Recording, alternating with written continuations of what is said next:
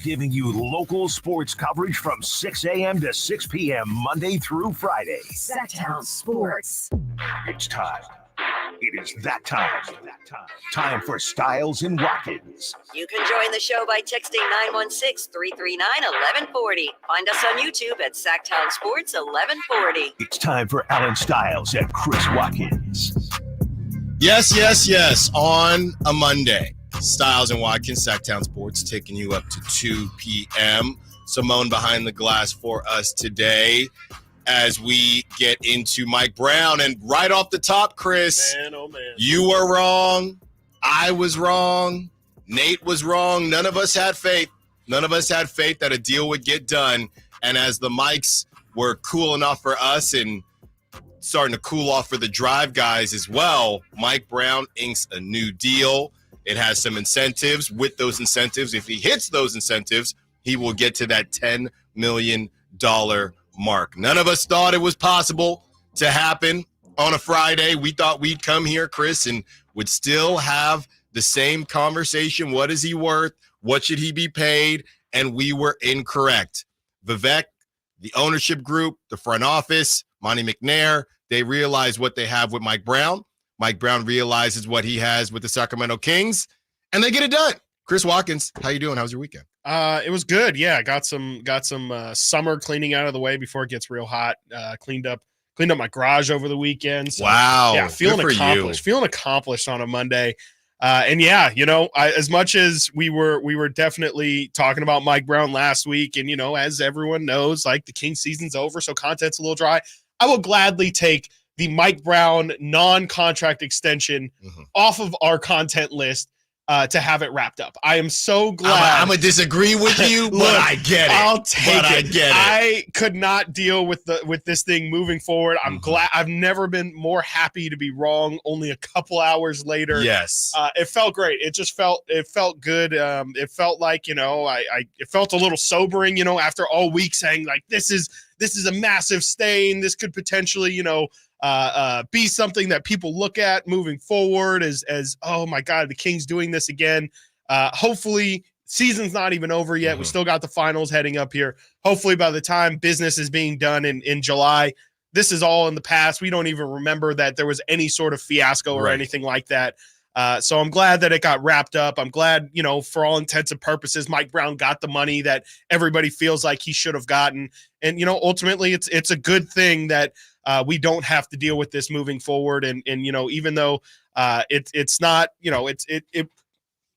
it wasn't a ton of money, but I just am glad that all parties seem to be happy with what's going to move forward. And I'm glad that we can finally move forward with this. Yeah, and we had talked, I think, before we left on Friday that as fans, you wanted it to get done.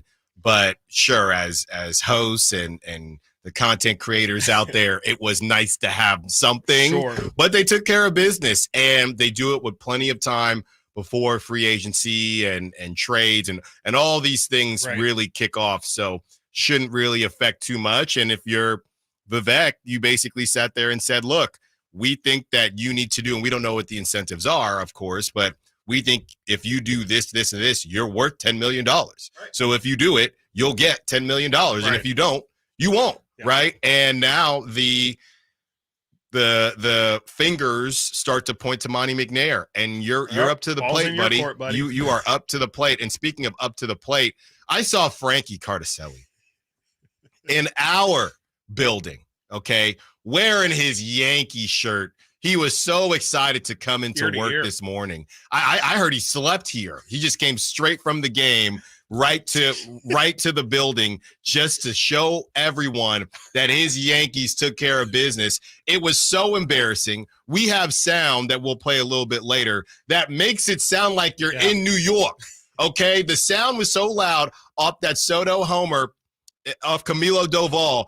Chris, I literally started to smell hot dogs from New York, from the cart. That's how ridiculous it was. The Yankees came in, and the Giants, they had been playing pretty well, and the Yankees came in and they outclassed them. They embarrassed them. They had people from all over. It looked like a Yankee game, okay? And they They just said your little brother. Yeah. And Aaron Judge, I'm so sick of Aaron Judge. Aaron Judge, there's a meme around Sacramento that Aaron Judge is from Sacramento because he's from Linden, but nothing is near Linden, so they say Sacramento. Right. He owns San Francisco. He might be from Sacramento, but he owns San Francisco. Well, and I had to look up where Linden was. I thought Linden was by Fresno because he went to Fresno State. Then I said, oh, it's even more random than I thought it originally was. And at one point, they were trying to say Aaron Judge from the Bay Area. I mean, this is out of control. Okay, and then I got to sit here. Yes, arson. Arson Judge. Arson. And then I got to sit there and watch him say, oh, man, coming to this ballpark. Great. When I was a kid, I used to sit in those bleachers and then I hit a home run right there. Did you fly here? I mean, come on. Enough, Aaron Judge. Enough. You were never going to the Giants. He was just prodding that knife in there, twisting it a little bit. Stupid smirk. He did have a pretty funny smirk. He was never going to the Giants. He used the Giants as leverage. Okay. And I always knew this after that playoff run when he hit a home run and he kissed his jersey. Oh, yeah. He kissed his Yankee jersey. And we're out here, Giants fans, trying to convince ourselves that he's going to leave New York for the same money. Farhan and the Giants. No thanks. Really? So that was terrible. Juan Soto, Michael Conforto. Juan Soto. I mean, it seems like it's not that small of a ballpark anymore, that big of a ballpark anymore. Nope. Didn't seem to be a problem for the Yankees. They had no problem. Did not seem to be a problem. Juan Soto. Oh, I'll take two dingers as well, please. Thank you. Hold the California tax. I'll take some dingers as well, please. Even though I know how it is in New York as well. So the Giants, they got embarrassed, swept by the Yankees, and I hope everybody had a good time that went. And most of the people that went, it seemed like they were Yankee fans. So it is what it is. Hopefully the Giants can figure some things out because, there are levels to this. And the Giants, they just simply didn't get it done.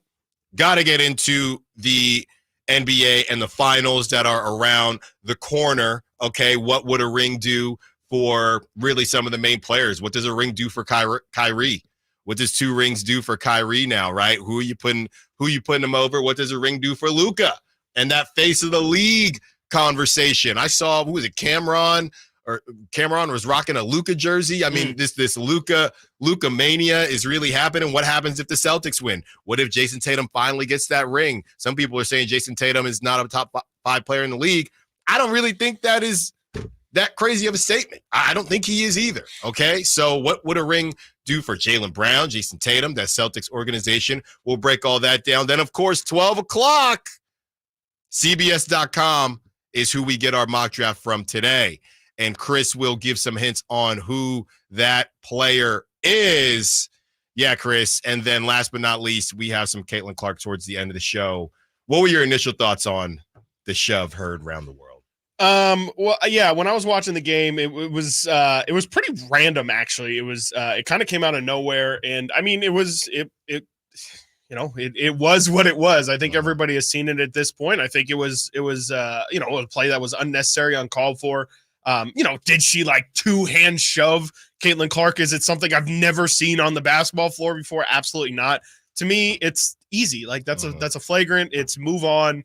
You can see like in the replay, they show an angle of, she's like talking mess about her right before she hits her. So I think there was clearly intent. It was clearly, I don't think she was trying to hurt her, but she was definitely trying to let her know about the physicality that she was going to, be presented with. And I didn't really have that big of a problem with it. I didn't think it needed to turn into this big whole thing that it turned into. To me, it's a flagrant one, play on, shoot the free throw, and we keep it pushing. But it's since turned into everything that's wrong with the internet and in many ways with today's society. It blew up into something that I just didn't think it needed to. Yeah, you got Stephen A. and Monica McNutt on First Take. We have some of that sound that it really got spicy. It got uncomfortable. Yeah. Okay, I saw that segment, and I think Monica McNutt handled it very well because she was outnumbered by Shannon Sharp and Stephen A. and she probably knows the most about the WNBA. So when you have to talk to 2 very loud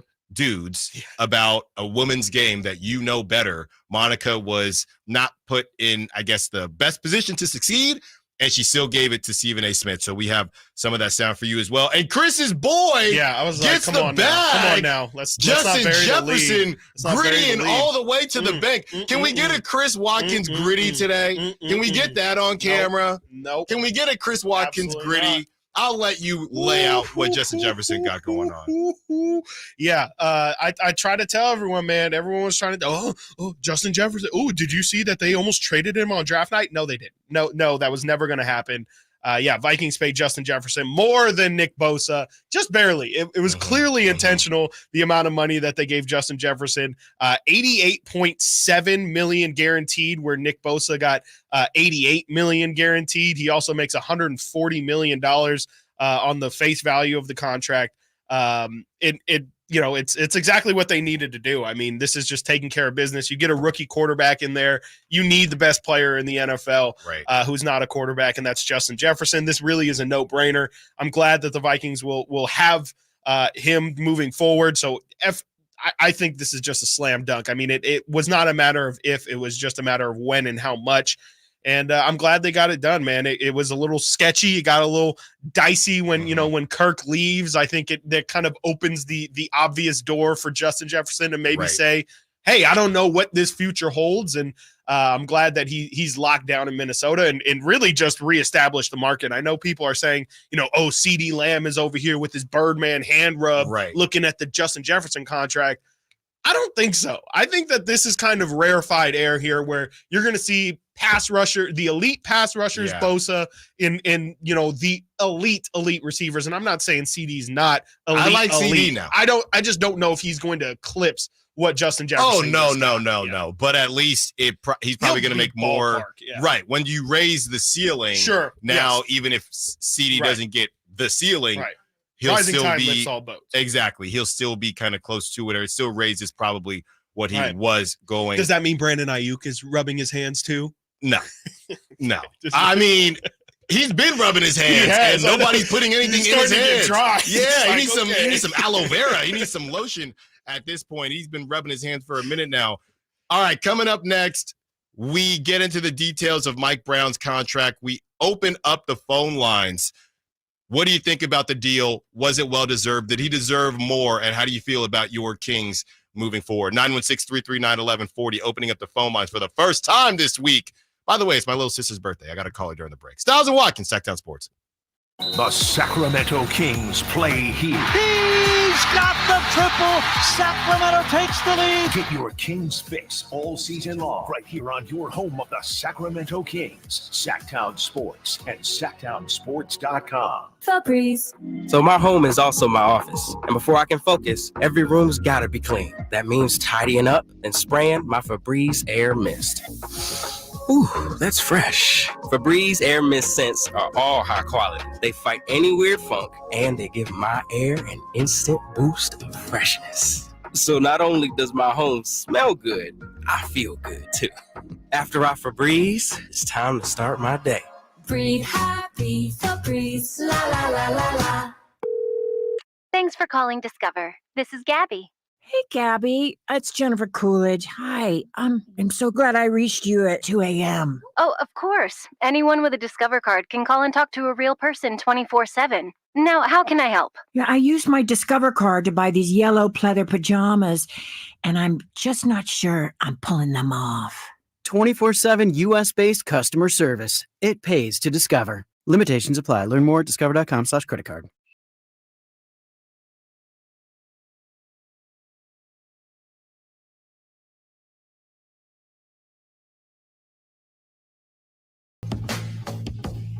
Sacramento has a new tag team in the midday.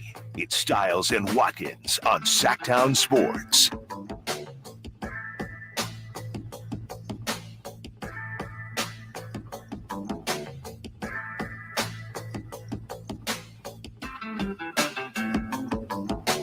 No fish for me out at Sutter's Landing, but it was still a good time. Saw a couple boats out there, Chris. Yeah? Would you ever want to, if you were in, hey, my kids are going to be a Nepo baby conversation. Yeah. Would you want a boat? Do you want a boat? I don't think so. I've had a couple friends whose parents have boats, and I think it's one of those where it's like it's just one of those things where it's nice that other people have it, but then when you have it, it's kind of a completely different experience than what you thought. And to me, the worst part by far is the cleaning. Like every single time you use it, you dock it, and then it's like, well, I had one of my friends who was like very adamant about, okay, everybody's, scrub it down completely clean before we store it. And it's just, I don't know. It's kind of a lot, and it's a big process. You have to pay to store it unless you can put it in your driveway. It just kind of seems like, and I'm not super aquatic, so I have a question for both of you guys really quickly before we get back to the sportsy sports. Then what's your role on the boat? Like, are you guys like, I need to get in the driver's seat, or I'm just chilling? No, I'm too busy doing other things. Are you guys ever do a little wakeboarding? You ever I wakeboarded, which now I just don't know how that would work with the old Achilles, but I think it would be fine. I'm just afraid, but I've wakeboarded. That's a lot of fun. Tubing for sure. Tubing is a great time, but I think I'm with you as far as I've got an inflatable kayak. Works great. There you go. That's all you really need. If I was rich, I feel like going out on a boat today, and I would just rent. Yeah, and then I don't have to worry about anything. Right. I don't know that I need probably to comes own with a service boat. too. Yeah, exactly. You don't have to clean it. Right. Just whenever I feel like boating. I'm just like kids, it's like a dog. It's like other people's kids, other people's dogs, other people's boats. They're great. Your own, it's kind of a lot of responsibility. From the 530, the boat is just a hole in the water. You throw your money. That's what people say too. That sounds like it's spoken from experience. 530. Yeah, and I feel like everyone who buys a boat ends up selling the boat within 5 years. Yes, but then you do get to name the boat. People pimp those things out too, man. It's like you would think exhibits out there with like, people add the decks and multiple subwoofers. Oh, the amount of I'm like, no one's gonna catch any fish because y'all are vibrating the entire ocean. Like, there's a lot of Juicy J going on, and you're scaring the fish away. Guys, my mom has a boat. Oh, we have a sailboat in Alameda. A sailboat in Alameda. So that's a little where bit of I used to live. Yeah, I mean, Alameda. Like real in your boat is in Alameda right now. So it's a full blown thing. If we take that, we're doing it out, but we can. Yeah, we went and it was sailboat. Then you avoiding got the big shipping containers. Because you got to move the sails. Yes. Do you know how to do that? Yeah, someone will tell me what to do. Do you have like all the terms down and everything? And then the wind stops, and then you're just stuck in the middle of the water. They do have a little motor on the back of them. Okay. Yeah, you have to have some, Okay. And some insurances. There's oars, right? I don't think I have oars now. I think you're talking about like a Viking ship now. Well, I'll have to take you guys out. But it's not the Sacramento River. We will be out in the bay. That's right. We will be a good time will be had. We will be out in the bay. One more about the boats. The second happiest day of a boat owner's life is when they buy the boat. Dang. The happiest day of a boat owner's life is when they sell the boat. Dang. That is a lot of and these are different 530s, by the way. Shout out to the 530. Well, you know who can buy a boat, or if they have one, could buy a bigger boat. That's one. Yeah. Coach Mike He's Brown. more of a Harley guy. That's right. And I've seen him on the Harley back in the Warrior days in Oakland. Yeah. Oh, yeah. I've seen him out in the wild. Shout out to Mike Brown. This sounds like a Geico insurance. We're talking about boats and motorcycles. Yeah, exactly. Geico, hit us up. We'll take the endorsements. Please. As Mike Brown inks a new contract extension, 3 years, $30 million. If he gets to the incentives, at worst, he's making $8.5 a year. Mike Brown and the Kings had briefly tabled talks, but both sides were determined to reach a deal that kept him with the franchise and landed on Friday night. Brown returned the Kings to the playoffs for the first time in 16 years, 2 years ago, and won 46 games and a play-in game against their rivals this season. I added that bit as well. Brown gets a $4 million raise to $8.5 million on the 2025 season left on his deal, and then $8.5 million annually in the 2 new seasons on the contract, sources told ESPN. And then additionally, those incentives can get him to $10 million a year. Chris, what were your initial thoughts? It's Friday night. Yeah. I'm sure you were I out called on it, the town. by the way. I called it. I was going to say. I called it, by the way. You called it? Yep. Tell him, Chris. Simone called it. When did you call it? Did you? It was on the Yeah, podcast, wasn't it? Or was it? I was with you guys on Wednesday, and I was like, I bet it's going to be another Friday. Oh, that's You did say it was right. gonna be a You did Friday say news that. dump. Friday news Yes. dump. Thank Yes. you. I was You like, did I call know that. Simone said it. I think you serve said it a more than purpose once, as a You matter did. of fact. on Sactown Sports. You did call that. You did call that. Well, shout out Simone, Yes, the only one who had it right She was on as it. far as we're concerned. I thought we would. Maybe it was me. Yeah, I thought we would have the same conversation at least today, but very glad that we aren't going to have it. But Chris, what were your initial thoughts? I mean, just obviously, like I said earlier, I'm glad that it got done. But 8.5 to me is a deal, and it being potentially on the surface, saying 3 years, 30 mil, like that's the number that we were hoping, and I think or felt like that's a respectable amount of money, and even then is only reaching that via incentive. To me, this is a great deal for Mike Brown. You look at, I think this is on par with the Nick Nurse extension. That's kind of something we talked about a bit last week. Nick Nurse signed, I think, a $8 million per year deal. So Mike Brown getting around that. We talked about it more so in tiers, and I think that's the right way of viewing it. I think he's definitely deserving of being one of the highest paid coaches in the league, but should he be top 5? Probably not. I mean, the Kings haven't had the multiple rounds of playoff success to quite justify that. And so I feel like $8 million is perfect. I think, Sean Cunningham said they're trying to make it around the Jason Kidd number. We don't know what the Jason Kidd number is, but this to me feels very, very right for Mike Brown. And if anything, I think it's maybe even a little bit of a discount. Yeah. So I'm pretty happy with it. Yeah, I think it was a little bit of a bargain, but I guess it's a bargain if he doubled his salary also. Right. So it's like, right. Yeah, It's maybe not knowing that information before. It's a bargain if he doesn't get his incentive. So like we said, true, this right. is what but then Vivek, it's not a bargain because he didn't do well then. Exactly. So then you're Exactly. paying This is a pretty, we know he ain't stupid. You know what I mean? When it comes to Vivek Ranadive, he knows how to take care of business. And I think it's a good deal really for both parties to get what they wanted. And now everyone can move forward. And now Mike Brown knows, okay, these are the expectations. And that's why to me, it says Monty McNair, you're up. Yeah. You're up. I said this, Chris, and let me know if you agree with it or not. When the deal went through, I basically came out and I said, hey, this is great for both sides. It seems like Mike Brown now understands what is expected of him. Now it's on Monty McNair to turn this roster into a championship level roster because Mike Brown didn't have that. And somebody responded saying he did. Do you think they had a championship level roster? No. Yeah. No.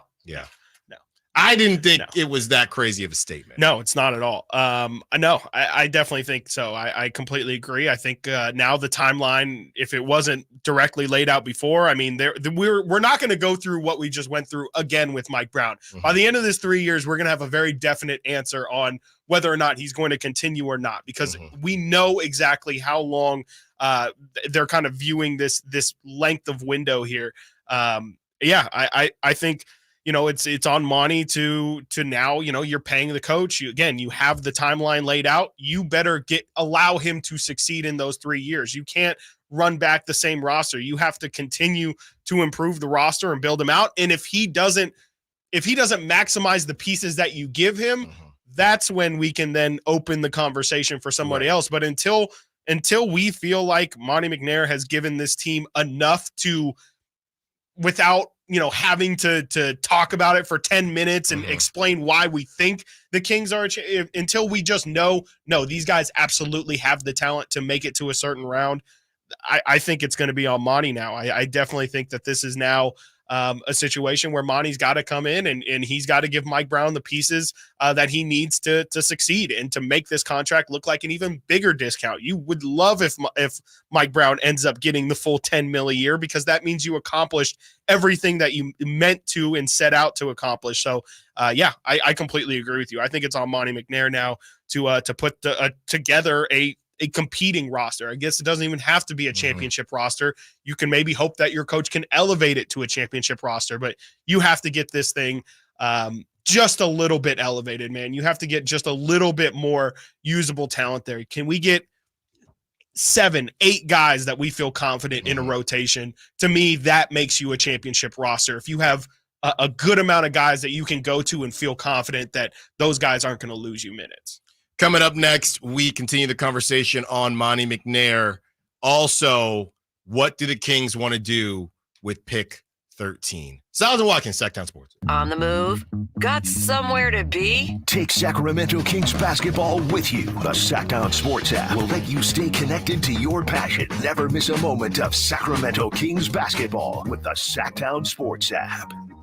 Power Business Technology is proud to be 100% independent, locally owned, and managed Toshiba copier dealer. Local ownership cuts out the red tape, allowing ourselves to never be too busy to personally answer the call when our clients need us. Recognized for excellence in service execution, training, and customer service, we're proud to be named a 2022 Toshiba ProMasters Elite Dealer. Contact us today for all of your business printing needs at 844-POWER-BZ. That's 844-769-3729, or visit us at powercopiers.com. I'm Craig Ashton of the injury law firm of Ashton and Price. Whether you've been injured on a bicycle, as a pedestrian in a slip and fall, auto, Uber, Lyft, or big rig accident, you need Ashton and Price in your corner. When you call Ashton and Price, there's no chatbot telling you to hit 3 for accounting. You're greeted by a real live person who will immediately transfer you to an experienced attorney. The consultation's free, and there's never a fee until you win. Remember, for the best advice, don't think twice. Call Ashton and Price. Sacramento, Dirk Bentley is coming to town. Hey y'all, this is Dirk Bentley. Saturday, September 28th at Heart Health Park at Cal Expo for Country in the Park 2. And he's bringing some friends. This is Farmer Lee. Hey, it's Dasha. Kelsey Hart and more.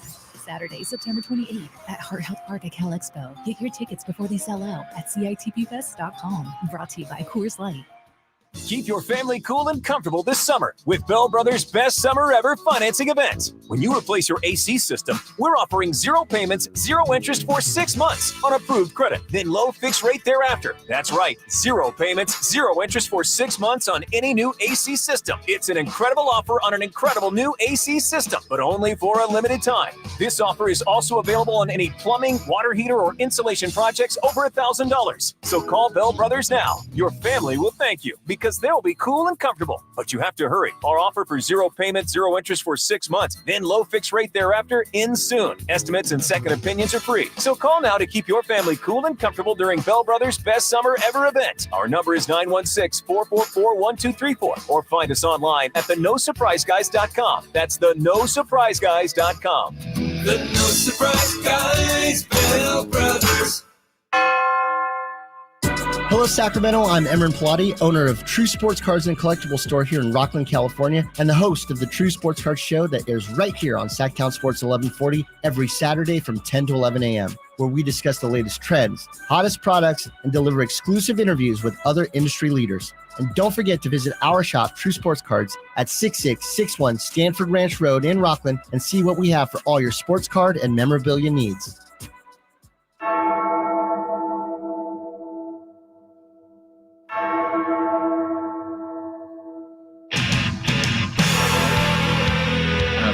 Left on my deal. Everybody knows that. But I'm excited about being here.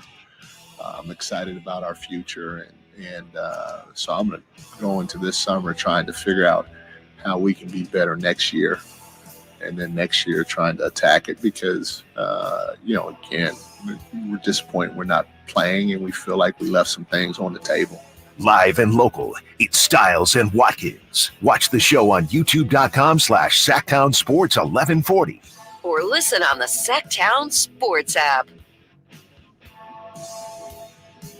My little sister said she'd be listening, so shout out to Felicia Stiles. Happy birthday to you. Hope it's a good one. She actually shared a birthday with my grandma, who's now passed, but they had the same birthday. That's insane. What are the odds? I know. I have a couple cousins who share birthdays, not with their grandparents, but we'll have cousins that share multiple birthdays, but never direct family like that. Yeah. That's insane. Yeah. Makes it clean. The younger sibling thing is so interesting because as they get older and you get older, your relationships and and it's the same with the older sibling, right? Sure. Just how relationships kind of evolve.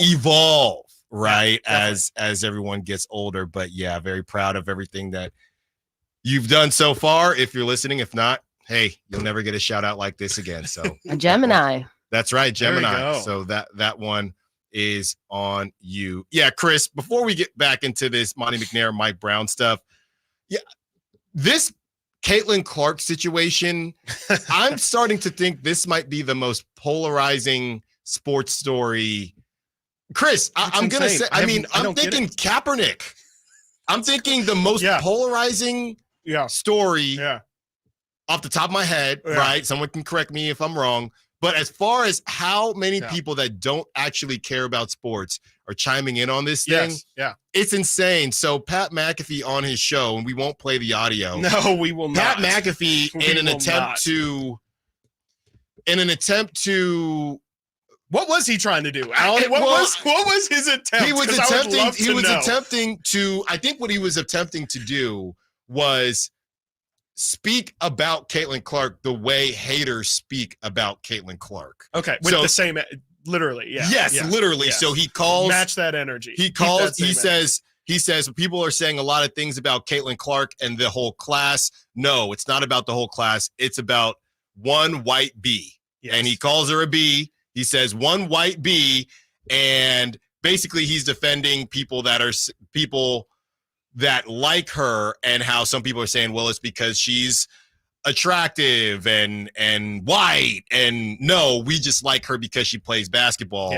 So I get that, but the way he did it was nuts. No, it's crazy. So it's making the rounds right now on social media, and this story, man, it's once you get to news outlets and people doing think pieces on it, that's when the how polarizing it is really takes another step. So I will say I have for a while have been saying that, and it's I guess it's completely different to actually go through it, but I've been saying that the thing that the WNBA needs in order to kind of take that next leap is a Magic and Larry. Yes. And I don't think I quite fully understood everything that goes into that, or necessarily, especially in today's day and age with the amount of talking heads we have, how much that would be. But I do think that, the Kaepernick thing is definitely not outside of the ballpark of what we're talking about here, because people have really used this and made it incredibly divisive. Like, they have made it a white versus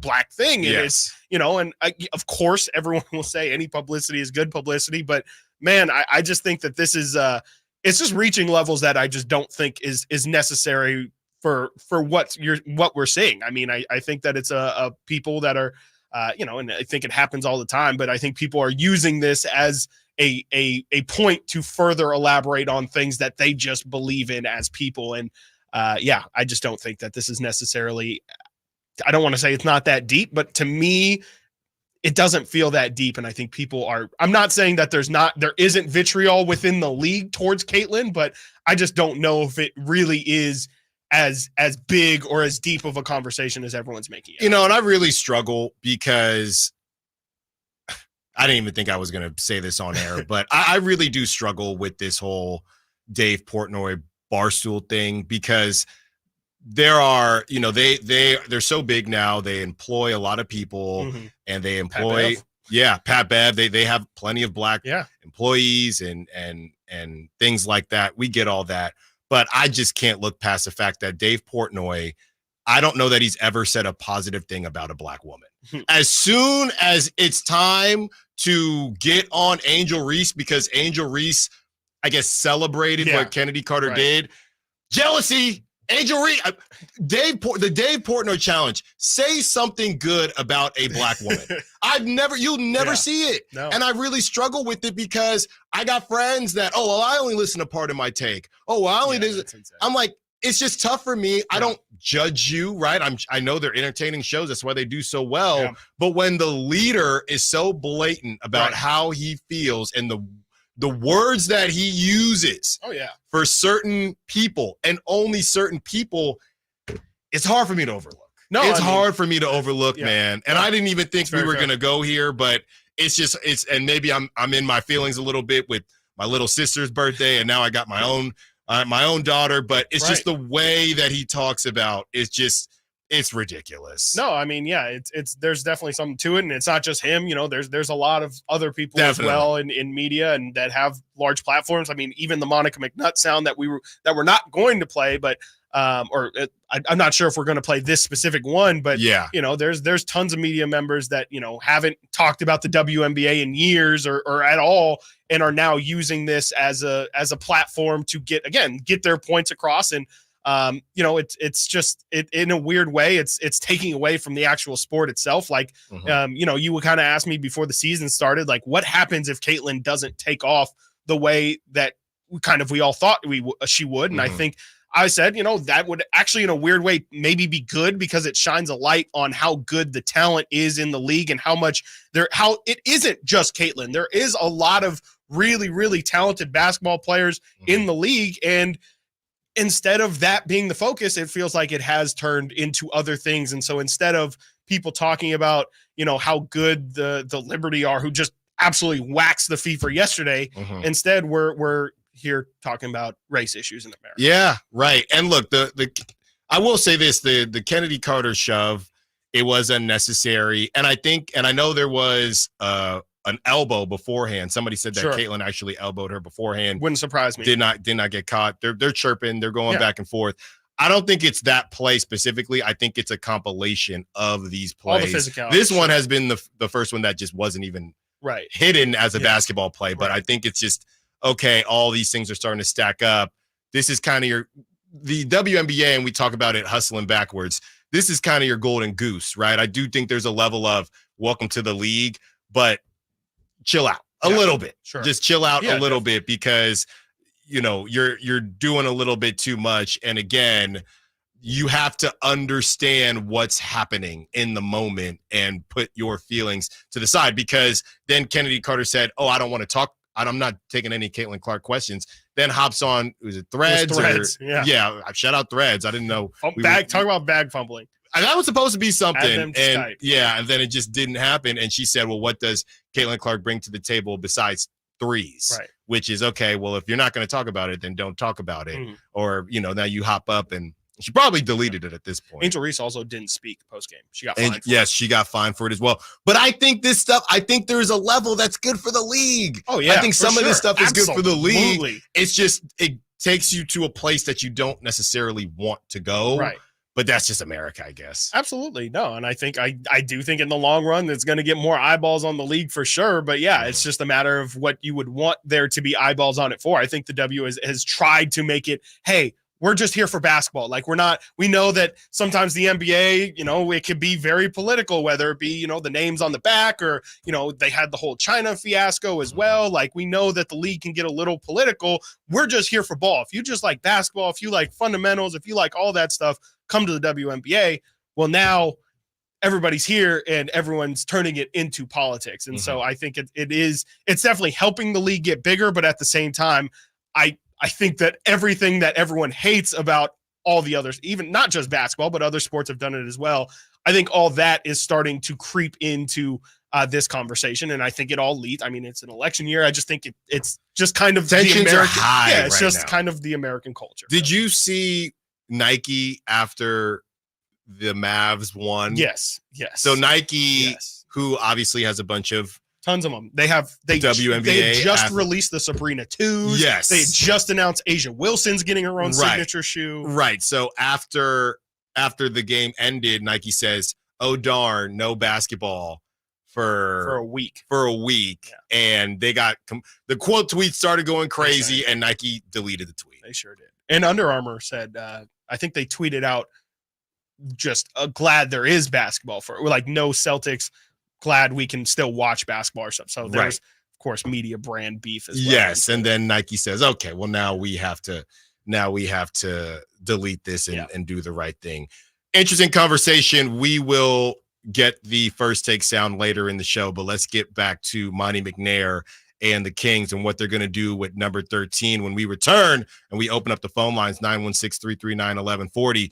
Stiles and Watkins, Sactown Sports. The only place you'll find Harrison Barnes is Sactown Sports. He's got the the bucket at the buzzer, Harrison Barnes. Hey, Sacramento, it's Harrison Barnes, and you're listening to the home of the Sacramento Kings, Sactown Sports. Your local sports leader.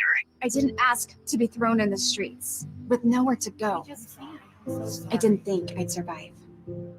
But I did ask for help, and Covenant House was there for me. 1 in 10 young adults will experience a form of homelessness this year. For these kids who didn't ask to be put in this unthinkable situation, Covenant House is there. Covenant House helped me break the cycle of homelessness in my family. They gave me the love that I needed. Over 2,000 young people will sleep safely in a Covenant House bed tonight. When youth who are experiencing homelessness have a hot meal, a safe place to sleep, medical care, and love, they can overcome heartbreaking challenges and have a brighter future. They just really genuinely just wanted to help me succeed, and I'm succeeding. I'm a speaker, I'm an author. Covenant House really helped me and really helped mold me into the woman I am today. If you or someone you love is asking for help, go to safeplacetosleep.org today. Capital Casino has been serving the greater Sacramento area in the same convenient downtown location for over 20 years, with plenty of close-by, well-lit parking monitored by security staff and offering the most variety of table games in the region in a safe and friendly environment. Best food, best service, and the best action.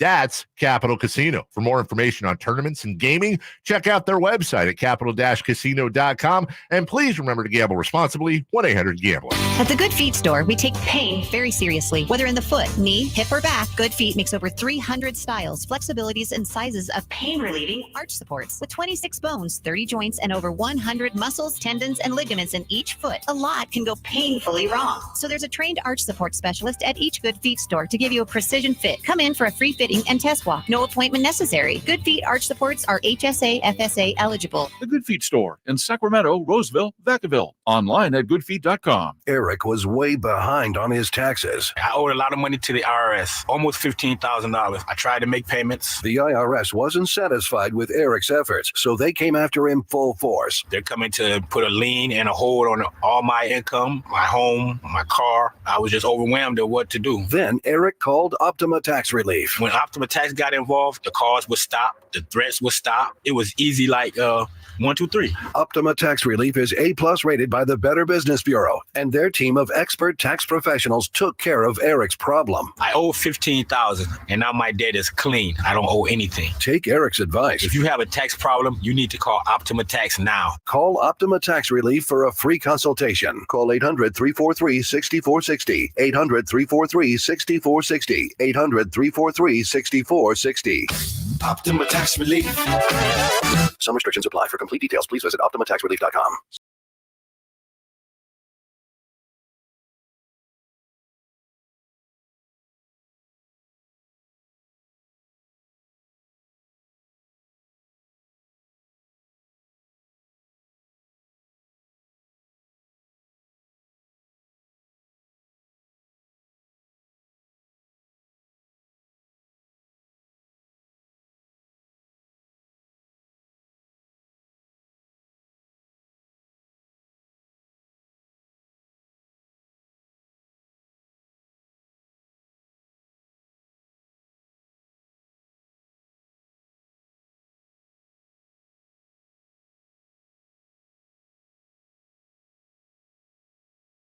Some lake. Now I want a Absolutely. boat, There's tons just of so I boat can owners. complain about it. I I feel I have know. FOMO. Yeah. I want to complain about my boat. Yeah, exactly. I want to bust out another 1,000. Why not? So yeah, is it because things go wrong? That's what I'm assuming the pricing is, or is it that there's always something to add to it? Right. I'm sure it's all. I'm sure. You know what? I mean, you also have to get your boating license. You got to make sure you got all the. But then on Memorial Day weekend, when I was driving, also gotta get a home, trailer I don't know to tow which the boat. river this was, but it was popping. And Okay, I just wait, wanted to be out describe the there. area, and then we can figure it out. Where were you? Well, I was driving home, so I It's was like on those rivers don't move. 5 North. I was getting I know on the freeway, exactly, leaving yeah. downtown. Yeah. Discovery Park. Discovery Park. Yeah, Yeah. Discovery Park. Yeah, they got a little landing. Yeah. Yeah, it was. It's was lit active. out there. Oh yeah. Yeah. You go out. You go Now I want a when it's boat. hot. People are on the water. Can I get a For sure. GoFundMe to get me a boat so I can complain about it? I don't think so. No, Okay. Ask Dave about it. All right.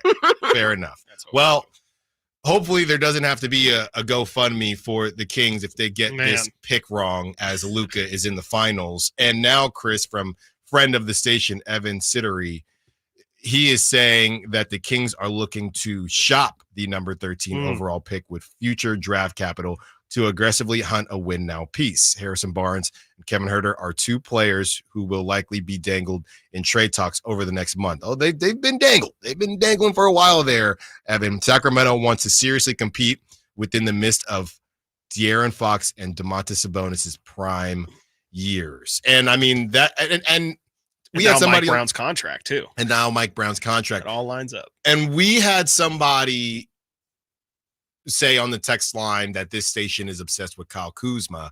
Well, I guess it's just a matter of how many distressed assets are out there that you also think could turn the Kings around and get them to, not really turn them around, but take them to that next level. Right. Well, if you start, and you don't have to give up the farm. And you don't have to give up the farm, aka Keegan Murray. Okay. So if you start looking around the league, Kyle Kuzma's in a good spot. Is he now regretting the fact that he said no to a trade to the Mavericks? Okay, which is why some people think all he cares about is stats and making money. But Kyle Kuzma did not think they were a contender at the time.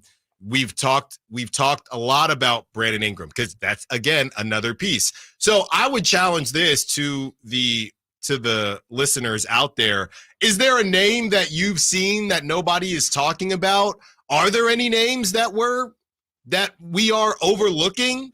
All right, because we know it's Zach LaVine, who we're going to get into his details a little bit later. There's Zach LaVine, there's Brandon Ingram, there's Kyle Kuzma, Jeremy Grant. I was going to say to a lesser degree Jeremy Grant.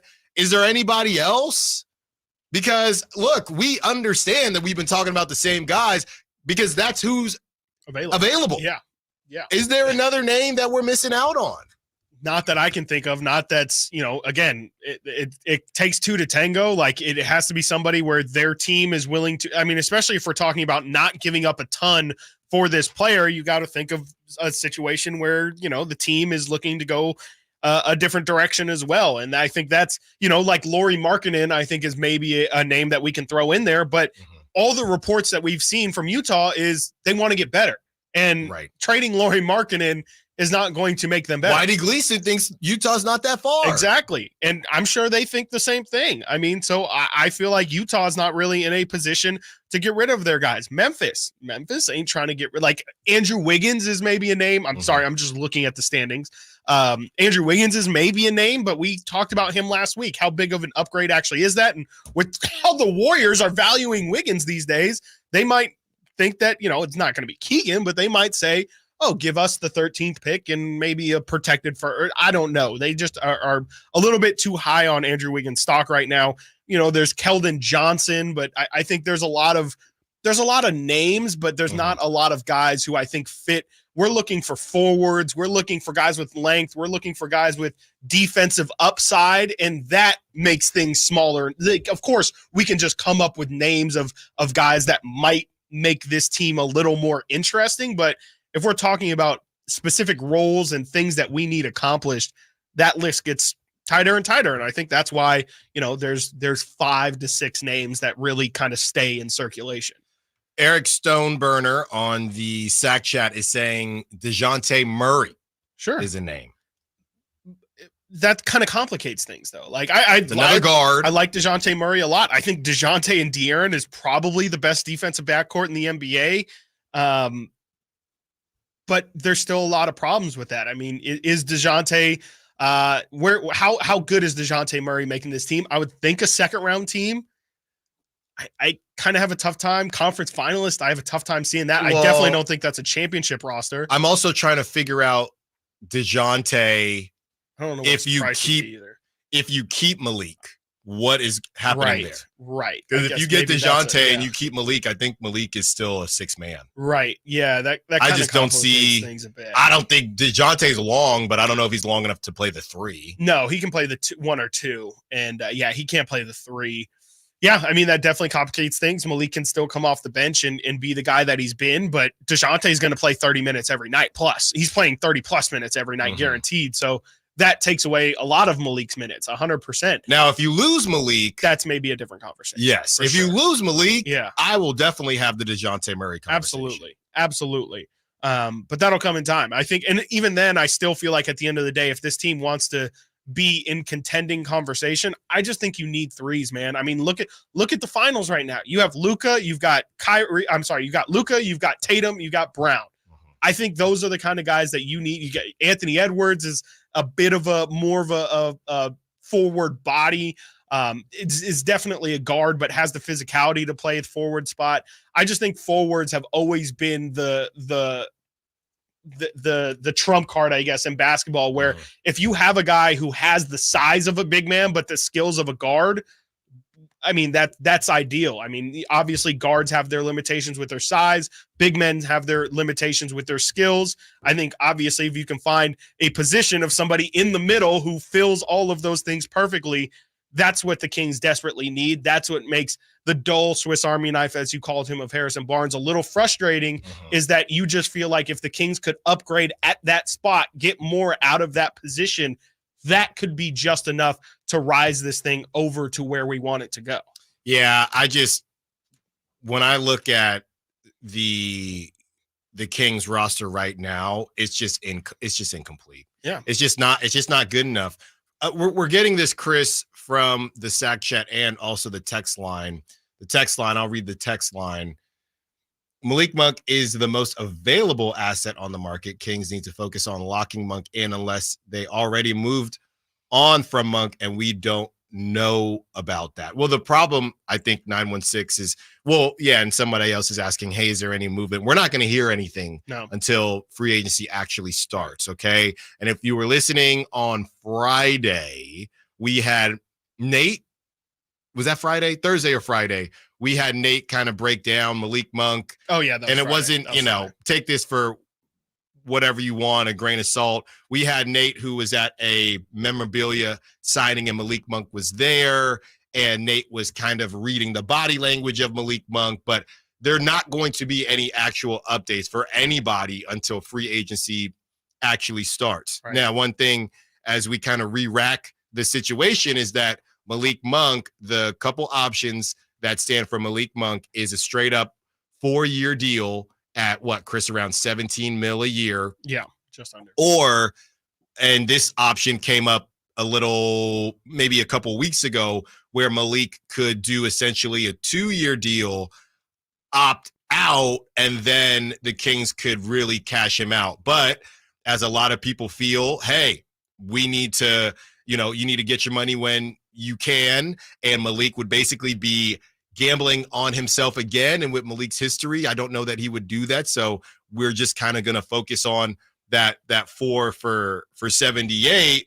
And that is the most that the Kings can do. Other teams can do it more, can afford to give him more money based on the caps and the bird rights and things like that. So it's not a matter of the Kings need to focus and the Kings need to pay Malik Monk whatever it takes. They are simply not allowed to. So with that being said, if they get outpriced by the Magic or the Pistons or any of these teams, you better hope Malik just loves the weather out here in Sacramento, because hopefully he gets a boat. Yeah, hopefully go fund me for Malik's boat, right? or something like that, right? Or some free golf, whatever it is, because all of it. That 17 to 20. Maybe Malik says, I really like Coach Mike Brown. I really like playing with De'Aaron Fox. I really like Sacramento. That's 17 to 20. Sure.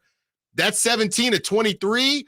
I don't really care how much I like Sacramento. That's a huge difference. Huge. That's $6 million difference. Right. Anything past $4 million, and I'm saying this as someone who has not seen that type of money, but $4 million, in my mind, $3 million. In my mind, $3 million a year is kind of. It could be different. I'm just literally making this up, but in my mind, $3 million is the line. Maybe you could make that up and into whatever. Exactly. 17.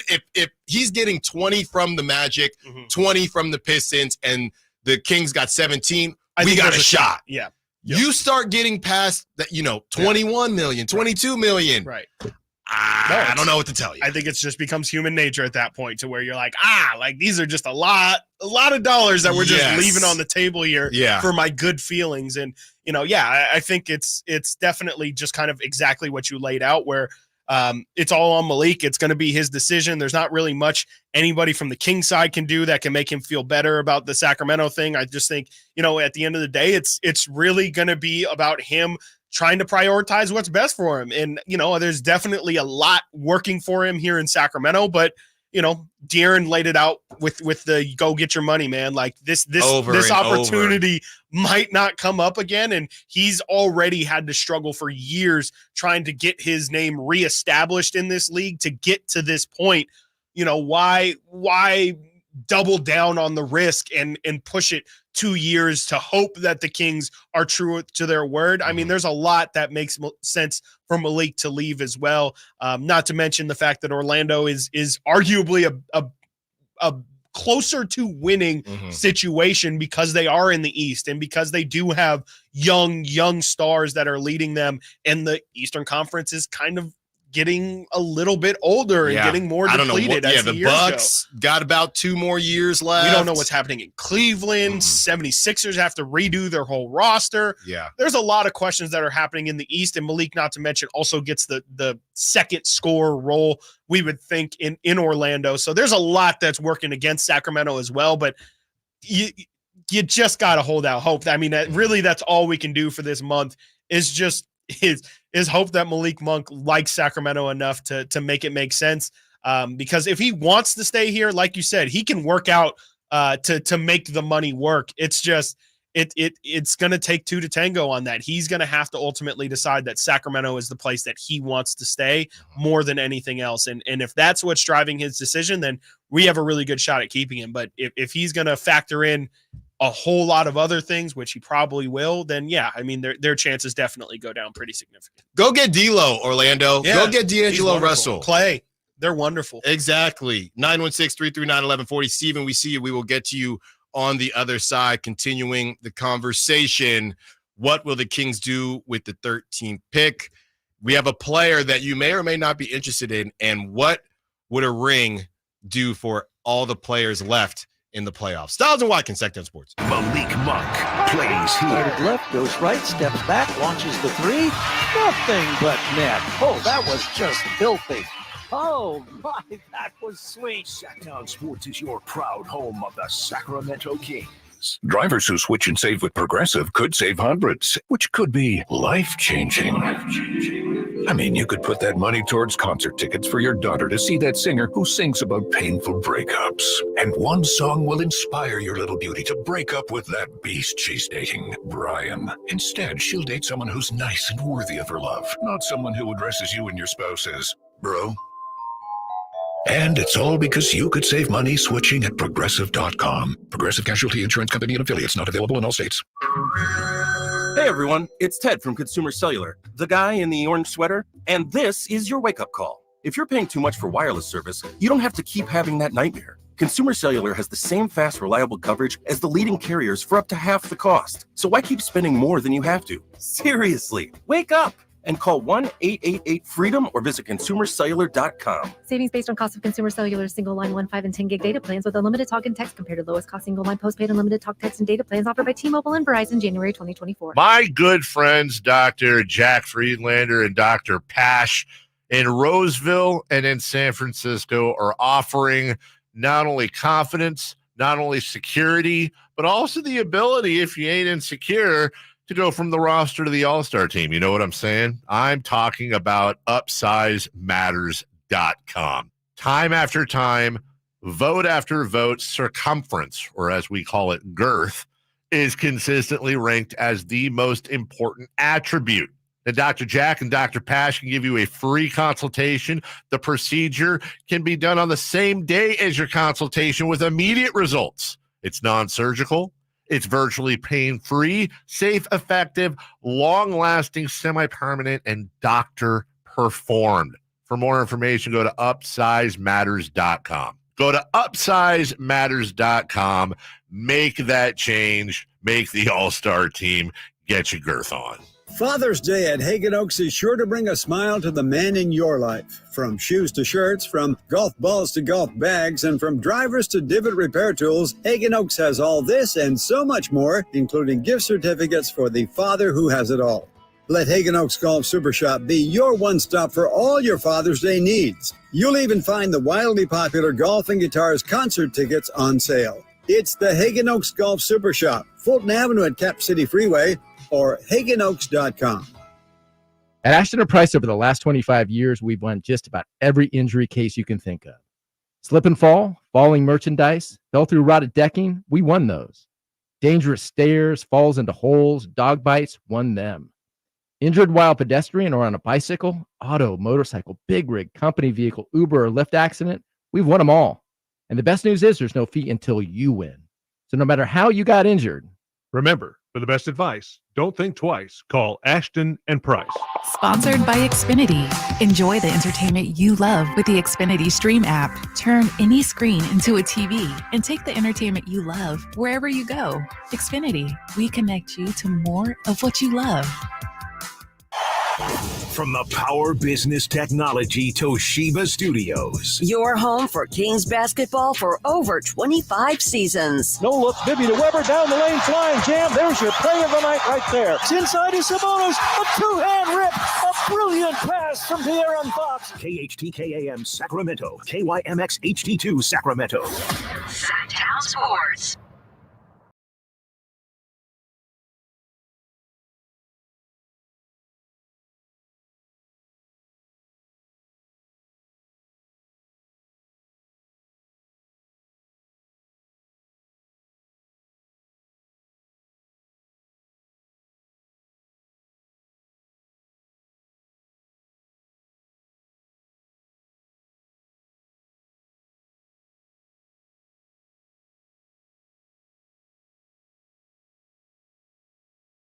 Finals, Kings, we have a name. It's not a new name, but it's a name that Chris and I don't know if we really agreed on him or not coming to the Kings. But when the price changes, maybe your thought process will change as well. Let's get to the lines right now, 916-339-1140, and start it off. David, we see ya. We're going to start with Steven, who's been waiting. What's up, Steven? What you got for us?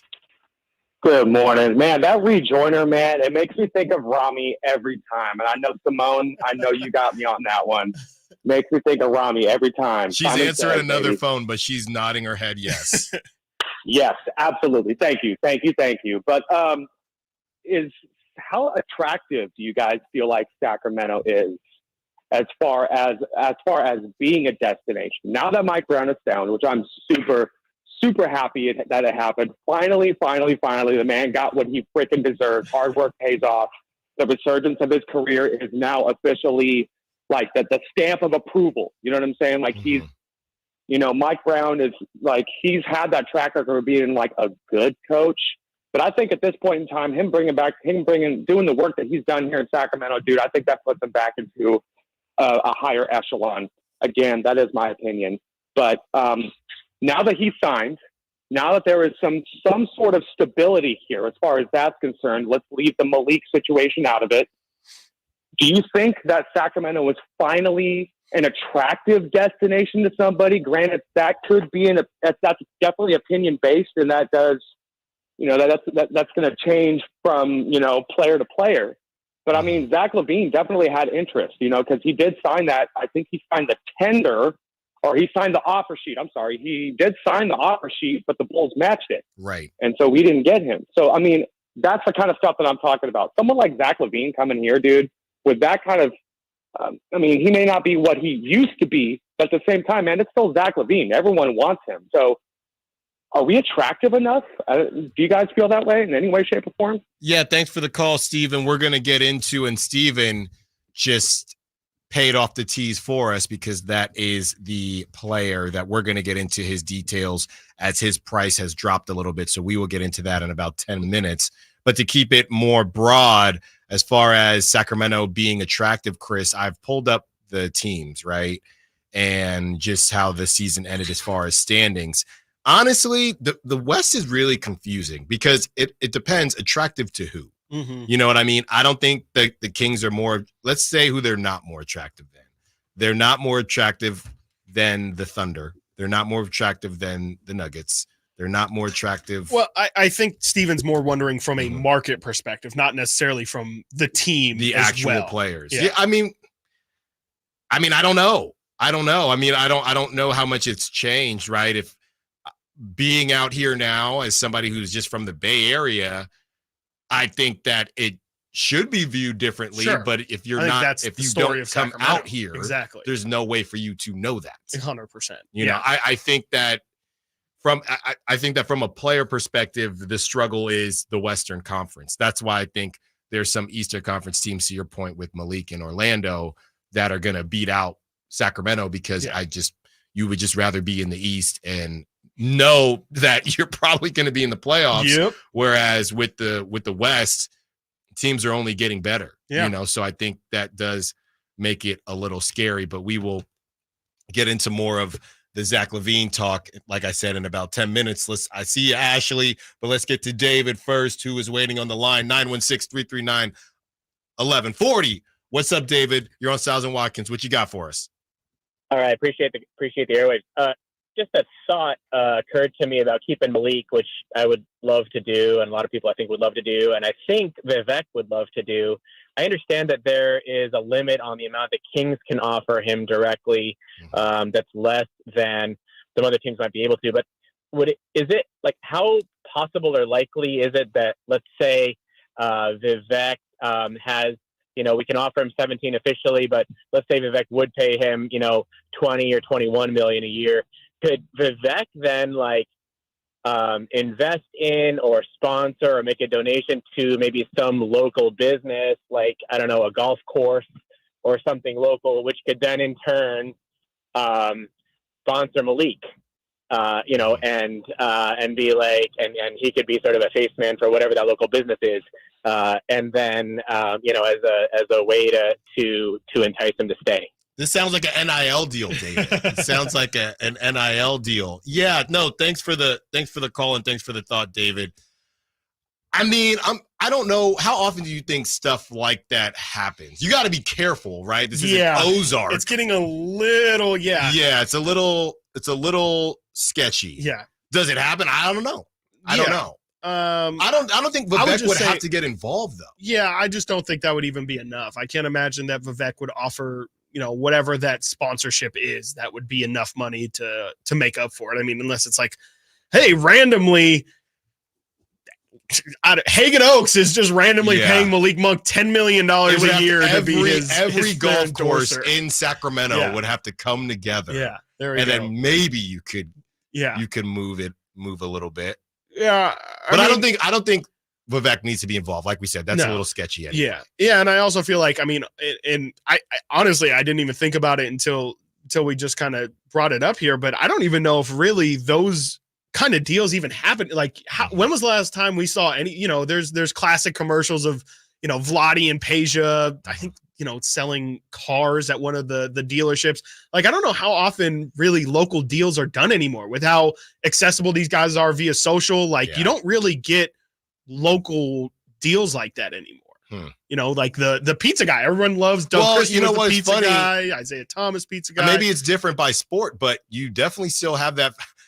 If I have to see another Giants cheesesteak shop commercial, I'm going to lose it. So absolutely. I don't know if that's maybe more it could of just a baseball be a market thing yes. too. It could just be maybe Sacramento Maybe to the caller's point. Yeah. Maybe Sacramento doesn't have the local business, like a booming local business enough that could pay an athlete to that level. Because I'm sure Steph, Draymond, or Clay do some Walnut Creek advertisement. Brock Purdy. Brock Purdy does the local Toyota commercial, all that stuff.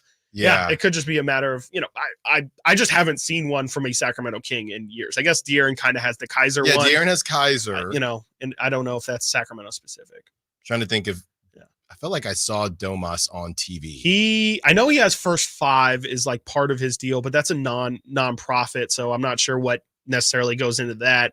I don't know. Just in general, I just feel like, those car dealerships, those pizza places, those fun, zany, wacky commercials that you see that arise like 10 years later, and it's like, look at Tim Duncan and Tony Parker selling air conditioning or something like that. I feel like those commercials don't really happen as much. They're making more money now. Well, now you pay Kyle Draper. Now you pay Morgan Reagan to sell windows and things like that. Yeah, they're making more money now. So there are things that they can also get money via, like, that was the only way to get an endorsement that's not a big national one. Now, again, with their social platforms, like JaVale McGee's softball game is a Jug Life sponsored softball game.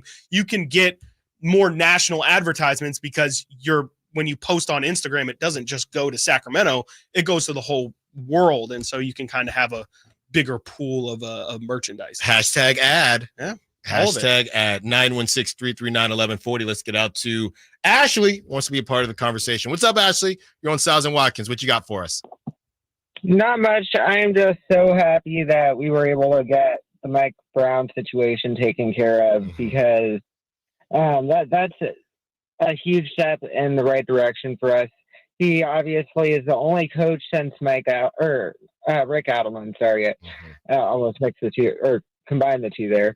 But since Rick Adelman, to have 2 straight winning seasons in Sacramento. And so it's good to see that we have some stability in the front office, and hopefully that'll translate to a better product on the court, and keeping forward in the right direction. Yeah, no, thanks for the call, Ashley. And I think it's a great point, because Mike Brown has really been I would say the face in a way, and he has the sound bites from Turn on the Jets and all the different memes. And I think he's been one of the first coaches that Kings fans can identify with in a very long time. And the idea of starting from scratch, even if you feel like the Kings underachieved a little bit this season, I think was a very uncomfortable feeling for Kings fans. So for that to now not be the feeling, and you can move forward and just focus on the roster, focus on the draft, focus on the next steps. I think it was a very good weekend for everybody that is a Kings fan. Oh, for sure. Yeah, absolutely. And, I'm glad that this is in the past. We don't have to deal with drama, dysfunction talk anymore. Now we can all just collectively stress about Malik and his decision. And then after that, we'll stress about what the next move is going to be. But, at the very least, we don't have overlapping situations here. I think that's kind of where things start to get really snowballed, where, Malik doesn't sign. Well, that's because Mike Brown's not signed. And then you don't get a free agent. Oh, well, the free agents don't want to come if Malik's not here and your coach isn't signed. Right. So at least taking care of these things so that, if you're losing out on Malik, we don't have to wonder for years to come about what ifs. Oh, what if Sacramento just took care of business? What if they had just signed Mike Brown? What if none of this drama ever arose? Would Malik have stayed? We don't have to worry about that anymore. It's going to be a month and some change removed from Malik's actual decision. So he probably won't even be thinking about the balk at Mike Brown's contract at first. I think it's a great weekend. I think it's something to be celebrated for sure. I think Mike Brown, like Ashley kind of said there, is the most winning coach at the very least that the Kings have had since Rick Adelman. I think that locking him down and making sure that the Kings will have some continuity moving forward, even just some continuity moving forward, I think is a massive, massive win for this team, for this organization. And the fact that we want a coach back, it feels like, whether it was Dave Yeager or Luke Walton, it was pretty divisive. There was, I think for Yeager, it was more of a 60-40 kind of thing, but for Walton, it was probably more 30-70 versus people who wanted to keep him versus who wanted to get rid of him. Kings kind of held on to him for a lame duck season. He gets fired mid-year. I think this is the first time in a really long time, probably since Mike Malone, where it's felt like the fan base is actually majority in on this coach. And I think that's another really big positive to take, because if we're doing Mike Malone, we haven't had a coach that we felt positive about the future building towards, since they moved into their new arena, really. Yeah, and for it to get done as soon as the chatter got a little bit loud, I think says a lot about the Kings not wanting to be what they've been in the past. Coming up next, we continue the conversation. Zach LaVine, his price has dropped. Is he more attractive to you now? And someone's trying to get me in trouble on the text line. We'll tell you what they had to say, and I give my answer. Also, keep the calls, the texts, and the Sack Chat coming. Stiles and Watkins, Sactown Sports. Our first year as the radio home of the San Francisco 49ers is one we will never forget. They're going to give it. No, it's a play action. Purdy going to roll left, throw for the end zone. Caught by George Kittle. He has the hat trick tonight, a career high. 3 touchdown catches for George. Touchdown,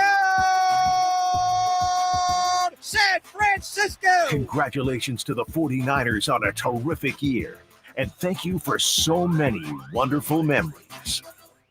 Wesley Financial Group is not a law firm. Are you one of the nearly 10 million families that own a timeshare?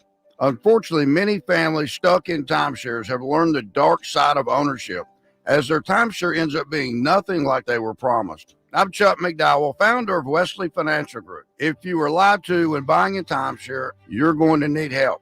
I know this because I once worked as a timeshare salesman, but quit the business and made it my personal mission to help folks get rid of bad timeshares. That's why I put together a timeshare exit information kit to help you understand how the timeshare industry works and your options for cancellation. Over 30,000 families have trusted us to get rid of their timeshares. Many started out by simply calling us for the free information kit and are now timeshare free.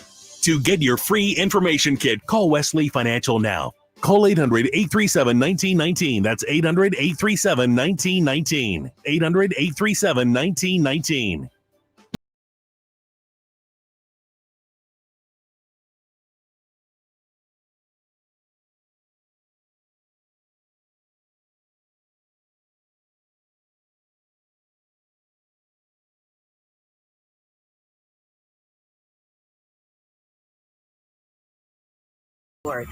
Check us out on YouTube. Search Sactown Sports and subscribe.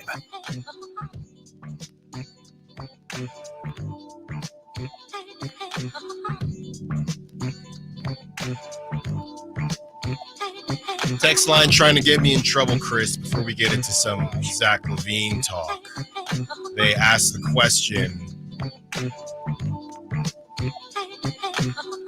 question, Alan, are the Kings more attractive than the Warriors? That is from Esteban. And I would say the answer is that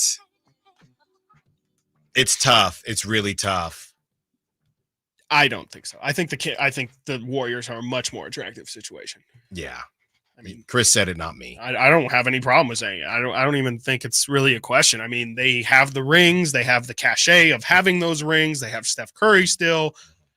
They're pretty much the, no pun intended, or excuse the pun, I guess, but they're the gold standard as far as, or how organizations are held from head to toe, really. I mean, from PR to, even ownership and, just how they run as an organization, they are tops. That you really, even though they've had some down years, I mean, I think everybody around the league still views like who would be like the Celtics, I guess, are viewed as, because it's stability too. It's the stability, it's the success, it's the location.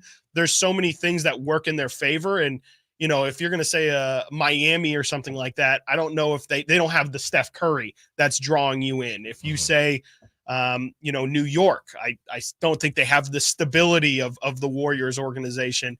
I just think they really have everything that, if from the outside looking in, from somebody who doesn't have emotions tied into viewing the Warriors, I just think a lot of players are absolutely going to say, take me to gold. Even if Steph wasn't there, I think they would say, well, they need a Steph Curry replacement, and there's already everything in place for a star to thrive there. Right. There's just no precedent of Sacramento having it. Some of the teams that I do struggle with saying that whether or not they are more attractive than the Kings, that might surprise some people. And maybe I have purple colored glasses on, but the Thunder, they're kind of confusing to me, man. And you're in Oklahoma City. I mean, I think at the first glance is, oh yeah, that's more attractive than the Kings. But I think it would actually depend on who are we talking about? You know what I mean? Because they're still, we don't know how far away they are. We don't really know what their identity is. I think most people would say that the Thunder, that is more attractive than the Kings, but I think it's closer than you think. I think the Clippers, a very confusing situation, because great. Bomber's going to cash out. Sure. You got the new arena, but I don't know what to make of Kawhi Leonard. I don't know what to make of Kawhi Leonard. I still think LA holds the weight there. Yeah. Like the Kings could never get Paul George and Kawhi Leonard to commit to come to their location. The Clippers have been historically just as bad as the Kings have been, if not worse, even, as crazy as that sounds. And the fact that they can still get 2 stars to walk in their door just because of their location, that to me puts them over the Kings. I'm taking the Kings more attractive, I think, over the Pelicans because I don't trust Zion. I would think so. Yeah, that market has no soul, right? Like, or I shouldn't say that market because New Orleans obviously has tons of soul, but like from a basketball perspective, what are you signing up for if you're going to be the star of the Pelicans? Yeah, and so I do think there are a good amount of teams, right? The teams that are at the top, just from and including market size as well. I think Nuggets. I think Timberwolves with Ant is obvious. Lakers or the Lakers, Warriors, Mavericks now with what they've done. Phoenix probably. Phoenix, you'd have to say Phoenix, but I do think it's closer than you think. Yeah, because what are they doing? Man, let me tell you that ownership situation. Yeah, right. And then you have all the teams that are below the Kings in the Rockets, Houston, the Jazz, Houston definitely. Grizzlies. Yeah, and then you have the Grizzlies. I don't and know the if Spurs. Utah's a tough one. Grizzlies and the Spurs, I think, are Spurs for Wemby and Grizzlies for Ja. Right. But is that more attractive than the Kings' current situation? Memphis is young. Do not they're young and sleep exciting. on how young they had to punt a season and now they'll all be like 24. Yeah, no, exactly. They're young. Jared Jackson's the grandpa of that group. Exactly. And he's 25 years old. Yeah. I would think Memphis has maybe a shout, though I do hear that, Memphis it's not really like barbecue. A star place, I hear they got good food and they've definitely got some historical things out there, but in terms of being a star out there, I've heard it can be a little bit dry. So if the Kings are 20 wins better than the Grizzlies, I would think that a free agent would rather sign up for a Kings situation than a Memphis one. San Antonio is a tough one just because of Wemby, but all factors included, I think Sacramento, a free agent would rather go to Sacramento than San Antonio. Portland, I think, is probably the most 1-for-1 with Sacramento in terms of market size, history, relevance. Like, if somebody's going to go to Portland, I don't see why they wouldn't be willing to go to Sacramento now, and vice especially versa. with the actual team. Yeah, the record themselves is definitely puts Sacramento over the top. But to me, market size and market cachet wise, I think Portland's probably the most comparable for Sacramento. Yeah. Because Portland doesn't really get free agents either. I mean, they got Dame and CJ via draft. I can't, and even then they got CJ and Dame. Who's their best free agent signing? Well, how did they get during that time? I think LaMarcus Aldridge. LaMarcus was also drafted by them, I believe. Right. I could be wrong, but I'm pretty sure LaMarcus was drafted by them as well. So like even when they were in the conference finals, I don't remember, they were rocking Al-Farouq Aminu and Mo Harkless. Like they weren't able to attract free agents, or really big free agents even back then. So, that to me is similar to a Kings situation where I could see the Kings, even when they have success, it's not like people are, everybody's including the Kings on their free agency list. I think that it still kind of takes a certain personality to be willing to play here. Yeah. And the question is Zach LaVine that type of guy? We discuss and his new price tag choice when we return. Stiles and Watkins, Sactown Sports. Trying to find out where to catch your favorite team's games? Are you a fan of the Kings, Niners, and the NFL? Well, Sactown Sports has you covered. San Francisco! It's all on his shoulders. Cox rocks. He fires for the win. He's got the triple. Catch all your Kings, Niners, and NFL games all year long on Sactown Sports and SactownSports.com. The IRS is the most powerful collection agency on earth. And if you owe back taxes, the news isn't good. The IRS has raised the interest rate it charges on unpaid taxes in recent years. This hits hard if you're behind on your taxes. Most people don't know it, but the IRS adds interest charges to your tax debts daily. If you owe the IRS today, you'll owe even more tomorrow. And it doesn't stop until you get right with the IRS. The good news is getting right can start with one phone call to Optima Tax Relief, America's #1 tax relief firm. Optima's tax professionals specialize in the Fresh Start Initiative, a powerful IRS program that can save you thousands if you qualify. A+ rated by the Better Business Bureau, the experts at Optima have resolved over $1 billion in tax debt for their clients. Call now for a free consultation. Call 800-343-6460. 800-343-6460. 800-343-6460. Optima Tax Relief. Some restrictions apply. For complete details, please visit OptimaTaxRelief.com. Maida Chevy saves you $12,000 off MSRP on every new half-ton Silverado LT 5.3 liter in stock after rebates. Always 5 to choose from. Exclusive. All in-stock pricing at MaidaChevy.com. Together, let's drive. See dealer for details. N6324. At the Good Feet store, we take pain very seriously. Whether in the foot, knee, hip, or back, Good Feet makes over 300 styles, flexibilities, and sizes of pain-relieving arch supports. With 26 bones, 30 joints, and over 100 muscles, tendons, and ligaments in each foot, a lot can go painfully wrong. So there's a trained arch support specialist at each Good Feet store to give you a precision fit. Come in for a free fitting and test walk. No appointment necessary. Good Feet arch supports are HSA, FSA eligible. The Good Feet store in Sacramento, Roseville, Vacaville. Online at goodfeet.com. Capital Casino has been serving the greater Sacramento area in the same convenient downtown location for over 20 years, with plenty of close-by, well-lit parking monitored by security staff and offering the most variety of table games in the region in a safe and friendly environment. Best food, best service, and the best action. That's Capital Casino. For more information on tournaments and gaming, check out their website at capital-casino.com. And please remember to gamble responsibly. 1-800-GAMBLER. Your water heater. Old, rusty, forgotten. We hardly ever even think about them until there's no hot water. Right now, get incredible rebates up to $3,000 off and financing available for as little as $40 a month. Leave it to Bonnie to crank up the heat.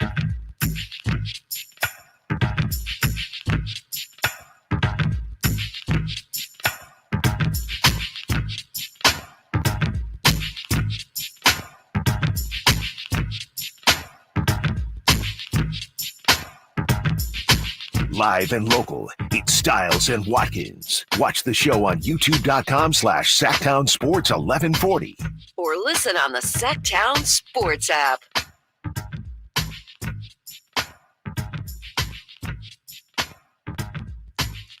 From KC Johnson, Bulls insider for NBC Sports Chicago.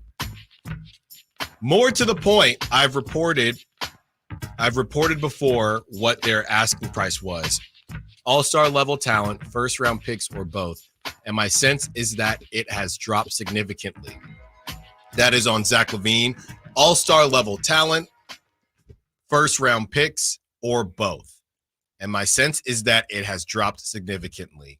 So what does that now mean? That's from KC Johnson, Bulls insider for NBC Sports Chicago. So now, Chris, what is your guess on what the price tag is for Zach LaVine, and does it change your thought process? I saw some people saying it might even just turn into a salary dump, and they're stuck with this awful contract. And some of it is, what have you done for me lately? We haven't seen Zach LaVine play, right? So it's not as if you can say, oh, well, he's on the top of people's minds because he had that crazy run at the end of the season. He hasn't been playing. No. So that makes the contract look even worse. Right. Yeah, absolutely. I think that he's going to get salary dumped. Why would a team give up anything significant for Zach LaVine? Not because the player he is, but the money. Like, you cannot justify bringing on a guy who is not going to be anywhere near your number one option, your best player on the floor, when Zach LaVine is making $43 million this year, $45 million the following season. And then the year after that, he's making $48 million. You have just about $150 million that you still have to pay Zach LaVine. And he's going to, if he comes to Sacramento, he's at best second option, right? Maybe probably third scoring option, probably second scoring option. But Sabonis is clearly going to have a more important role than LaVine. LaVine's going to be here to be mainly a scorer. Better be healthy at that as well. No, I mean, I think if you're going to be paying that kind of price, I mean, just to even get to the point where the Kings can reach that $43 million salary, they're going to have to ship off Harrison Barnes. You're probably also going to have to ship off Kevin Huerter. That just brings you to like $30 million. And then I think you have to get probably to 35 to 37. You don't have to reach exact anymore with the new CBA, but you have to be within a certain percentage of it. And I think that fits it in. So you're going to have to get rid of probably more than what he's actually going to be worth at this point. Because if you're getting rid of Barnes, Huerter, first, like, it just becomes too much for a guy that's just not already worth the value. Like that contract is an anchor. You cannot add more players to your team because Zach LaVine is anchoring your salary. And I think you need to be compensated for that. You need to be able to receive a first round pick back. If you can get Alex Caruso back, I'm all in on it. To me, that's the only way you can get rid of LaVine is either by attaching a first round pick, it's sad I've already forgotten his name, but oh my gosh, their top 4 pick, the really Kobe White? No. They're why can I not think of his name? He hasn't been playing a lot recently, but he was their top 4 pick. If you Patrick Williams, thank you, Patrick Williams. Or if you can add in Caruso, those are the only ways. You have to add something valuable to Zach LaVine in order to get rid of him. I don't know why, unless you're the Lakers, you're just going to say, yeah, we'll take Zach LaVine just because we are desperate for talent. Kings need talent. I don't think they're that desperate for talent. They can get Kyle Kuzma. They can go other directions without paying that ridiculously hefty price for Zach LaVine. So when you see the words attached to Zach LaVine now as salary dump, to you, this means that's an asset. That's an asset. We're going to give you something else just so we can get rid of this salary situation. Absolutely. And just give us matching salary. That's it. Right. That's all we're looking Well, for. what's funny to me is that the Bulls are in this weird position where now this comes out, everybody's eyes are going to get wide to think, oh, great, we'll take Zach LaVine and an asset. So then they're going to have a lot of suitors again because everybody would sign up for Zach LaVine and Alex Caruso. Right. So then the Bulls are then going to say, wait, hold on. Well, now if we have all these suitors for Zach LaVine and Alex Caruso, well, then now the price tag is going back up. So how does this thing? It's not for Zach. It's not for Zach. It's for the other piece. Right. The But other then piece is really what you're trading for. But it still gives the Bulls a little bit more power into choosing what they want in return. So but let's just say, fine, Kevin Huerter, if the best the Kings can do, and to your point, maybe they just don't go for Zach LaVine. Right. But if the best the Kings are willing to do is Kevin Huerter, Harrison Barnes. That's at the least what they have to do. What they have to do, and I don't know, Davion, whoever it is to make it match. But the Kings are thinking, well, I'm not going to give up a pick for Zach LaVine at this point. I think that the Bulls could go from, I think the Bulls could still get a tiny victory out of this because I do think there will be enough suitors. If you just bite the bullet and attach Alex Caruso, I do think that the Bulls, and to a lesser degree, Patrick Williams, I do think the Bulls they will have enough suitors if they're willing to just say, fine, we'll attach another asset. And I do think because of that will take the Kings out of the conversation because there will be a better package, I think, for what the Bulls need. Yeah. Because do the Bulls need Harrison Barnes and Kevin Huerter for what they want to now do and essentially blow it up? Yeah. Yeah, I don't think I would need Harrison Barnes and Kevin Huerter. Kevin Huerter is not that. Kevin Huerter is 26, but I just think somebody else is going to have a better package. Would you rather have like Rui Hachimura and I'm big on Rui, you know that. Yeah, I'd rather have Rui than Harrison Barnes. Yeah, but if Rui is all that you're getting and you're not getting, would I rather have Harrison Barnes and Kevin Huerter than Rui by himself? Then no. Well, yeah. Let me see here. The Lakers contracts. Rui makes $17 million, which is pretty much what Harrison Barnes makes. So it probably Might even have to be like a sign and trade. D'Lo and Rui for Zach LaVine possibly could be something they do. Yeah, I mean, I would do that if I'm the Lakers. I definitely would do it if I think the Lakers are probably the most likely candidate. And I mean, this even becomes a discussion of even if they would take Harrison, I just don't want Zach LaVine on the team. I just think that there's better, cheaper options. Like I would much rather have Kyle Kuzma twice than have one Zach LaVine. I just think that you're going to pay for value that proposition. Right. It's going to cost you. I would much rather do the 13th pick in a 27 or 28 first round pick than do Harrison Barnes, Kevin Huerter. And I think that could actually be it if that's all you're trading for Zach LaVine. But, just everything that would go into it. I just feel like the better value proposition is bringing in a guy like Kyle Kuzma. I just don't think – I think we've also seen enough out of Zach LaVine to where he's hurt. And if he's not hurt, then he's really just an offensive weapon. He's never really been in a winning situation before. And he's one of those guys who I don't know how much you can put, again, toothpaste back in the tube. He already kind of is used to getting this certain workload. I don't know how well he would adjust to taking that workload away. I would see a very similar situation to like how Bradley Beal performed this season, just not at all the guy that you thought you were trading for. Yeah. Unless he goes to a Lakers situation where, I think the Lakers will let him cook and he'll be great. But I don't know if it'll justify $43 million a year. But would it be – but as far as Zach LaVine is concerned, would you rather – here's the question. Would you rather do Harrison Barnes, Kevin Huerter for Zach LaVine, or would you rather run it back? What if those are the only two options? What if Kuzma, somebody else gets Kuzma? Would you rather run it back, or would you rather do Kevin Huerter, Harrison Barnes for Zach LaVine? I just believe that there's other options. I mean, LaVine was 10th on my big fish list. I would say that there's 9 other good options. Mm-hmm. Like I would just say there has to be something else to do. I just wouldn't. Zach LaVine would be my absolute last. Okay, 100%. I promised Mike Brown or Vivek that we were going to bring in a big name. I have to bring in somebody. That's really the only case where I would be wanting Zach LaVine. Well, I just think the money's way too big. And then when he comes back to you bring up Mike Brown, is that another guy that Mike Brown would not be thrilled with? Absolutely.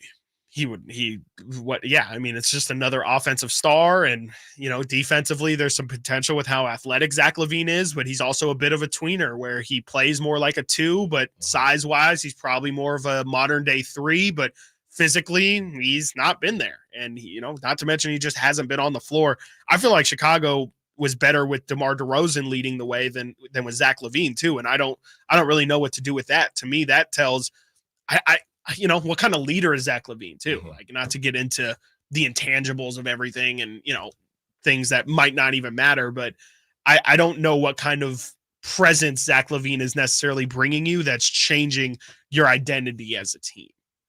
He's a good player. He's a great player. I mean, incredibly skilled. He's a great scorer. I think he was near 26 points per game these past couple of years, but, and he's a lethal scoring option. And I'm not saying he wouldn't make this team better. 100%. He definitely would. He's a talent upgrade, but, the hamstringing that he does to your cap situation is really tough to deal with.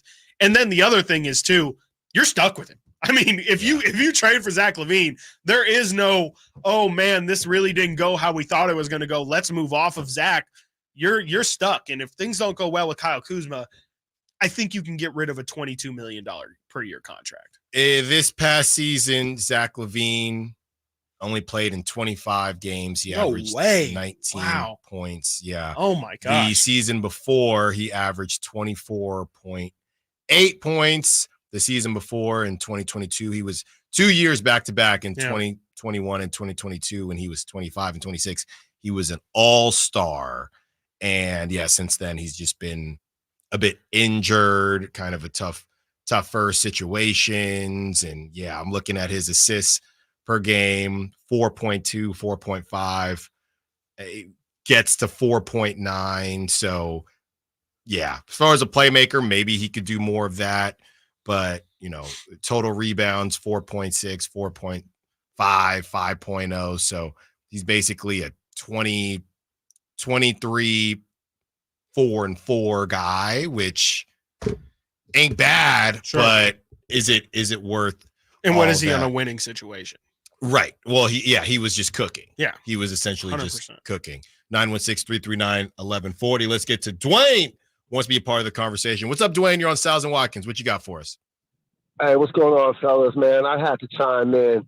I feel like if you can get Zachy for Harrison Barnes and Kevin Huerter, I never liked Kevin Huerter, man. Mm-hmm. You know what I mean? He don't have enough in his bag, man. His deficiencies always show up. Mm-hmm. And Harrison Barnes is getting a little old, and the way I saw Zion abuse him last year, I just feel like it's time to make a business move. So if you can get Zach LaVine, I feel like he'll have one of those revitalized years. Yeah. You know what I mean? One of those years where he tunes up again and gets it right. You know, I feel like it'll be one of those years because he's a professional, man. He's a veteran. He's a high flyer, too. He's exciting. You run a lot of assists through Sabonis. Right. And your guards. So that 4.5 might work. So I just want to know what you guys think about that, man. I said you make that transition and you roll with Zach LaVine. Thanks for the call, Dwayne. Great stuff. Yeah, I would say straight up, it works. Like I said, besides, it's not a matter of, and I think, Chris, you're kind of saying the same thing. Is it better than doing nothing? Yeah. If you're asking me, would you rather run it back or trade Kevin Huerter and Harrison Barnes for Zach LaVine? Yes, I'm doing it. Mm-hmm. But as far as the list, you, Chris, and I'm not trying to speak for you, you'd rather give up a little bit more to get Brandon Ingram. Yeah. Give up a little bit more to get Kyle Kuzma. Yeah.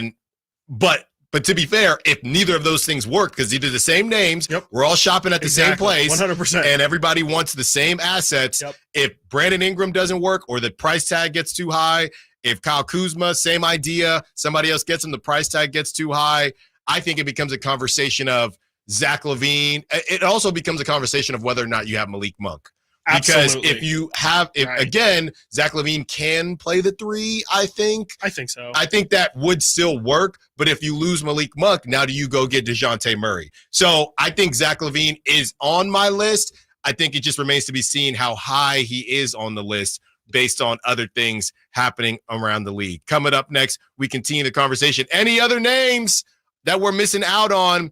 And don't forget, later in the show, we talk about the Giants and how they got owned at home. 12 o'clock as well. CBS.com mock draft. Oh, Chris, he's pretty happy about this one. Stiles and Watkins, Sactown Sports. Harrison Barnes plays here. Harrison Barnes drives it, hammers it. The Black Falcon soaring into the night sky on a Monday evening in Northern California. Sactown Sports is your proud home of the Sacramento Kings.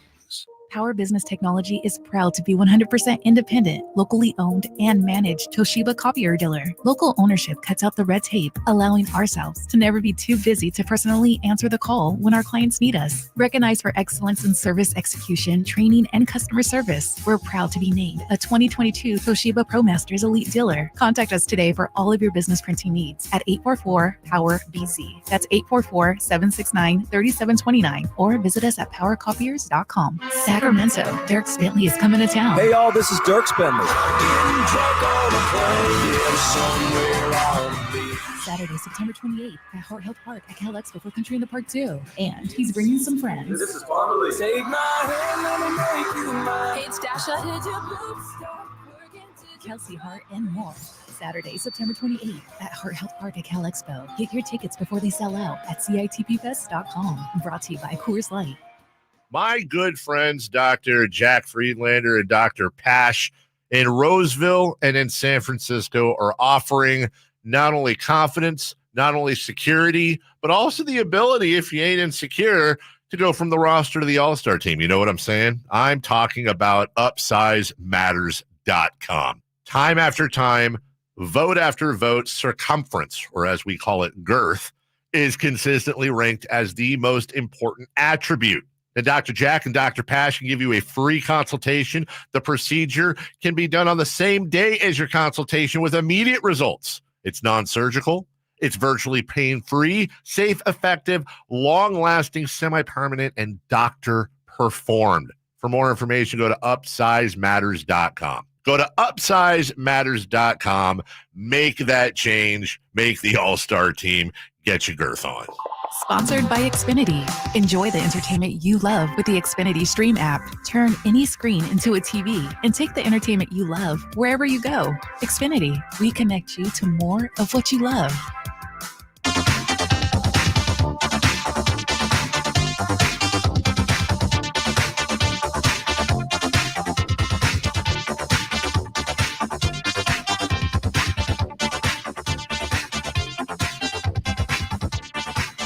Live and local. Live and local. This is Sactown Sports.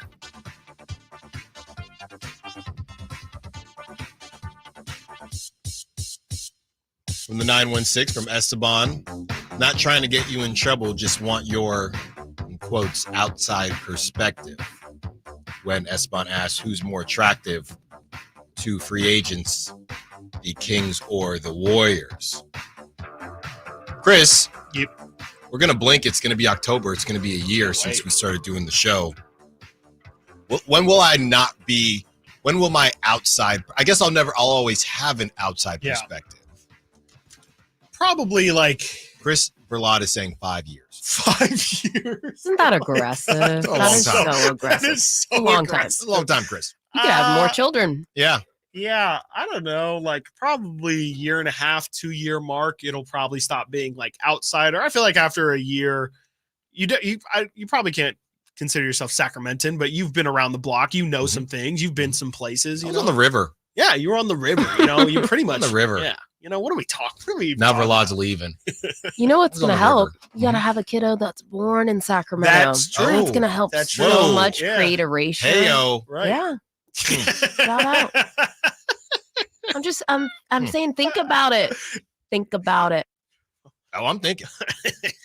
I'm doing some thinking there.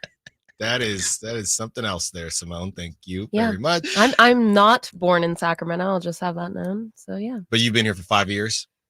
No, That's I've the line. been here for a while. More than 5 years. Yeah. Well, that's what I mean. The 5 year minimum. 5 year minimum. Yeah, sure. But your boat is in Alameda. But my boat is in Alameda. Is Mike Brown a Sacramentan at this point? That's a great question. In 2 years? Does he count as somebody who's? I think so. I would think so, right? Sabonis, 2.5 We'll have to do years. that. Sabonis summer, doesn't we're even gonna- live in Sacramento. We're gonna have to do a checklist of like, this is what makes you a Sacramento. Yeah, you know have what? you have Yeah. you been to Simone Tiger? Have you done Figured it out. Right. Mendocino Farms? Hold on. Not too Look, many. Wonderful shout-outs, but yeah. establishment. I don't know if going to Tigers first. No, on Simone's the right. But Sacramento. I was just Simone's trying to right. think of I things. know. You guys saw me. I was clubbing this weekend. I so I'm did in see. a, I did I'm in a see. young No. mindset. That is a perfect. Simone was outside. Simone, whether she knew it or not, and I know you know who he is, but Simone checked a "You are official Sacramentan" box. How is that? Yes. You saw her Oh. story. Mhm. You know the man that was in Simone's story. Mhm.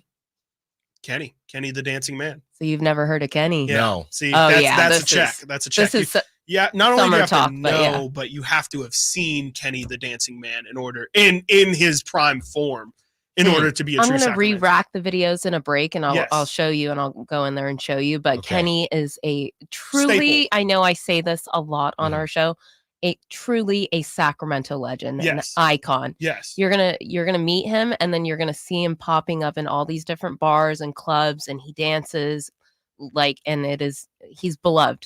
Simone, I think I'm overstepping a little here, Uh-huh. but like tier wise, Mhm. like if we're talking Sacramento legend icon, this feels crazy to even Say touch it, this, but like, please. are we talking Jerry Reynolds tier? Yes. Like that's how big I'm talking Kenny the Dancing Man. I For mean, Kenny. a 1A, I 1A, swear. 1B, I yeah, swear. it's crazy. It's He's up, really like- important. And I saw Kyle was there too. Yeah. Yeah, he was. Yeah, He yeah. took the kid out. Yeah, you got Kyle out the house. Like, what are we Wow. talking It about? was crazy. But yeah, Kenny is exceptional. I cannot wait. Incredible. One of these days, you're going to run into him out and about, Yeah. and you're going to see, like, oh, His I body needs to get be it. studied. Yeah. It needs to be studied because that man is in perfect shape. Yeah. And I'm not even going to try and guess how old he is. He is literally eternal. He Well, has shout out found the Kenny. fountain of youth. Wow. Yeah, so Shout that out is on Kenny. the Sacramento. Yeah. Well, official we're list. going to create a nice We will. list. We'll Okay. do it, Yeah. and then we'll figure out if you're a Sacramentan and That's so if great. a lot of our listeners Yeah. are Okay. true Sacramentans, and we're going to have a thorough criteria to check off, and it's going to be amazing. Stay tuned. Shout out Kenny. Outstanding. Well, it'll be outstanding for one of the teams that's able to finally get that championship ring, whether it's the Mavericks and Luka, Kyrie for number 2, or the Celtics, Chris, who have gotten so close so many times and haven't gotten it done. Who stands to gain the most? Is there a single player that stands to gain the most with a championship ring? I would say in terms of actual like gaining, I would say it's Jason Tatum.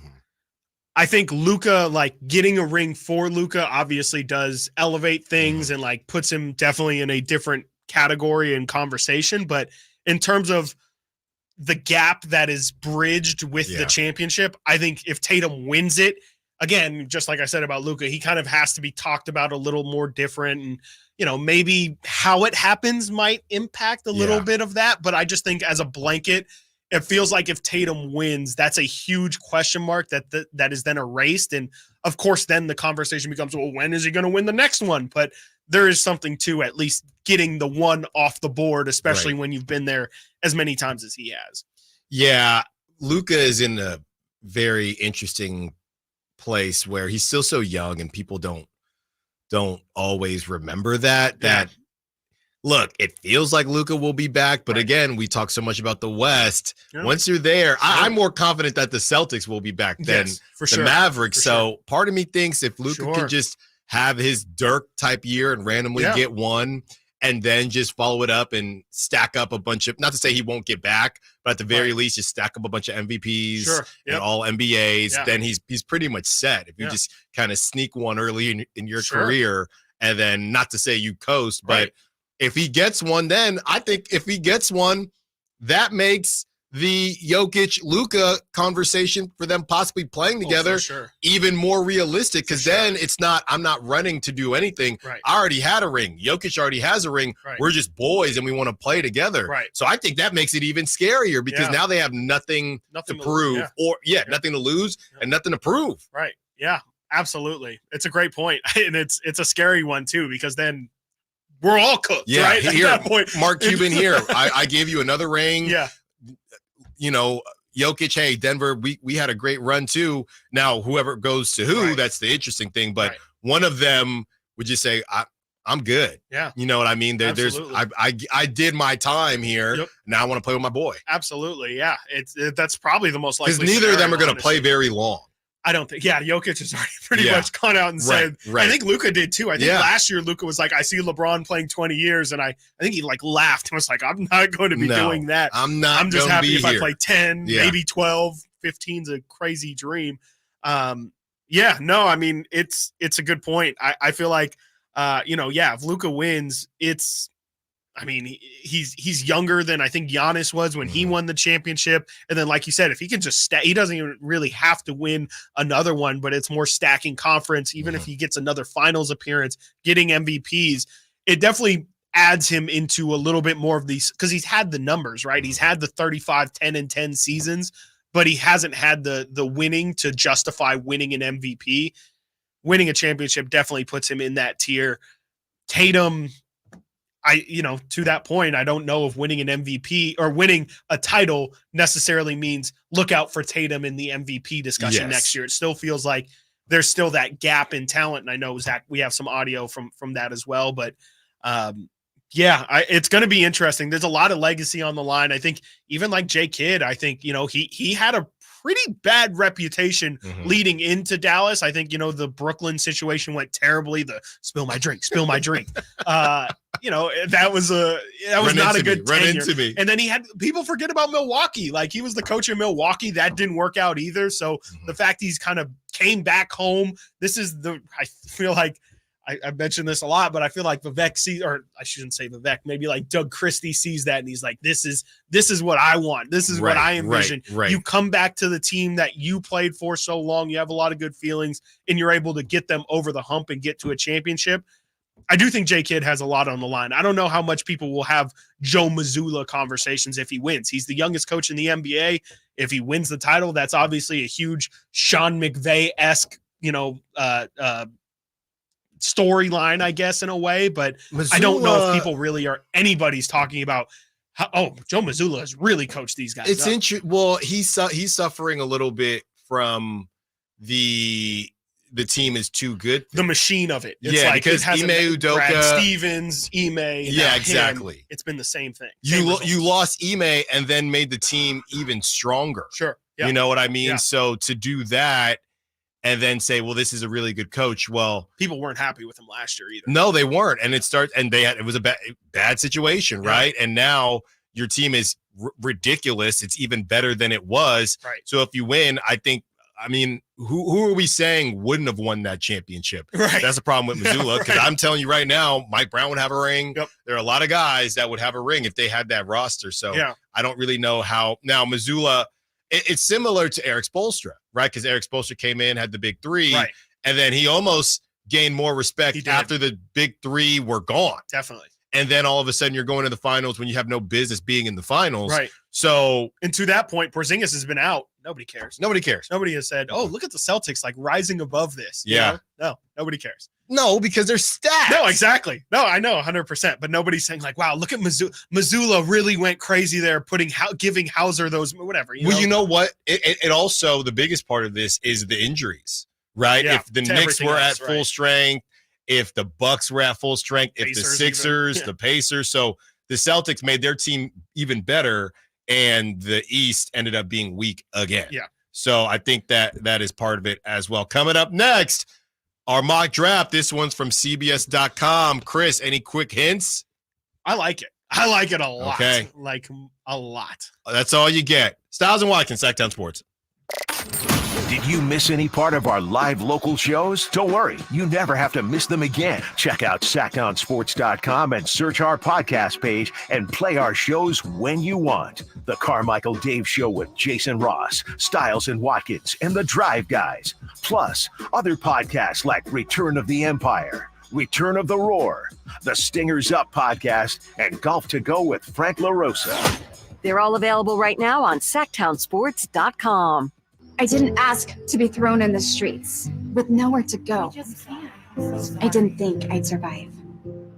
But I did ask for help, and Covenant House was there for me. 1 in 10 young adults will experience a form of homelessness this year. For these kids who didn't ask to be put in this unthinkable situation, Covenant House is there. Covenant House helped me break the cycle of homelessness in my family. They gave me the love that I needed. Over 2,000 young people will sleep safely in a Covenant House bed tonight. When youth who are experiencing homelessness have a hot meal, a safe place to sleep, medical care, and love, they can overcome heartbreaking challenges and have a brighter future.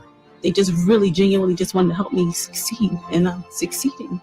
I'm a speaker, I'm an author. Covenant House really helped me and really helped mold me into the woman I am today.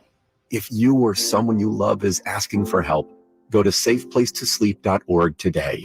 I remember as if it were yesterday. I reached down to move a nightstand and was astonished at the weight of the piece.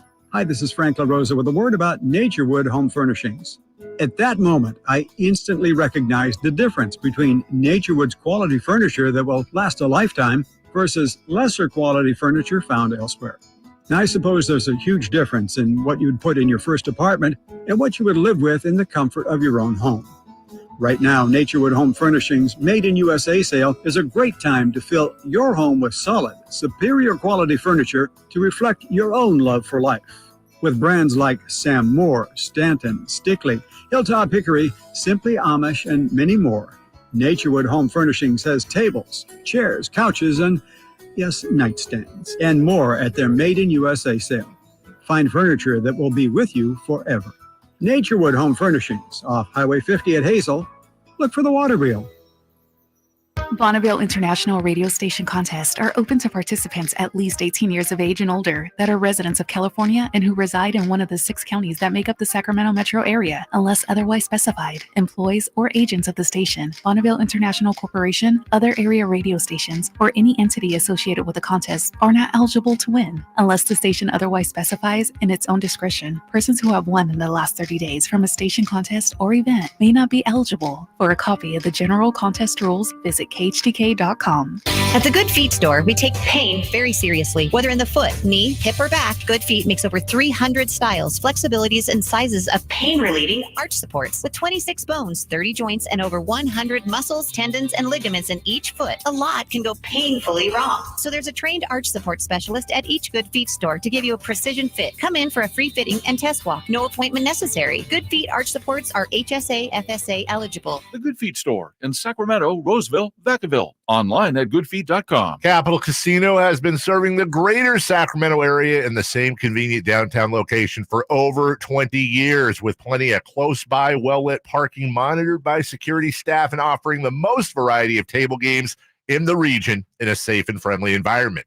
Best food, best service, and the best action. That's Capital Casino. For more information on tournaments and gaming, check out their website at capital-casino.com. And please remember to gamble responsibly. 1-800-GAMBLER. Subscribe to Sactown Sports on YouTube and watch the Carmichael Dave Show with Jason Ross, Stiles and Watkins, and the Drive Guys. Live Monday through Friday from 6 to 6. Plus view archive shows and exclusive content. Subscribe at youtube.com/Sactown Sports. KHTKAM Sacramento, KYMX HD2 Sacramento. From the Power Business Technology Toshiba Studios, your new home for 49ers football in the 916. Sactown Sports.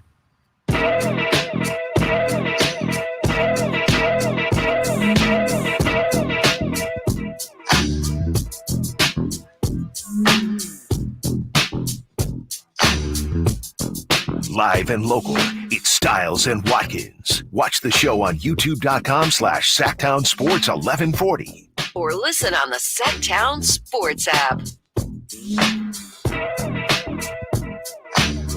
All right.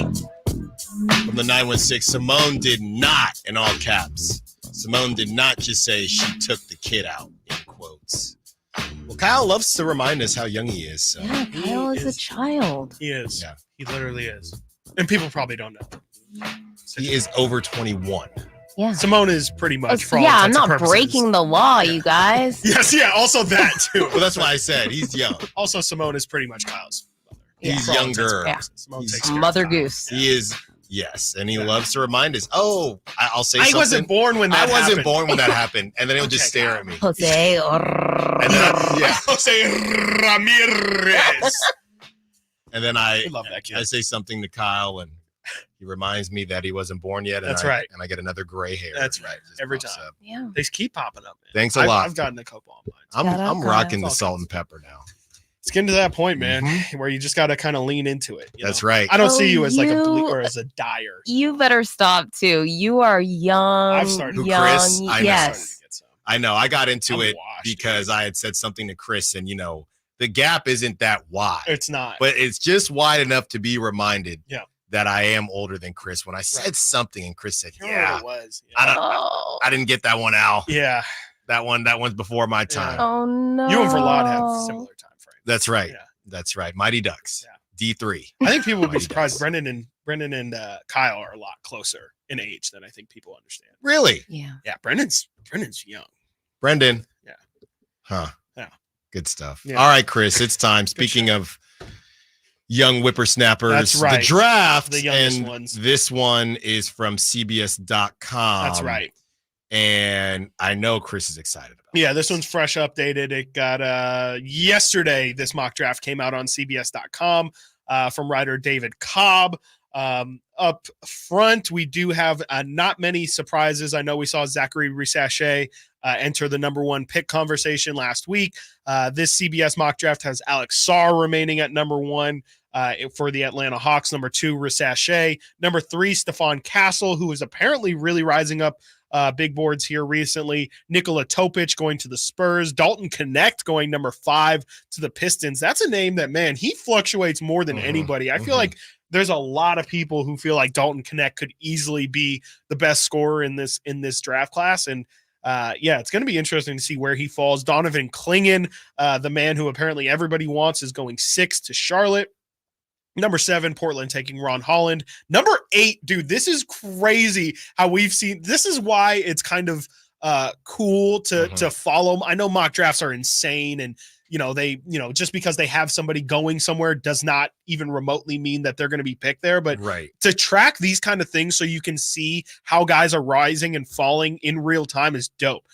I say all this to say, number 8, they have San Antonio taking Devin Carter, who is a name that we had at 13. And even then we were like, that seems pretty high for a guy who's 6'3", was measured, I think, much smaller than 6'3" as well. And really had a lot of kind of Davion Mitchell in his game, a little Davion Mitchell, a little Josh Hart in his game. So definitely interesting to see Devin Mitchell all the way up at number 8 to San Antonio. Number 9, Reed Shepherd. Number 10, Rob Dillingham. Number 11, Matthias Buzelis. That's the lowest I've seen him. Number 12, Cody Williams, which just feels like people are doing that, much like a lot of people had Chris Murray going to the Kings last year. Feels like that brother connection's doing a lot of heavy lifting. Skipping the Kings real quick because we're going to spend time on the Kings. 14, Isaiah Collier. 15, Jared McCain. 16, Kyle Flipkowski. Your boy at number 17, because what does the Pelicans need but more wings? Tejan Selon, Jacoby Walter going 18 to the Magic, and Deron Holmes, who has a lot of smoke. Apparently he received some form of guarantee over the weekend, and he has canceled a ton of his draft workouts. They have him going 20 to Cleveland, and this is what I was looking for. Zach Edey going number 22 to Phoenix. I think that's a pretty good situation for him, a situation where, he just kind of knows what he is. And Phoenix, Edey and Bull. Oh, my God, that's insane. That is actually crazy to have the 2 tallest players and then have KD too. Like what? Okay, no, thank you. I'm out. And put Nurkic out there too. Why not? So that's 4. Why not? Yeah, Could we get Jaden McDaniels? I don't know. Just figure it out. That's nuts. Yeah, get your messy. Okay, now let's go to 13. Back to number 13. This mock draft. Notice there was a name I didn't say in there, and it's one that I've been very high on, especially recently. At number 13, thank you, Simone. At number 13, CBS.com mock draft has the Sacramento Kings taking Tristan da Silva out of Colorado. This is the first mock draft I've actually seen Tristan going number 13. You were searching through all of them just to find one. I tried, and then this one just presented itself first. Sure. So what a wonderful, happy coincidence. I think a happy accident the first is what one you looked Bob at Ross today would call it. The write-up from CBS.com, Da Silva may be able to offer help to a Sacramento team that is in a compete now mode. The 23-year-old earned all conference honors as a junior and senior at Colorado while showing his two-way chops. The sharpshooting forward hit 9 of 16 attempts from beyond the arc during the Buffalo's 3 NCAA tournament games as scouts paid close attention. Da Silva averaged 16 points per game this past season, 5.1 rebounds, 2.5 assists, shot 39.5%, and is a 6'8 senior out of Colorado who had a 6'10 wingspan. We talked about him a bit last week. You can go check over on our YouTube channel. We have a full in-depth breakdown of why I am starting to really, really like what I'm seeing out of Tristan da Silva, and I think I would have him as my number 1 on my big board. I shouldn't say on my big board, but for my people that I expect to be available for the Kings at that spot. I think Tristan da Silva really checks a lot of the boxes the Kings are looking for, even if he is just going to be a bench forward in his first year. I think that there's potential for him to potentially be a fringe level starter, maybe more. See a lot of Kyle Kuzma in his game too. He compares himself to Franz Wagner. Are there any other player comparisons?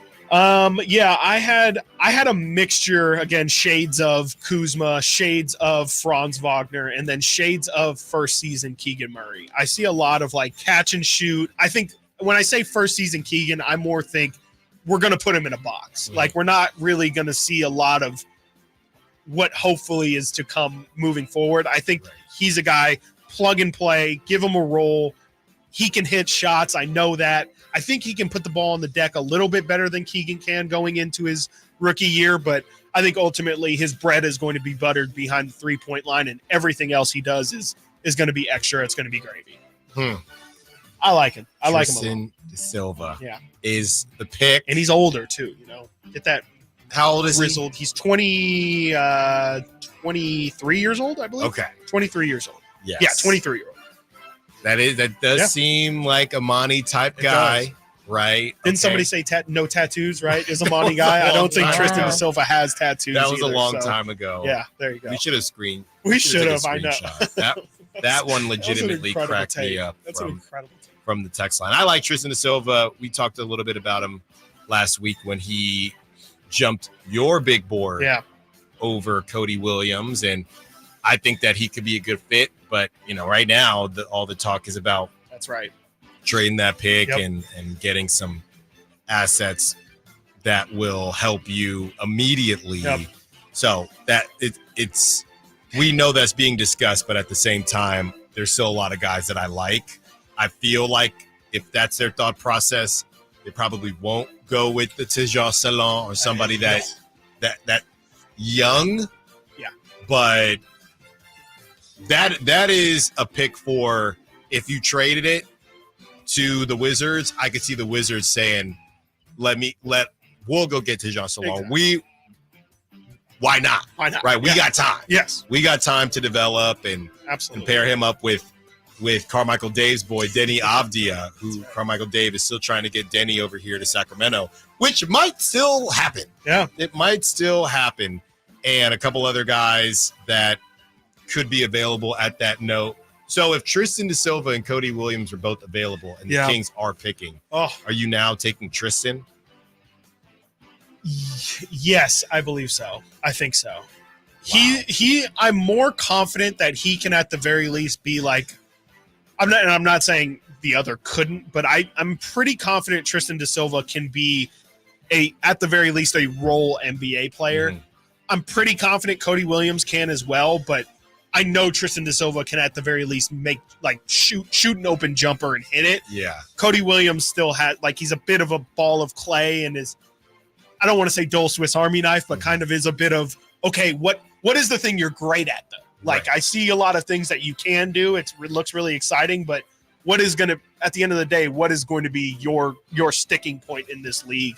And I think I just know or can identify Tristan da Silva's a little bit more definitively. But that's also the difference of Cody Williams, a freshman, versus Tristan da Silva, a senior. So it's kind of a, it is in a way an unfair question to Cody Williams. But I do think that either one would be a good option. But this is also the problem with the draft, man, is you fall in love with these guys and then you wholeheartedly convince yourself there's a right and a wrong decision. And we honestly, Tijan Salon could be good next year. We think he won't be, but all these, we get proven and wrong. None of them, all of them could stink. All of them are supposed to stink. Right. This is supposed to be the worst draft in 25 years. Right. And I don't even, so what is the success if that's the case even? Is it, again, like I just kind of said, is it just, Tristan da Silva can at least play on the floor and Cody Williams isn't it? So that's kind of the tough part, especially about picking 13. It's a blessing and a curse, but you're kind of not getting the first bite at the apple, obviously. I think Cody Williams is going to be available. You know why? I think so. I think the Thunder are going to trade their pick. The Thunder doesn't. Everybody could, definitely. But the Thunder, they really don't need any more young talent. No, not at all. Not at all.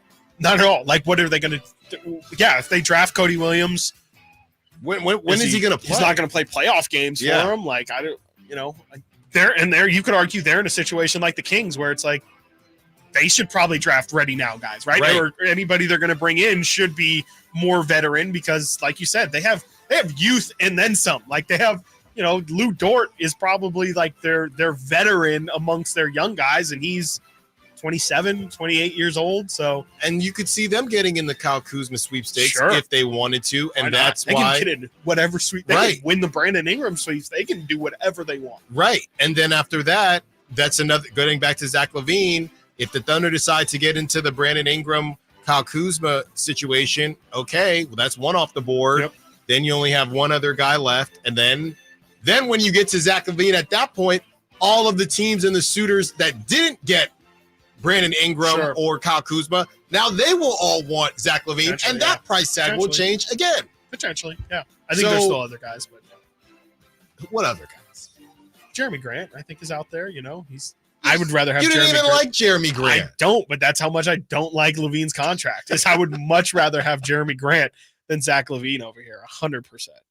Coming up next, we got some questions on the text line. We also continue the conversation on the Kings and what they will do in the draft. A little bit later, we got some sound from the Giants getting owned at home. Stiles and Watkins, Sactown Sports. Kevin Herter plays here. It's Herter. He's been hot. He fires. He's still hot. Kevin Herter from downtown has a 15-point first quarter. Sactown Sports is your proud home of the Sacramento Kings. Saving for retirement was tough enough for us. Yes, and navigating markets can be challenging at times. I understand. That's why at Fisher Investments, we take a disciplined approach with your investments. Tell us more about that. We take an active approach to money management, positioning your portfolio for opportunities we see ahead. So all your clients get the same portfolio? No, we tailor your portfolio to your individual goals and needs. What about communication? We don't like being left in the dark. We check in regularly to keep you informed on the markets and your portfolio. Which means you'll help us stay on track. Yes, our goal is your comfortable retirement. And as a fiduciary, we always put your interest first, because we do better when you do better. At Fisher Investments, we're clearly different. Learn more at FisherInvestments.com. Investing in securities involves the risk of loss.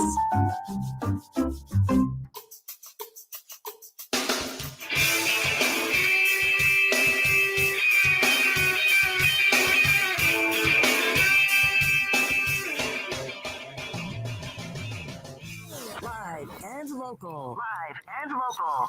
This is Sactown Sports.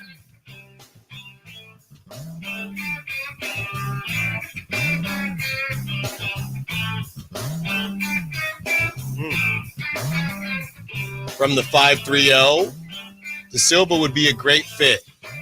Him and Keegan would be an awesome pair of stretch forwards. From the 9-2-5, Chris. How can we be in a compete now window when we are hoping our third best player takes a discount to stay?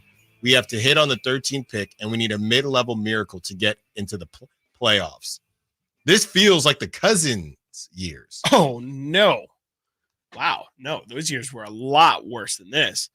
I mean, you know, I think that they're compete now because Fox and Sabonis are just entering their primes right now. I think the hope is that, yeah, I mean, you said it there, but Keegan, hopefully in his third season, you know, I think by your third year, funny enough, you are considered a vet.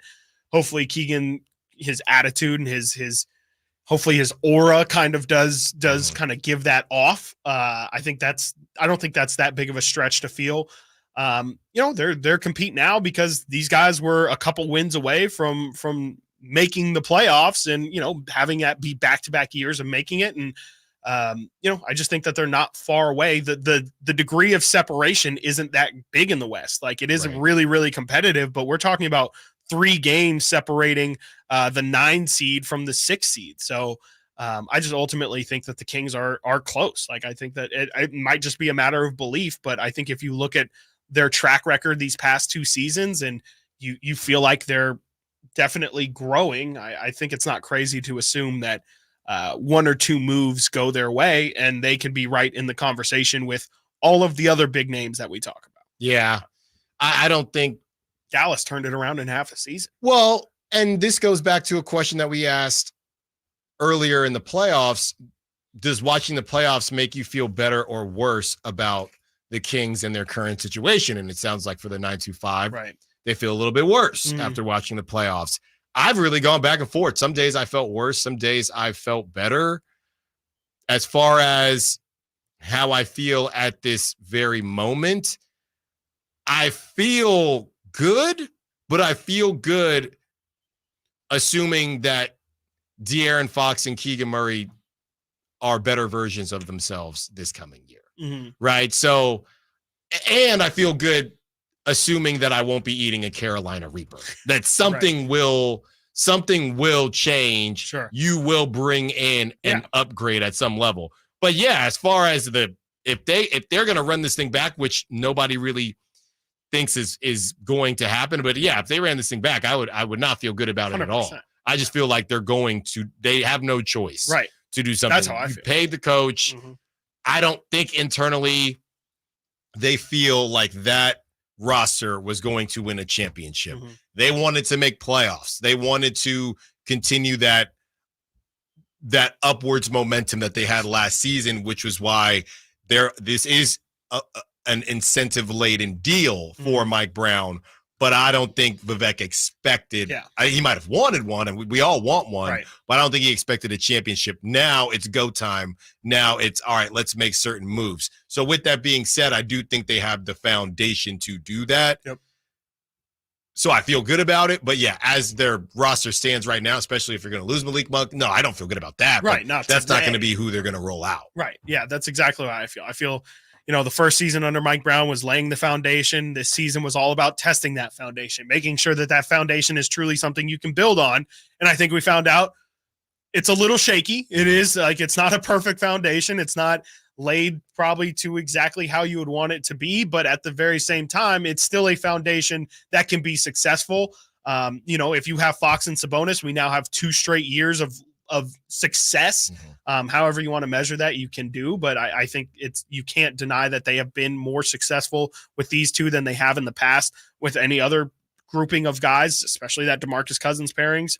I just think that this season moving forward is going to be actually about, okay, let's take steps towards success. And I guess, at this point it is just blind faith, but kind of like you said, the way I view it, I don't know if they have a choice but to do something. I think last year they ran it back. To run it back for a second season in a row, that's where Monty McNair has to be on the hot seat, and I think Monty McNair understands that and will act accordingly. I just don't believe that he's going to go into next season saying, okay, we're going to try that again. I just think that everybody who watched this team last year knew something had to give, and I think people knew it at the trade deadline. Nothing gave then.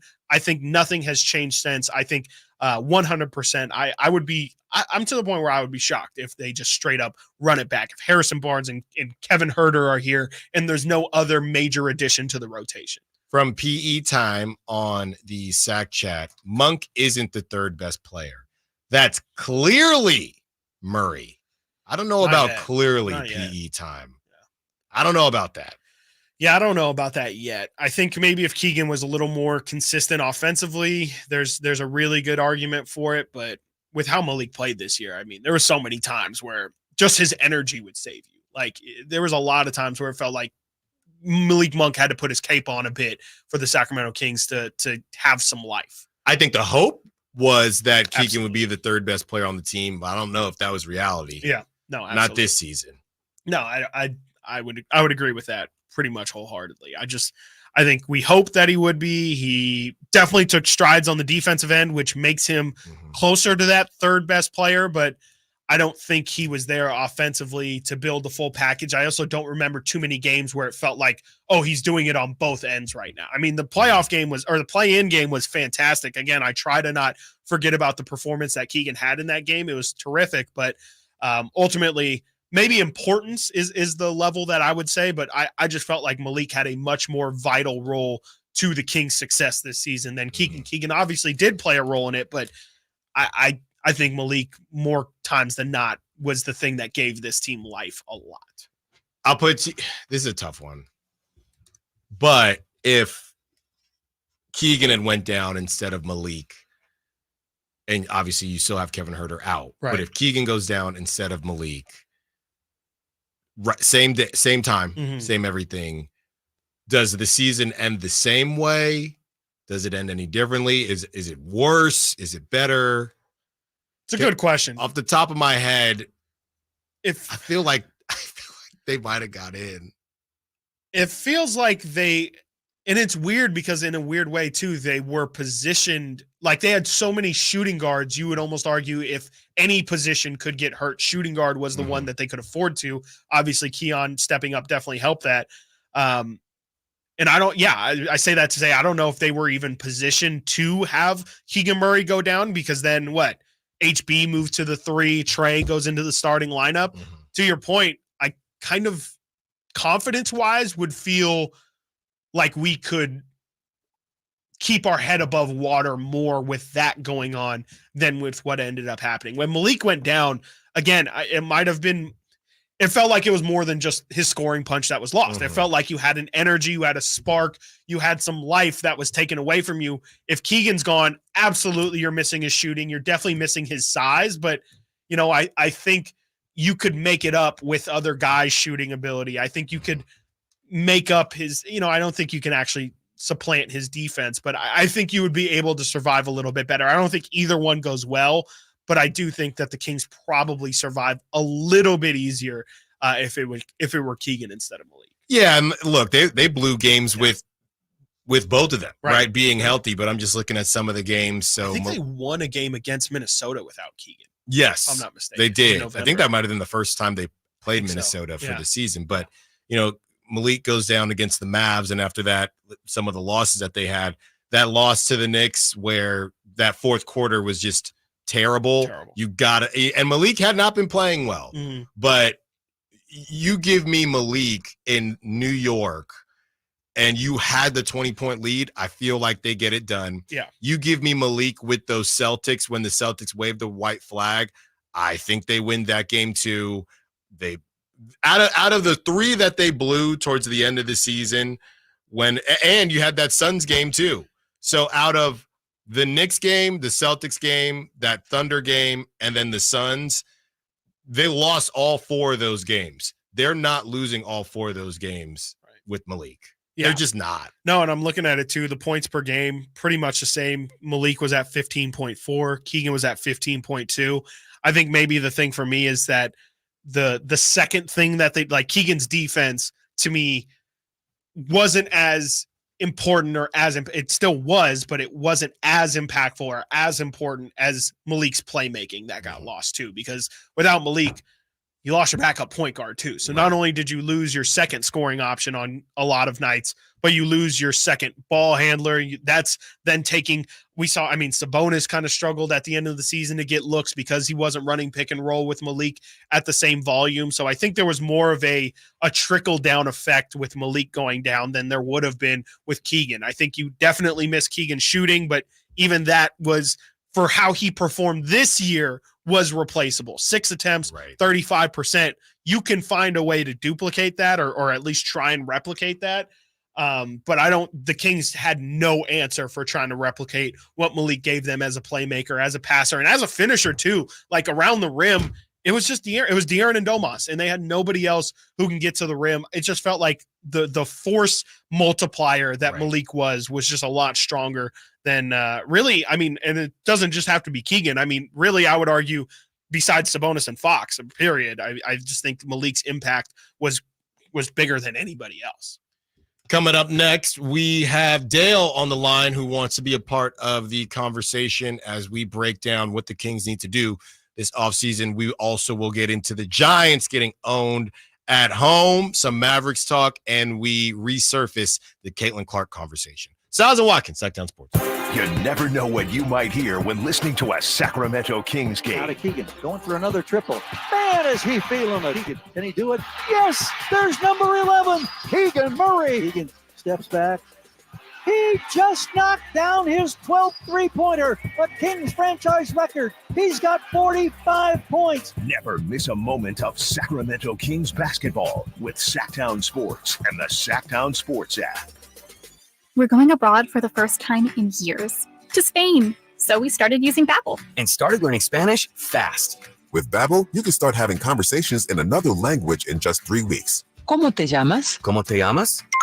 When you learn a language, you want to actually use it. Babbel is designed with that goal in mind. In just 3 weeks, we're starting to have conversations in Spanish. Gracias, Babbel. Babbel, language for life. Now try Babbel for free at Babbel.com. That's Babbel.com.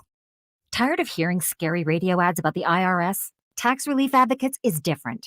TRA is here to tell you that if you owe money to the IRS, whether it's $5,000 or $500,000, we have a solution. TRA can eliminate or reduce what you owe to the IRS with zero risk to you. We have over 1,000 5-star reviews on Google and an A+ with a BBB. End your tax nightmare today by visiting TRA.com or call 800-583-6580. That's 800-583-6580. Maida Chevy saves you $12,000 off MSRP on every new half-ton Silverado LT 5.3 liter in stock after rebates. Always 5 to choose from. Exclusive. All in-stock pricing at MaidaChevy.com. Together, let's drive. See dealer for details and 6324.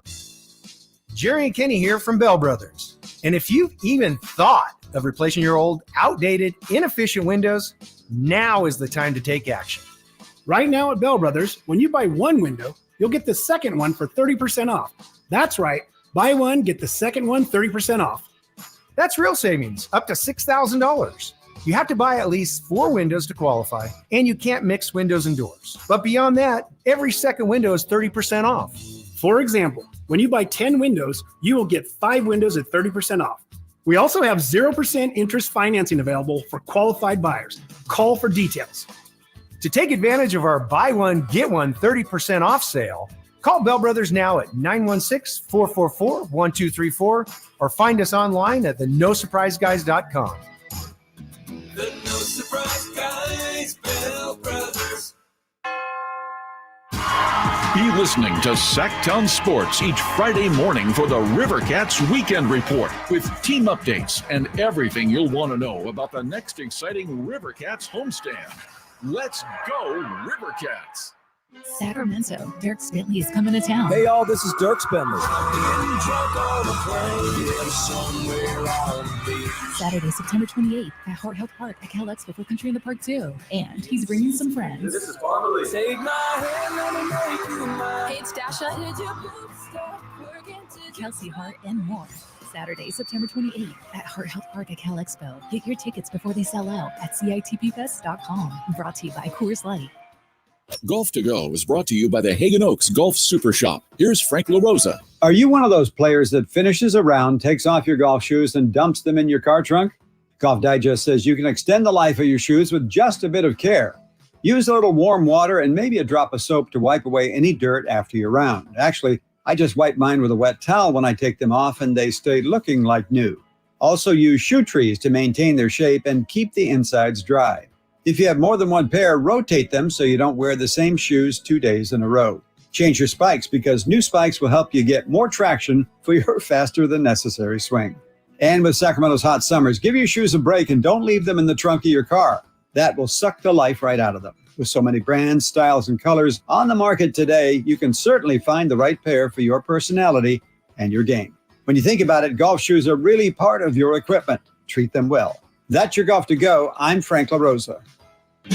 Only one radio program captures the excitement of hunting and fishing as it happens. The award-winning California Sportsman with Sep Hendrickson. Only California Sportsman takes you where the action is. Live on the water, live in the blind, and live with the top pros and experts in outdoor sports. California Sportsman with Fishing Hall of Famer Sep Hendrickson is your premier destination for all things outdoors. Sep's Saturday Morning Outdoors. Ultimate Bass and California Sportsman, 5 a.m. to 8 a.m. Saturdays on Sactown Sports 1140.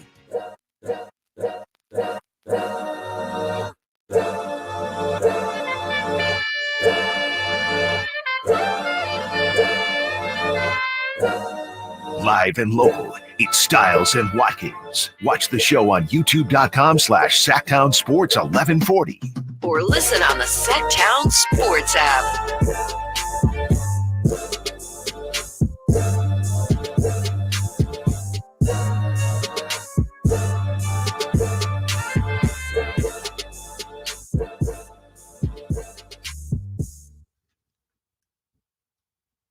Thought it was dropping again.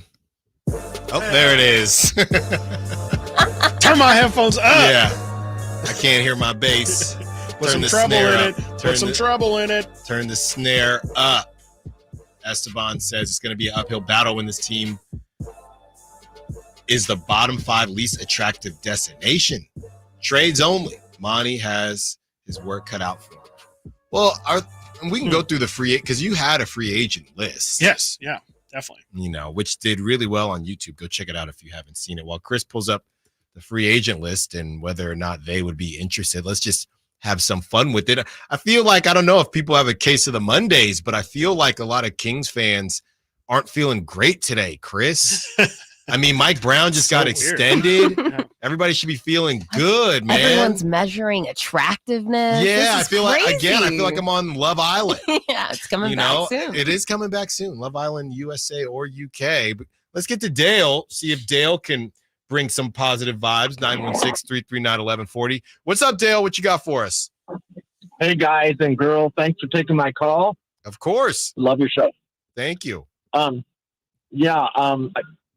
like you. I want Keegan Murray to make that next jump in his third year, but what if he doesn't? Mm-hmm. Right? There goes his trade value. Mm-hmm. I mean, we traded Tyrese Halliburton, who was like hit the ground running. We knew he was going to be a force to be reckoned with. But to make our team better, we traded him. Right? And it worked out. I think it worked out. But what do we do with Keegan if he's just Keegan and he's not super Keegan? Right. So that's the thing I'm worried about. Yeah, no, thanks for the call, Dale. I think that's a great way to kind of look at this thing. Basically, if Keegan had the same season he has this season, maybe slightly better, but there's no Kawhi third, not to him to be Kawhi, but Kawhi had a really huge leap in his third year. Scotty Barnes had a really huge leap in his third year. What if Keegan doesn't have that, right? And to Dale's point, this asset that you could have moved this year, right? You didn't move it, and now the next year, okay, he's no longer young. Cool, he's a third-year player. Don't really know what it is. Yeah, you are hitching your wagon to Keegan Murray if you don't move him this year. Right. Yeah. No. I mean, it's a really good point, and it's a great question. I just think that at the end of the day, the Kings view him as it. And I think that's kind of where it gets tough because, I mean, I have my problems with Keegan. I feel like I'm very vocal about where I think Keegan needs to grow. And I'm pretty skeptical that in the areas where I think he needs to improve the most, I don't know if he can even get there. But I do think that this Kings organization is pretty locked in on Keegan being the thing that sets them over the top because, you know, frankly, I think they understand that they're in a situation where, I mean, if it's not going to be via trade, it has to be Keegan. Like that's the only thing, that's the only factor that they have that can take them over the hump because they're not going to get a big free agent name.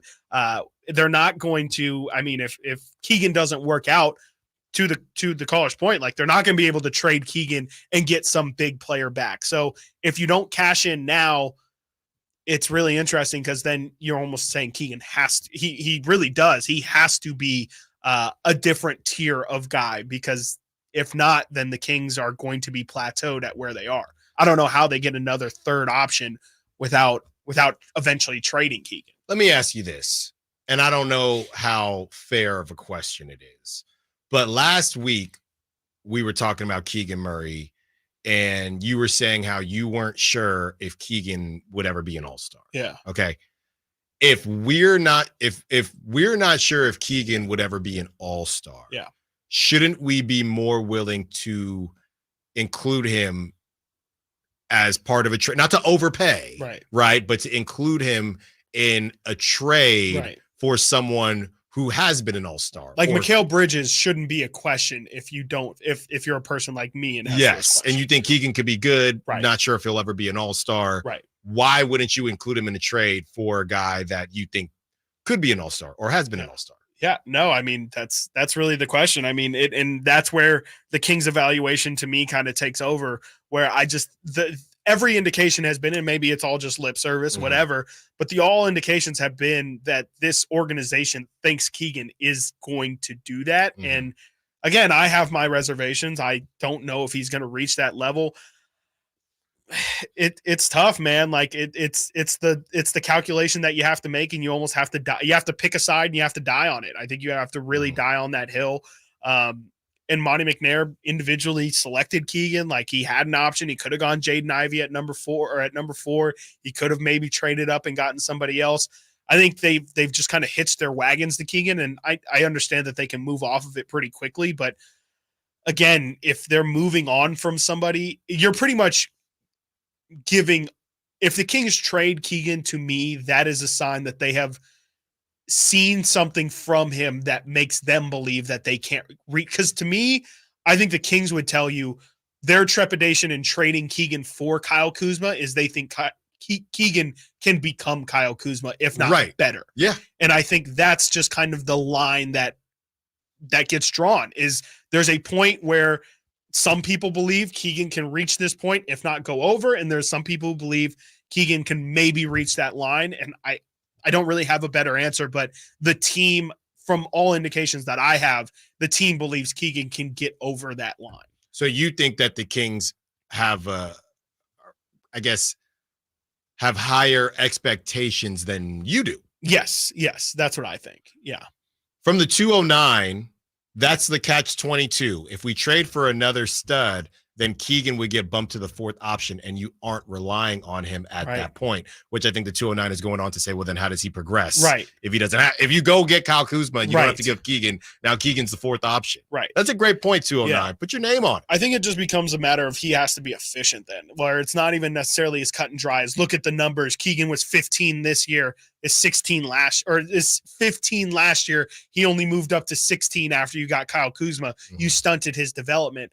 I think the hope is that the 16, not all 16 points are created equal. He was 16 or 15 points per game at 35% shooting. Hopefully he can be 16 points per game as the fourth option, shooting 40% from three, and you're getting some more defense as well. So I think it doesn't have to necessarily be numbers based. It can be he's a better version, more efficient version of himself, but we're getting the same production, if that makes sense. Do you think that, and I know Kuzma would more so be the Harrison Barnes replacement, but do you think that is in their thought process, the Kings, as far as who they are looking at, right? Hey, let's stay away. Let's stay away from these types of players because we don't want to stunt Keegan's growth. I think that's a really good question. I don't have the answer for it because I think that is another catch-22 there, where it's, where do you like, which is more important to them? Is it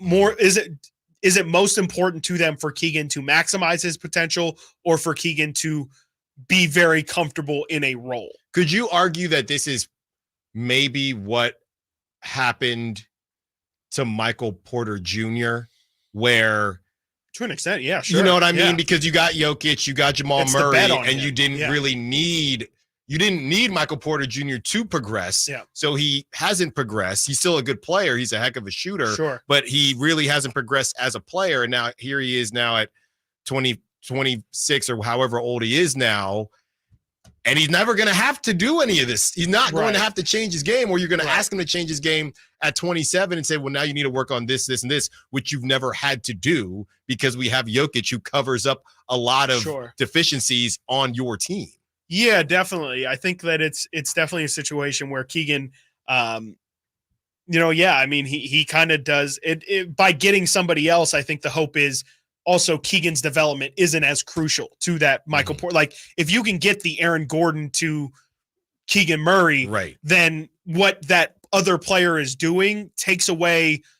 It's not as crucial for Keegan to be an elite defender because he has help now for somebody else who can be that elite defender. It's not as important for Keegan to be good off the dribble because we just need Keegan to shoot because player X, I'll say Jeremy Grant. Yeah, we're obsessed with Kyle Kuzma. Yes. I'll say Jeremy Grant. Mm-hmm. It's not as important for Keegan to be good at attacking the rim or creating shots off the dribble because if somebody's going to do that, it can just be Jeremy Grant. Like if you're asking me, Jeremy Grant would be, if you care that much about Keegan's development, I would prioritize Jeremy Grant over Kyle Kuzma. Probably, yeah. Because I think he's more solidified in who he is. Exactly. Keegan can still do his thing. You get Kyle Kuzma, and he turns into Sir Chuck-a-Lot. Drawn outside the line. Exactly. Yeah. And which can, Keegan, who's already someone who defers. Yes. Next thing you know, it's been a whole season. For sure. And maybe the Kings got to the second round, but Keegan's stagnant. Yeah. No, for sure. Absolutely. And I think that's a really big fear for me personally is, I think like I said earlier in the season, I do think that some of the passive things that I see from Keegan are a little Harrison Barnes-esque where I don't know if that's necessarily, of course it's good to, be willing to sacrifice for the greater good. But at some point I would like you, the hyper talented world-class athlete, to kind of have a bit of ego and say, no, like I think I can do some things too. And I kind of feel like Keegan, if to your point, if Kyle Kuzma were to come in, Kyle Kuzma ain't turning down shots from nobody. So No. I think, he would kind of naturally slide in, and I could definitely see Keegan taking a back seat and almost being forced to say, no, Keegan, we're not resigning you. We want you still. This, if anything, was to help you, not to try and stunt you. I think everybody just has to be real about what they're seeing, but at the same time, what you're seeing can change, right? Or what you're seeing, what you see in Keegan is different than what I see is different what somebody else sees. So on the Sac Chat, somebody's comparing Keegan to another guy who was very similar as far as the scoring for year 2. I will tell you who that is when we return. And yeah, we're going to make fun of the Giants. Stiles and Watkins, Sactown Sports. What's the missing piece for the 49ers? Which names will they add during free agency? Whether it's in season or off season, the coverage never stops. Get the latest 49ers news on Sactown Sports and SactownSports.com. I'm Ken Korak with your Green and Gold Report, brought to you by Xfinity Mobile. Connect to the most reliable 5G network nationwide. Well, one of the quirky things about the A's record so far is the way the A's have played a third of the way into the season against the National League. Yes, they haven't played the Phillies or the Dodgers or the Giants, but still, the A's are 10-5 against the senior circuit, minus 16 against the American League. And speaking of the Dodgers, they come to the Coliseum the first weekend in August.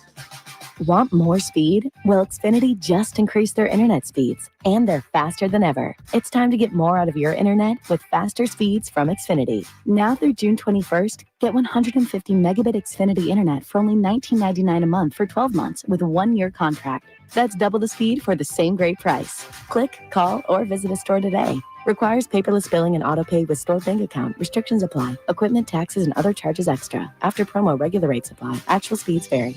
At the Good Feet store, we take pain very seriously. Whether in the foot, knee, hip, or back, Good Feet makes over 300 styles, flexibilities, and sizes of pain-relieving arch supports. With 26 bones, 30 joints, and over 100 muscles, tendons, and ligaments in each foot, a lot can go painfully wrong. So there's a trained arch support specialist at each Good Feet store to give you a precision fit. Come in for a free fitting and test walk. No appointment necessary. Good Feet arch supports are HSA, FSA eligible. The Good Feet store in Sacramento, Roseville, Vacaville. Online at goodfeet.com. Hey, it's Carmichael Dave for American Energy Heating and Air with a question. Have you recently had a technician diagnose your HVAC system and you were a bit surprised at how much it cost? Or did something seem off about their quote? Because at American Energy, they take pride in giving you honest, straightforward solutions to get that system up and running. Have their qualified technicians come out and give you a free second opinion. It's free. You got nothing to lose but some dollars off of that original quote. They're making the uncomfortable comfortable. They've been doing it since 1981, serving the greater Sacramento area. A+ with the Better Business Bureau. That's why they keep having customers coming back for more and more and more. You can call them and set that appointment at 916-520-9990. That's 916-520-9990 or AmericanEnergyAir.com. Call 916-520-9990 now. Lead generation is one of the most important aspects of any marketing campaign. Let us help you identify your target audience and market your products or services to them. Go to aimyourdigital.com today. aimyourdigital.com.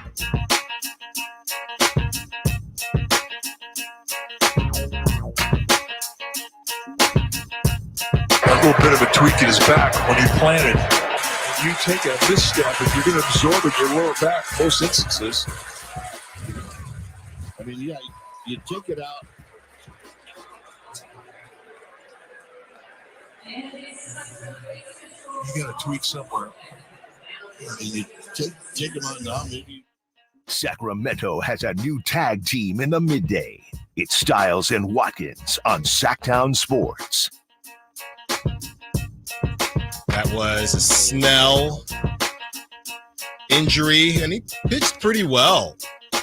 Prior to that, exits game with a groin injury. I think we joked about that before, Chris, how I hurt my groin back in the day. Ugh. Doesn't sound great. I mean, obviously. No, you don't realize how much you use it. Yeah. Until you lose it. Did you see the pitch, Simone's leaving. the swing from Stanton too? Yes. It landed about I was going to say a foot, but it was honestly like 3 feet in front of the plate, and he still swung and missed on it. He cracks me up, man. That guy. He cracks me up. Okay, this is what we had. We're going to get into some Giant sound because it was quite wild. And if Frankie tries to come in here, I will unplug the mics. Like the Kool-Aid man. I'm not letting him. Oh, yeah. I'm not letting him do it. This was from PE Time, Chris, and they say year 2 Tatum was 15.7 points a game. Okay. Year 2 Keegan, 15.2. Y'all wild, thinking development isn't a thing. This is not the first time. It's not. No, I believe it was somebody. Ashley. Ashley called in a month ago or so and compared Keegan Murray to Jason Tatum, and that's where I would say our eyes are all different, and what you feel like you're seeing is different. To me, Jason Tatum is much more athletic than Keegan Murray. Absolutely. I think Keegan Murray may become a better shooter or is possibly already a better shooter than Jason Tatum, but that's it for me. And maybe defensively, Keegan will get there, right? Because I think Jason Tatum's a good defender, but I don't really get the Keegan Murray, because to me, it's more about what you see as far as the leap. Right. I don't see Keegan Murray athletically making a leap to be Jason Tatum. I don't know. I don't personally see it. I definitely don't see it. But that's not to say that he can't have a leap, but I don't. Well, it's the Jason Tatum comparison. It's a lot. I don't want to say easier, but it makes a lot more sense to make a leap from age 19 to 20 versus 23 to 24, if that makes sense. Like there's a lot more room for growth when you're that young and you're in the league doing things versus Keegan, who's way more established as a basketball player in what he can and can't do, versus Jason Tatum, who is not a piece of clay. Absolutely. I mean, he definitely had what he was good at, but there was just a lot more room for him to grow within what he does. I mean, to your point about the eye test, like Jason Tatum has been dribbling the ball, like has been scoring off the dribble since he entered the league. That was his bag. That's a good point. Keegan does not dribble the ball. Keegan's just a pure scorer. He's a shooter. He's really just a pure shooter. He's trying to be a better scorer. Tatum walked in and was a 3-level scorer. He could finish at the rim. He had that dunk on LeBron his rookie year in the finals. In the conference finals. Can't forget about that. Like I don't even really see how there's close to a comparison. To me, they're not even in the same stratosphere. I don't view them as the same type of player. It's less about trying to disrespect Keegan Murray and more about I just don't think they're similar. Yeah. I'd rather have a Klay Thompson conversation. Yes, absolutely. Than Jason. I just don't know where people are seeing, because the bottom line is somebody said, "Oh, well, the only difference is Keegan can't dribble," but that's a big deal. It's a really big deal. That's a big deal. Yeah, Jason Tatum is a ball handler. Yeah, and a playmaker. Yes. And he gets to the rim. Yeah. Is that something? I mean, people come in. He's also kind of like a legit, like 6'9", 6'10". People come in and they become better shooters, but how often does someone become a better ball handler? Because not significant enough. Back to what people say, you just become the best version of what you are. There's one thing to grow your game. There is another thing. We do the same thing with musical artists. Right. There's one thing to grow your game. There's another thing to get better at what you're already good at. Right. And there are not a lot of guys that can do both.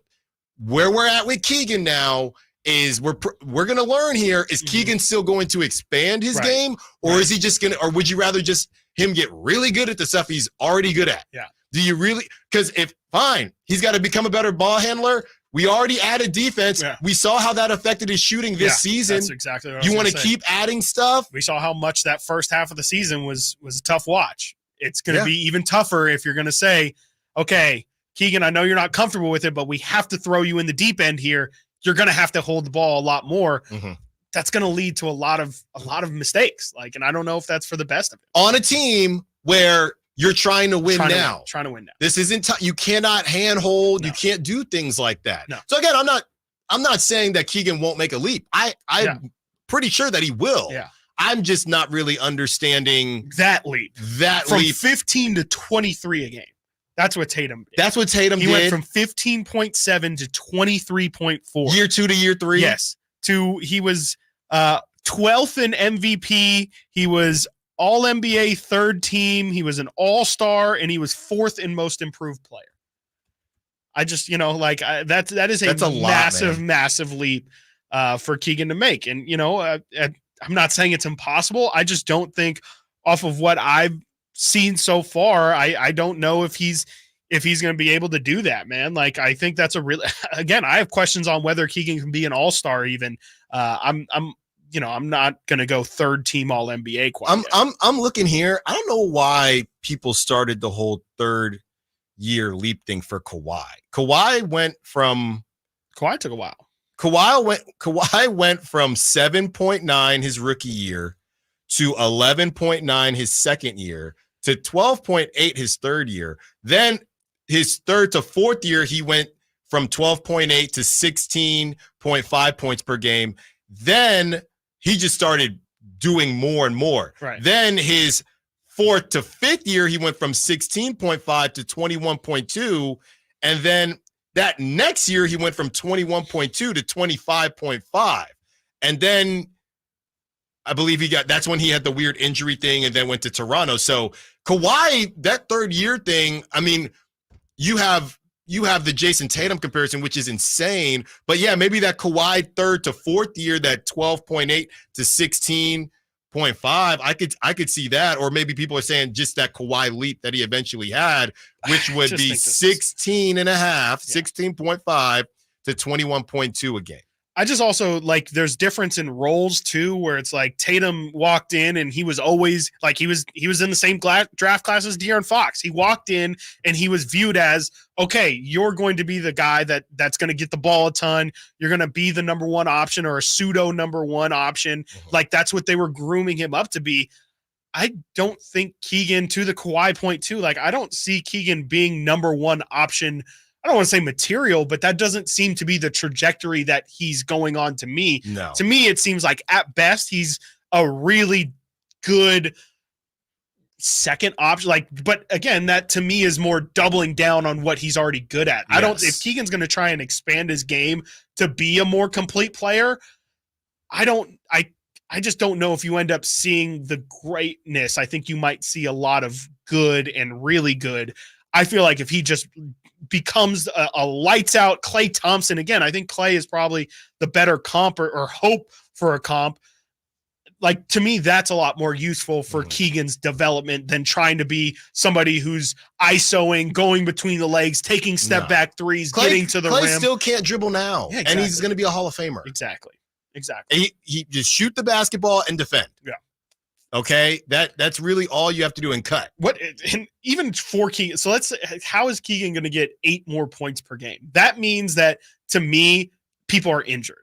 That's the only way that can happen, and that's almost an unexpected, development rerouting. Mm-hmm. I don't see the way that Keegan is currently being developed. I can't see him making that big of a leap. The most leap I could see it maybe 17 to 18 points next season, and I'm not going to be saying he's on trajectory to be Jason Tatum even then. And I would take that. Oh, gladly take it. That's incredible. The question is, how much better does Keegan have to be, yeah, right, for this team to contend? It also matters who else is on the roster moving forward. From the 916, Keegan Murray can be a Reggie Miller type of player, I believe. Sure. From Eli McFly. Big shots, yeah. I think he can be that. I mean, I don't even know what you would really consider Reggie in the pantheon of everything, but yeah, even that's probably a bit of a stretch. Reggie was probably the best shooter in the NBA history before the Splash Brothers and Ray Allen came around. But yeah, I think Keegan could possibly be in the conversation of best pure shooters of this generation or something. But that's also a hope. That's a goal. I don't think he's solidified himself in that conversation quite yet. No. Coming up next, we continue the Keegan Murray conversation. Also, we got some audio from the Giants. Did they play a home game? Really didn't seem like it. Stiles and Watkins, Sactown Sports. Subscribe to Sactown Sports on YouTube and watch the Carmichael Dave Show with Jason Ross, Stiles and Watkins, and the Drive Guys. Live Monday through Friday from 6 to 6. Plus view archive shows and exclusive content. Subscribe at youtube.com/Sactown Sports. I didn't ask to be thrown in the streets with nowhere to go. I didn't think I'd survive. But I did ask for help, and Covenant House was there for me. 1 in 10 young adults will experience a form of homelessness this year. For these kids who didn't ask to be put in this unthinkable situation, Covenant House is there. Covenant House helped me break the cycle of homelessness in my family. They gave me the love that I needed. Over 2,000 young people will sleep safely in a Covenant House bed tonight. When youth who are experiencing homelessness have a hot meal, a safe place to sleep, medical care, and love, they can overcome heartbreaking challenges and have a brighter future. They just really genuinely just wanted to help me succeed, and I'm succeeding. I'm a speaker, I'm an author. Covenant House really helped me and really helped mold me into the woman I am today. If you or someone you love is asking for help, go to safeplacetosleep.org today. Get ready to fuel your spirit of adventure with Kia Vacaville Summer Sticker Sales Event. It's time to crank up the excitement, calling all thrill seekers. Are you ready for an adrenaline-packed journey? Introducing the Kia Telluride, the ultimate companion for your next adventure. Picture this: blazing trails through uncharted territories, conquering the wild with the power and precision of the Kia Telluride. With Kia Vacaville, you can join the expedition and experience the thrill of off-road exploration like never before.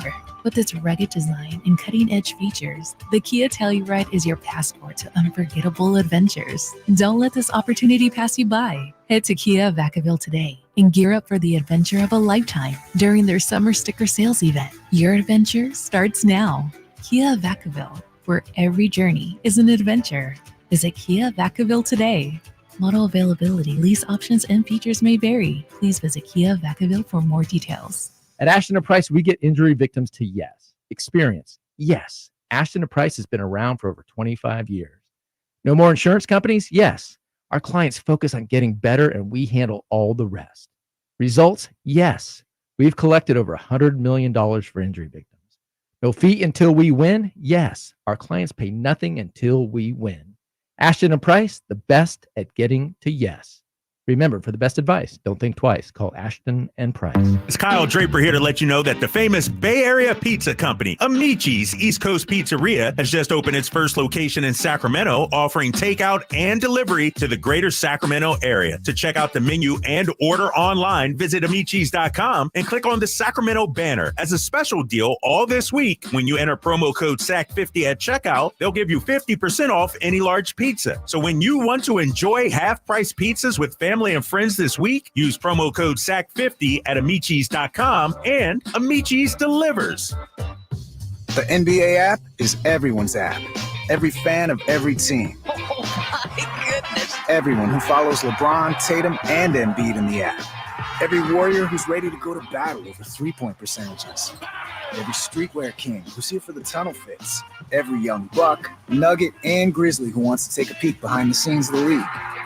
And everyone else on this floating basketball we call Earth. Download the NBA app today. Available in the Google Play, Apple app, and Android stores. This segment is brought to you by Kia Vacaville. Check them out at KiaVacaville.com. KHTKAM HD1 Sacramento, KYMX HD2 Sacramento. From the Power Business Technology Toshiba Studios. This is Sactown Sports.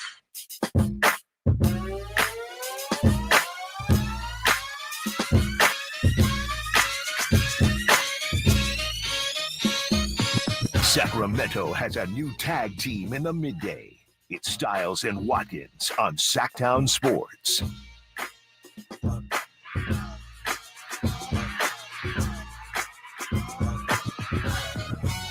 I do think it's really interesting, Chris, how everyone or so many people have their young player and how that's their guy. And a lot of people believe in that player being the next whoever, and there are people that aren't as high on them. You know, the best comparison I can think of is the Warriors with Jonathan Kuminga. Sure. Right. And obviously we hear a lot about it as well, because how many you start having trade conversations, and that's when you really start to hear what value fans have for their players when they think, I wouldn't do that. I wouldn't do that. You're thinking, oh, really? Okay. I don't ask OKC fans about Jalen Williams. Yeah. I guarantee they'll feel the same way. I don't think Warrior fans, if they wanted to get into any of these sweepstakes, Brandon Ingram, Kyle Kuzma, whoever, Kuminga's off the table for all of them, which I think is hilarious. Crazy as that is. Yeah, that's insane. Ask the Pelicans about Trey Murphy, right? Yeah. The list goes on and on. I mean, these young teams, it's what they do, man. Like it's what everybody does. You draft somebody and you hold on to them. And, you think that they're the best thing in the world and nobody quite is going to value it the same way you do. And then, the funny thing is there's so many guys who just end up being really good. And I think that's the point of, I think it was the text line about Keegan Murray. I think that's definitely the fear, is that you hold on to this guy and you think, okay, like Keegan can be a second or third option on a championship team potentially. And then it ends up Keegan Murray becomes, it's just Tobias Harris. And it's like, okay, well, that's not a bust, right? No. Like Tobias Harris is a guy who's been maxed out. He's a guy who's averaged 20 points per game, but is that necessarily somebody that every championship team is going to sign up to be their second or third option? In theory, I don't think so. He was supposed to keep improving. That's why he got the bag. And then he didn't. He never did. And you never know when guys are going to plateau. Sometimes, hey, it's up, and then you just stay flat the rest of your career. Sometimes, you peak at different moments. It's an imperfect science, but I think it's every team falls victim to valuing your own guys more than what they're actually probably worth. That's what happens when you have younger players. Cause I'm really just stuck on the idea of bringing in that star and how that would affect Keegan, because I don't, to your point, I don't know if Monty McNair does his job correctly. I'm not sure unless they just have the season of their life, right? And they're a 3 seed again, or a 2 seed, or dare I say a 1 seed.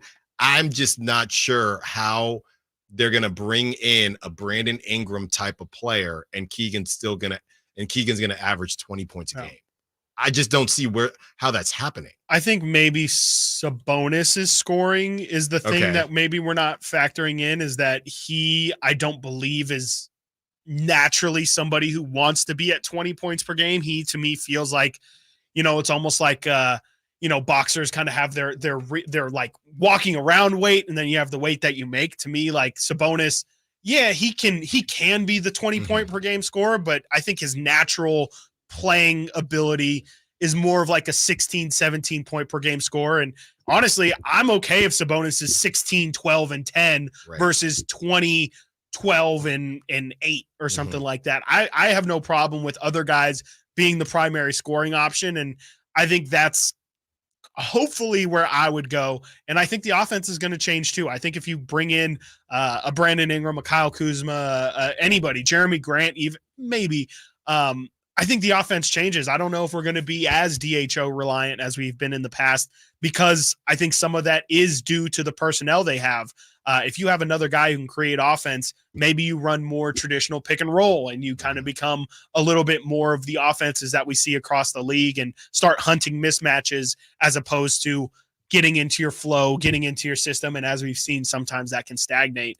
That'd be the one thing that I would hope would change, is that, hopefully Sabonis just kind of takes a back seat in terms of scoring, but obviously it's just as impactful playmaking. Well, I don't think he'll mind. I definitely don't think. I definitely don't think he'll mind. But just with the conversations that we have had, I think that this Keegan situation is definitely interesting. Yeah. And if it's 916 Keegan, it's like that parlay ticket. Could win big or cash out now. Exactly. That's 100% what it is. And that's from Esteban. And that's exactly what we're looking at. And hopefully if you hold on to it, just like that guy who had the Rangers, what do you have? The Rangers, Thunder, and Chiefs. And it's a good thing he cashed out. Yeah.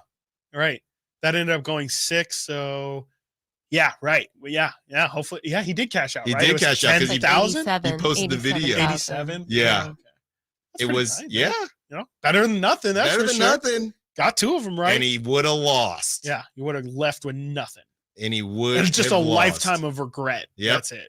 Speaking of losing, the Giants got swept by the Yankees, by Frankie Cardicelli's Yankees, who's still wearing his Yankee, and he has the bobblehead, the Willie Mays bobblehead, on his table. He's just having the time of his life.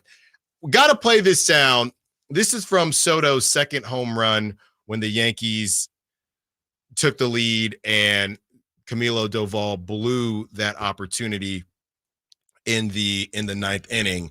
And the video does do it justice, or the sound does do it justice. There's also a video that I encourage you to go check out where you see everyone stand up and it literally looks like you are in New York. But here is the sound from the home run.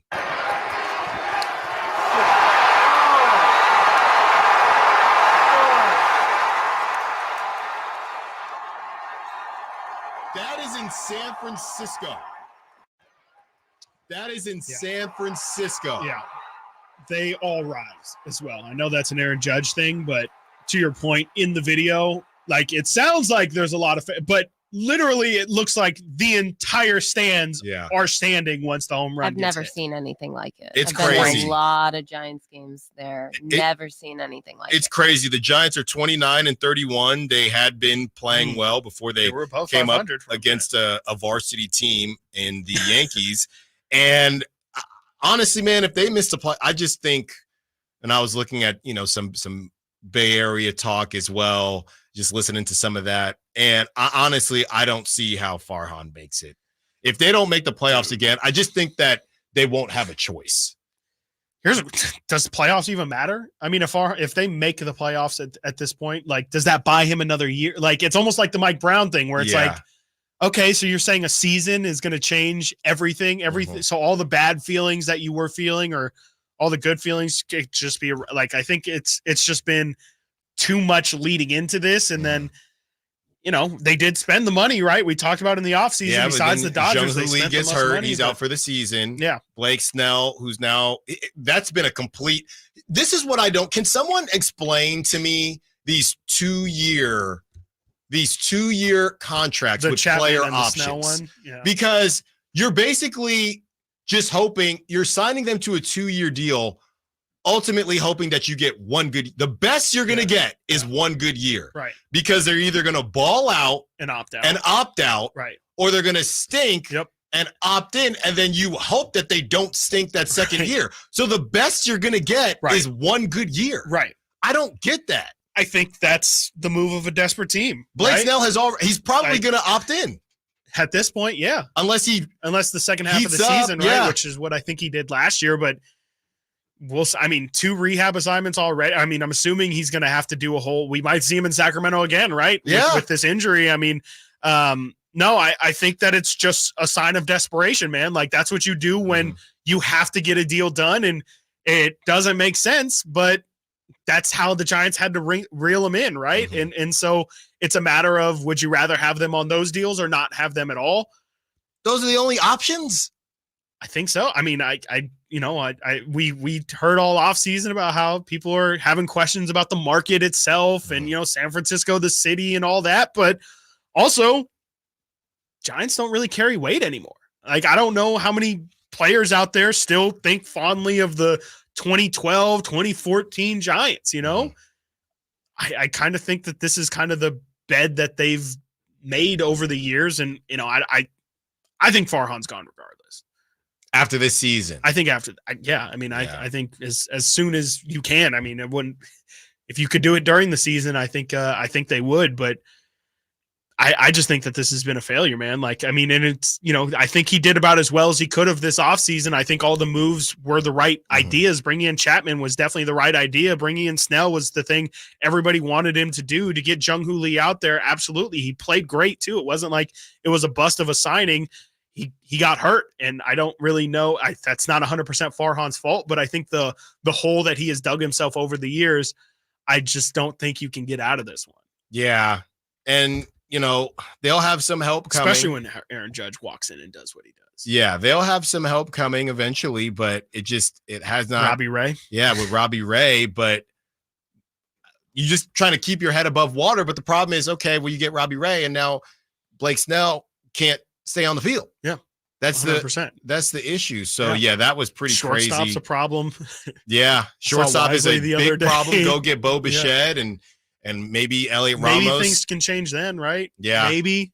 if you get the name, like maybe all things are forgotten. Vladdy. Things change. People are mad. And when you're mad that, and this is no disrespect whatsoever, but when you're mad that Wilmer Flores isn't getting time, you know you're kind of down bad. And I like Wilmer Flores, but that's where the Giants are at right now. Yeah. Lamont Wade. Lamont's out too. Lamont Wade is a guy who right? he's really close to being a guy who is injury prone. Yeah. I think he's pretty darn close to that. From the 916, I have never, in all caps, wanted someone fired more than I want Farhan fired. From the 9. That's a 916 number too. Mm-hmm. Man, it's 916. It's been a lot of Kings coaches I've really wanted out. So by the way, and William Lamas in the Sack Chat saying this is A's territory. A's lose their series to the Braves. They did get one. They won 11-9 on Saturday, but they lose 2 out of 3 to the Acuna-less Braves. That's another guy when it comes to injury prone.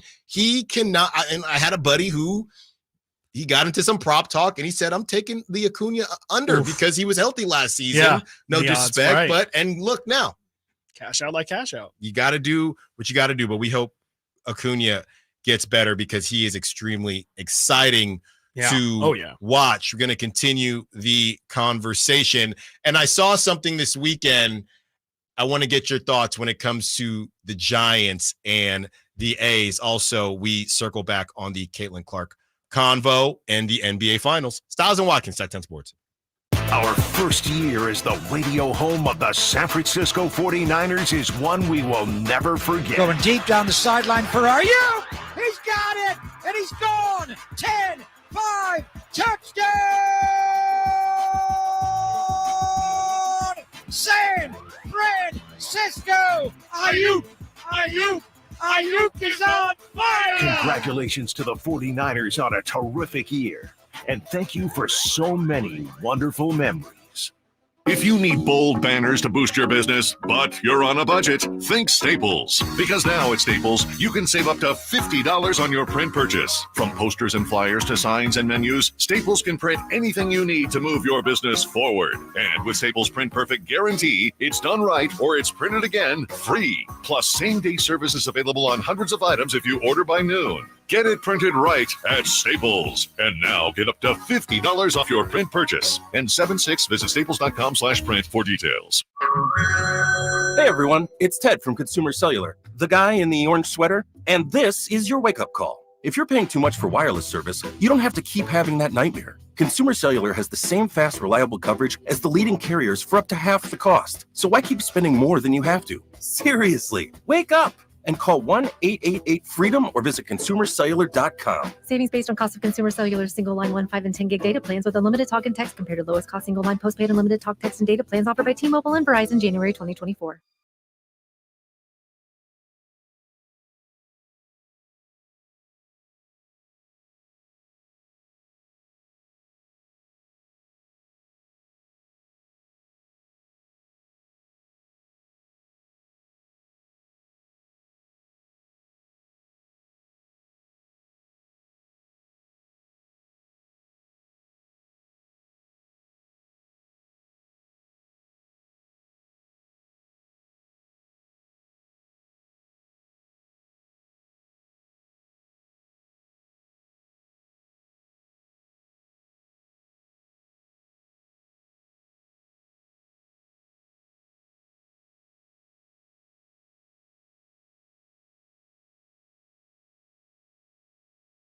At his height, This Is America. Yeah. And then at that Atlanta same time, that was the peak of Atlanta. That was the peak of my music festival phase. So I would go to music festival. Yes, mine specifically. I think Donald's definitely bigger then than he is now. Yes. Yeah. And now, don't get me wrong. He was like in the Star Wars movie and all that. That's right. I received that. And his new album, or his finished album of it had no name at first. Yeah, it was like one of those untitled 5, 4, 3, 2, 1, and now it's Ada Vista or Ada Vista. I have no idea. I've never said it out loud before. You ever have those things that like I have musical artists that I've just never because I don't think anybody else that I know would like them, and And then sometimes I just think, I've never said that name out loud before. Yeah. There's a couple people. I had a friend who I just literally had to correct him on it because he'd been saying JID. Yes. Jid. He's been calling him Jid. And I was like, who's Jid? It's I believe it's JID. Okay. You know, the other one was. You're saying that you might have been that friend. I'm saying I did not know. I never had to say either one Check out loud. this out and then just show the phone. Yeah. And then there's I was calling him Six Slack. Oh, I call him that just but control it's black. It's black, yeah. But I call him Six Slack. And why do artists do this? I can't stand it. That's why I make it harder. Have you ever seen? It's like, how are we supposed to know? Have you ever seen smaller artists?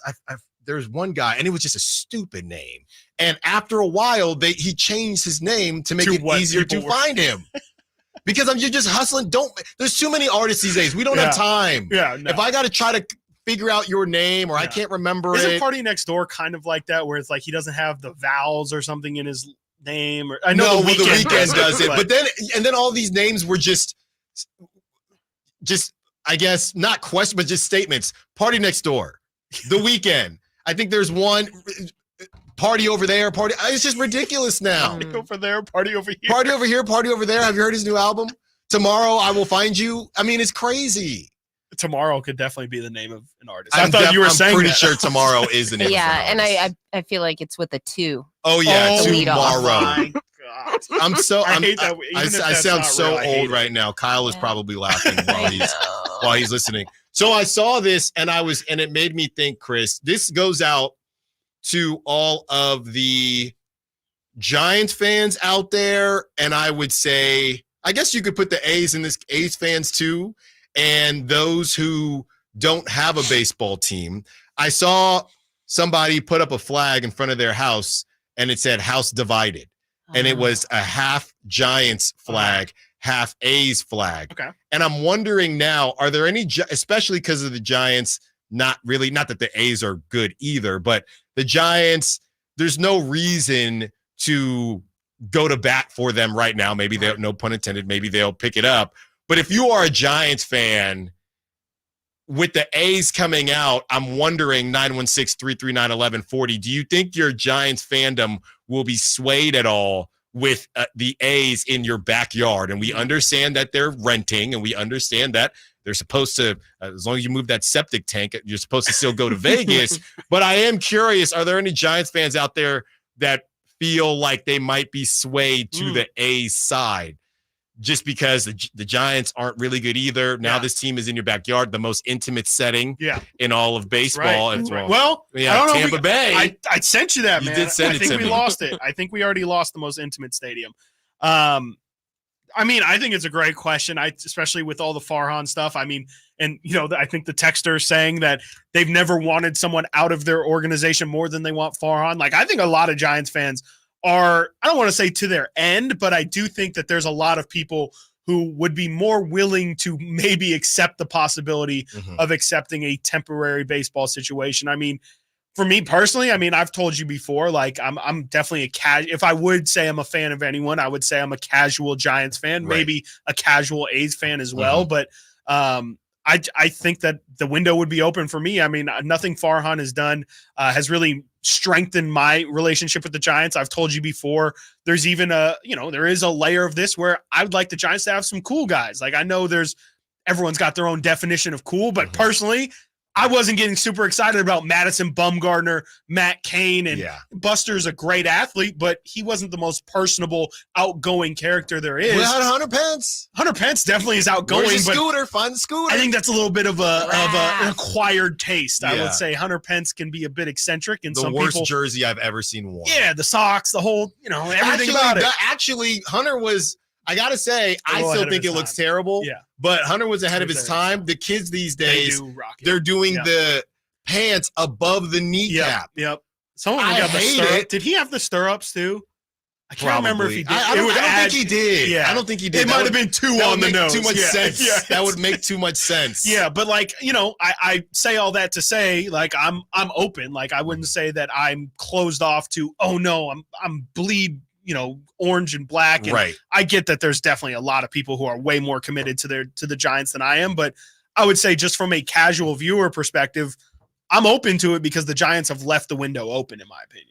Yeah. Like you said, if the Giants go to the playoffs and if there's some hope there, I think it'll be hard for Giants fans to sway. But if you're saying both teams aren't very good and one team is now in my backyard and I'm going to a lot more A's games than Giants games now. The A's are going to have to do their part as well. They can't just say, I hope this is a close one so Mason Miller comes in. That's my guy. Well, let's do it. Well, let's do it like this. If you look at what the A's are at right now, if the A's are 23-36 this time next year, even if it's in Sacramento, well, that's the thing. They're 23-36, and the Giants are a little under 500. Right. So, but expectations were different. So I could see some Giants fans just saying, "I'm just going to root for the A's while they're here." Maybe, yeah. You know what I mean? Yeah. And you can always go back. I mean, it depends. I think it all depends on how casual you are in the first place. You can rent your Fandom for 3 to 4 years with an opt-out. I'm definitely not staying with the A's. That's for sure. Once they leave. Yes, absolutely. Even though you have your Sac A's shirt on. This is more to just represent Sac. But then what do you do with that shirt once they leave to Vegas? It's a historical artifact at that point. So, yeah, I mean, once they're gone to Vegas, it's pretty much I would share a lot of the same feelings as how Oakland A's fans would you still root for them? No, I mean, no. I mean, especially if John Fisher's going to be the owner, and I can hear the hypocrisy already. I mean, I know that I would be rooting for them as he's here in Sacramento, but at least I'm getting something out of that deal. If I'm getting absolutely nothing out of the A's being here, if they're in Vegas already, there's no attachment. I'm not going to do that. Because So don't get you a Vegas A's shirt. Not for Vegas. your birthday. No, not Vegas. No, you can give me all the Sac A's gear. Simone rocking the Sharks gear today. I know. Sharks first pick. Have you watched any of the conference of the hockey? I randomly did. I randomly did. Playoff hockey is a lot of fun. Yeah. And if you haven't been to a hockey game, go. I've only been to one. Yeah. Okay. And it was like an end of the season Sharks game where they were terrible. So I need to go. I want to go to like a high stakes or even like just two good team hockey game. Yeah, I've been literally right on the glass. Is it a match? Is it a game? It's a game. You went way down there? Yeah. I had a buddy who had some hookups and I was right there along the glass. And then the next time I was there, not with the buddy, we had literally the last seat. The nosebleed? Oh, yeah. But there's not a bad seat in the house. There's not a bad seat in the house. I'm going to boat there next time with my boat and someone saying, don't do it. With Simone's boat. Well, yeah, Simone. Yeah, Simone. How often do you have to clean the boat? What do you mean? You have to clean the boat. The boat stays in the water. Okay.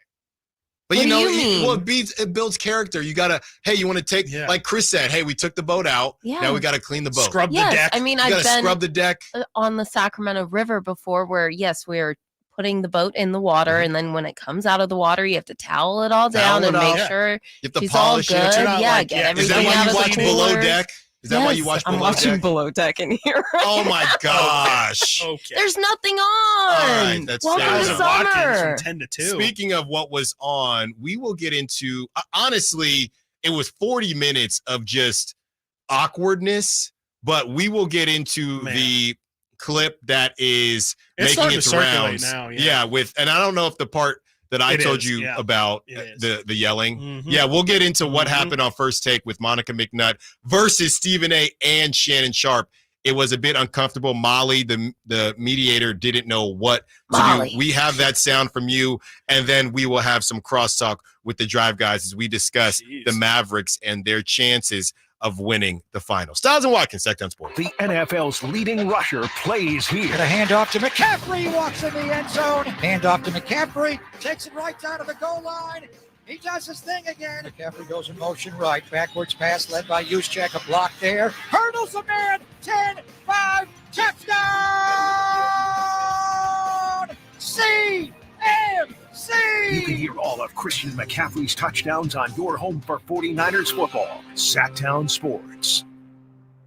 Hello, Sacramento. I'm Emran Pilati, owner of True Sports Cards and Collectible Store here in Rockland, California, and the host of the True Sports Cards Show that airs right here on Sactown Sports 1140 every Saturday from 10 to 11 a.m., where we discuss the latest trends, hottest products, and deliver exclusive interviews with other industry leaders. And don't forget to visit our shop, True Sports Cards, at 6661 Stanford Ranch Road in Rockland and see what we have for all your sports card and memorabilia needs.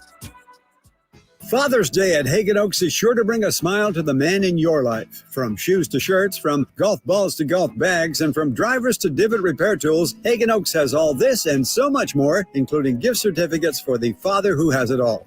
Let Hagen Oaks Golf Super Shop be your one-stop for all your Father's Day needs. You'll even find the wildly popular Golf and Guitars concert tickets on sale. It's the Hagen Oaks Golf Super Shop, Fulton Avenue at Cap City Freeway, or HagenOaks.com. Maida Chevy saves you $12,000 off MSRP on every new half-ton Silverado LT 5.3 liter in stock after rebates. Always 5 to choose from. Exclusive, all in-stock pricing at MaidaChevy.com. Together, let's drive. See dealer for details and 6324. Sacramento, Dirk Bentley is coming to town. Hey, all, this is Dirk Bentley. Saturday, September 28th at Hart Health Park at Cal Expo for Country in the Park 2. And he's bringing some friends. This is Family. Take my hand, let me make you mine. It's Dasha, Kelsey Hart, and more. Saturday, September 28th at Hart Health Park at Cal Expo. Get your tickets before they sell out at CITPFest.com. Brought to you by Coors Light. I remember as if it were yesterday. I reached down to move a nightstand and was astonished at the weight of the piece. Hi, this is Frank LaRosa with a word about Naturewood Home Furnishings. At that moment, I instantly recognized the difference between Naturewood's quality furniture that will last a lifetime versus lesser quality furniture found elsewhere. Now, I suppose there's a huge difference in what you'd put in your first apartment and what you would live with in the comfort of your own home. Right now, Naturewood Home Furnishings Made in USA sale is a great time to fill your home with solid, superior quality furniture to reflect your own love for life. With brands like Sam Moore, Stanton, Stickley, Hilltop Hickory, Simply Amish, and many more, Naturewood Home Furnishings has tables, chairs, couches, and, yes, nightstands, and more at their Made in USA sale. Find furniture that will be with you forever. Naturewood Home Furnishings, off Highway 50 at Hazel. Look for the water wheel. At the Good Feet store, we take pain very seriously. Whether in the foot, knee, hip, or back, Good Feet makes over 300 styles, flexibilities, and sizes of pain-relieving arch supports. With 26 bones, 30 joints, and over 100 muscles, tendons, and ligaments in each foot, a lot can go painfully wrong. So there's a trained arch support specialist at each Good Feet store to give you a precision fit. Come in for a free fitting and test walk. No appointment necessary. Good Feet arch supports are HSA, FSA eligible. The Good Feet store in Sacramento, Roseville, Vacaville. Online at goodfeet.com. Hey, what's up, everybody? It's Kyle Draper here from Mercedes-Benz of Stockton. I'm out enjoying this gorgeous North California weather, and I know you are too. And all you need on a day like this is a road trip to clear the mind. Why not a road trip in a newer pre-owned Mercedes-Benz? Mercedes-Benz of Stockton has a huge selection of new and pre-owned vehicles at their gorgeous new store. It's just a half hour from Sac, right at the 8 Mile Road exit. And trust me, it's the best car shopping experience of my life. Go see my fine friends at Mercedes-Benz of Stockton or go online anytime at mbofstockton.com. Sponsored by Xfinity. Enjoy the entertainment you love with the Xfinity Stream app. Turn any screen into a TV and take the entertainment you love wherever you go. Xfinity, we connect you to more of what you love.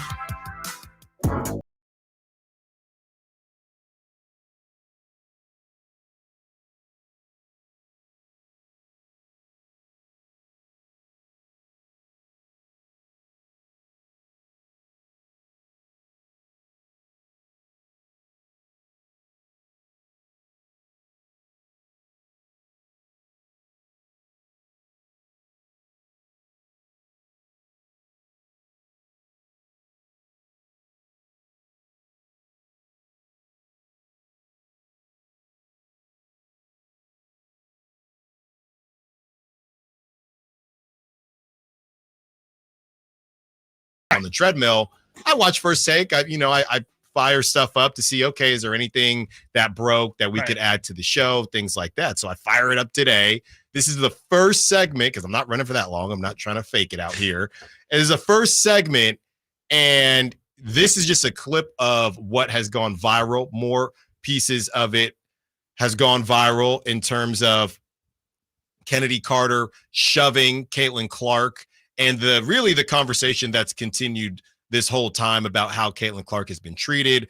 Pat McAfee had some things to say earlier today, and he kind of crossed the line, even though he was trying to defend Caitlin Clark. So this whole thing is a mess, and it all started this morning when it was Shannon Sharp, who, look, Shannon Sharp is on Mondays. I kind of feel like the Ja Rule situation from the Dave Chappelle joke. Yeah. Where is Ja? Do I really need to, and this is my problem with these shows and why I watch them in doses, do I really need to hear from Shannon Sharp about the WNBA? No, I do not, and so it's Shannon Sharp, who was very vocal, Shannon Sharp and Stephen A on the other side of Monica McNutt, who's defending a lot of the players in the WNBA, and it really wasn't a fair fight, and Monica did kind of shut Stephen A down in one regard, and Stephen A literally, for the first time ever, had nothing to say, and I've kind of highlighted it enough. Here it is. My man. All right. Who talks about the WNBA? Who talks about women? Who talk about women's sports more than First Take? Stephen A., respectfully, with your platform, you could have been doing this 3 years ago if you wanted to. Wow. All right, we got to go. You guys. So did you say you're my guy, but who does more than Stephen us? A., I'm talking to you. Wow. Don't do that. I'm talking to you about the power that you have. Okay. I'm talking to you. Okay. All right, you're my guy, but I'm talking to you. Guys, I really appreciate you, my girl, but you've missed a lot of episodes of First Take. You missed a lot. Stephen A., 3 years ago, you were not talking about the W at this level. Don't do that. Guys. Nobody was, Monica. You making Stephen A. point, Monica. Monica, you making Stephen A. point. Please let me do my job. Please let me do my job. We've gone for 40 minutes straight. It was a riveting discussion. I have to get in the commercial break.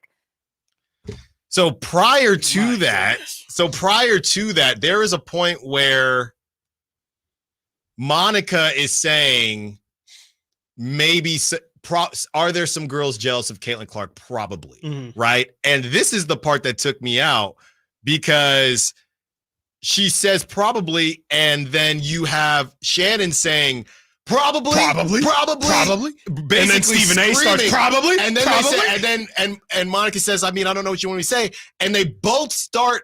Essentially, I showed you the clip, so I don't want to overstate it, but they were saying, say it. Yes. Say it. Yes. They're basically making her say that not probably there are women jealous of Caitlin Clark. The whole thing was uncomfortable.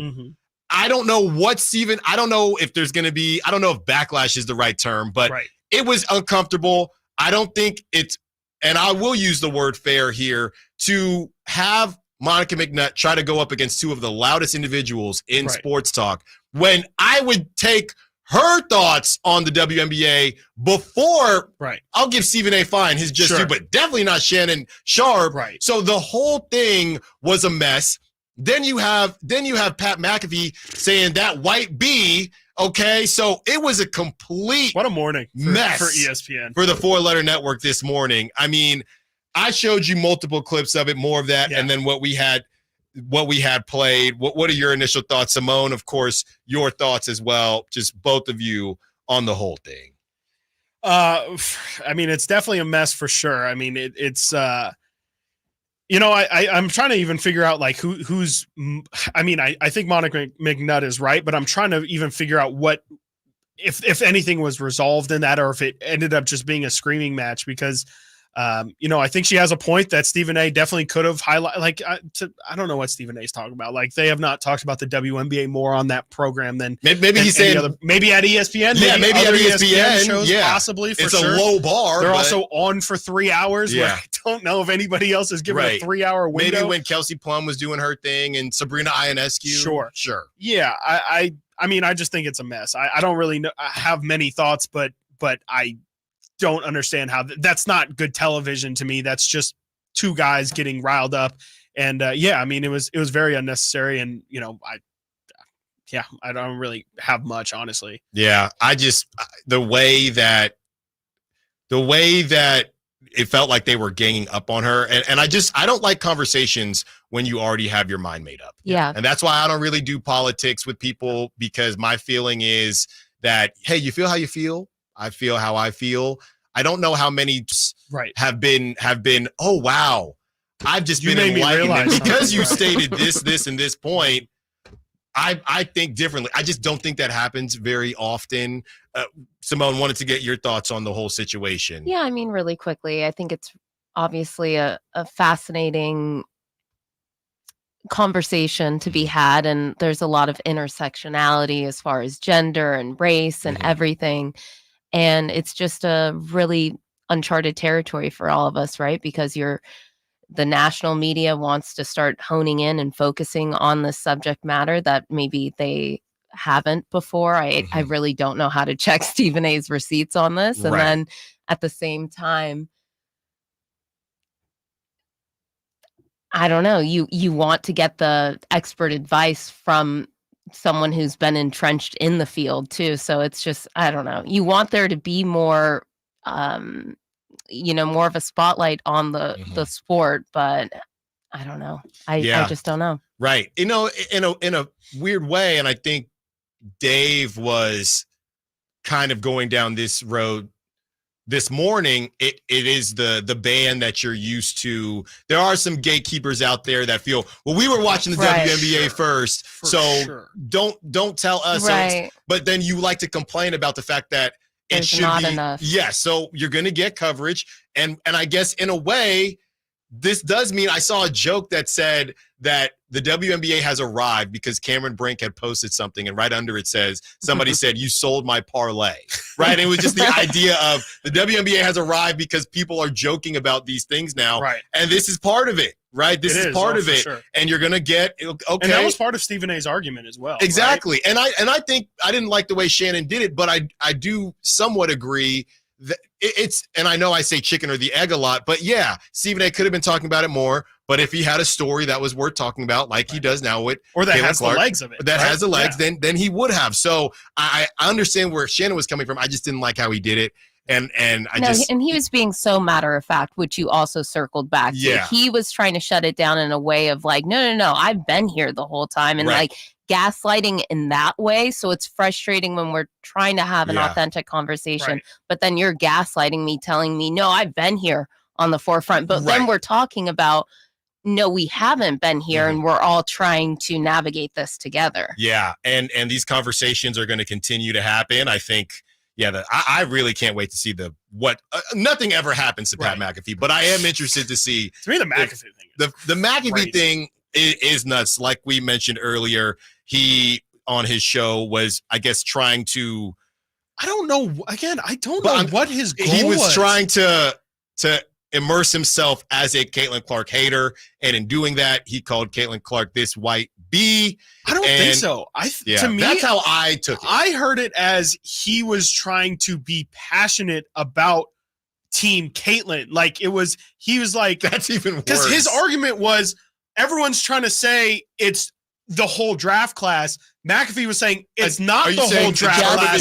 It's just her. It's a term of endearment. Yes, I swear that's what I'm saying. I agree. What is he? I don't know what his point was, because he said it like, no, this is my homie. This is my white when bee. You have to censor yourself. And I was like, what? That's why I don't understand. Like, brother, what's up, like, B? Yeah, like it's it's a term of endearment. Like I don't know what his goal was. Like he was, I thought he was trying to maybe, again, like you said, match some of the hater energy and try and do it in a positive energy, but it just came off completely wrong. And I don't know what his argument was, because it is. I mean, Caitlin is definitely the shining star, but you just mentioned Cam Brink. We're talking about Cam Brink. Angel Reese is still a story. Camila Cardoso played her first game the other day. She's going to be a big story. I think it's just the rookies in general. Kate Martin's out there balling for Vegas. I don't know. I think Caitlin's definitely the shining star of it all, but this class, to try and demean the class and then to call Caitlin a white bee in terms of endearment, it's insane. Bit wild. Hey, if you don't like it, get rid of me. You can't. You can't get rid of me. I'll go back to you. Just wait for. I guess it's just going to matter what Caitlin, if she has anything to say in response to it. That would probably be the only way that things maybe go sideways. But man, can we just check Rock? Yeah. Can we just check Rock? That's what I'm What's saying, up man. with all this, man? Just check ball going on, man. There's some good ball. Just check ball. Coming up next, we see if Whitey Gleason wants to check Rock as we talk Mavericks and the NBA Finals. Also, where does Whitey put Keegan Murray and his trajectory? Stiles and Watkins, Sactown Sports. The Sacramento Kings play here. triple. Sacramento takes the lead. Outstanding ball movement by Sacramento. Every triple, every jam, every Kings win. Sabonis with the jam over the Joker. He's got the three-point shot. Get your Kings fix all season long. Right here on your home of the Sacramento Kings. Here's a steal by Fox, the breakaway. He's got the rip with the left hand. Sactown Sports at SactownSports.com. Ooh, ma.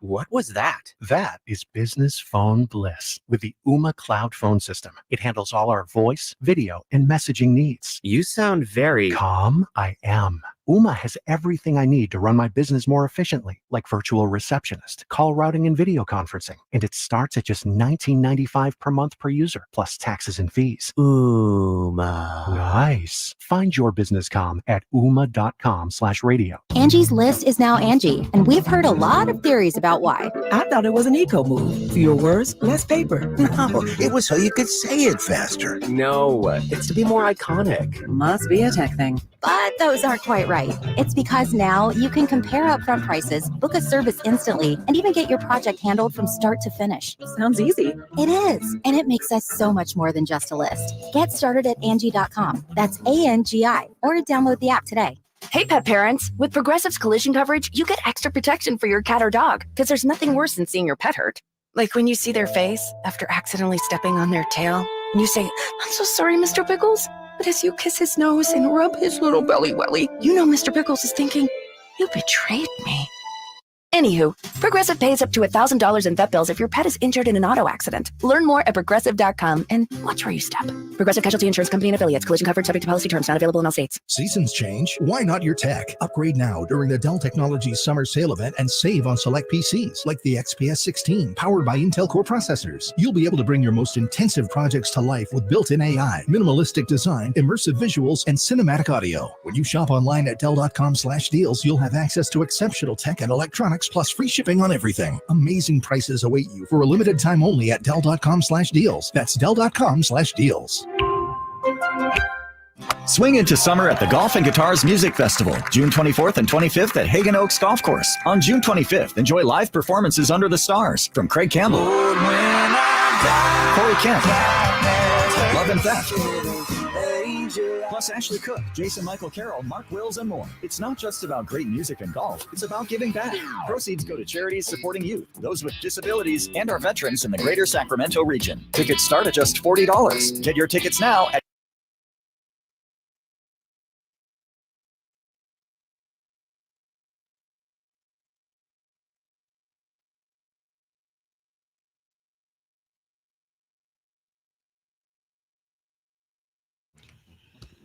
just start talking. Oh, yeah. We're back with Whitey Gleason. Sorry, I guess I just broke everything. Well, that's not a tripped surprise. over something. That's not a surprise. And here is Pat McAfee. He apologizes. He wasn't talking about me. That's right. Are we sure? Yeah. I've called you worse.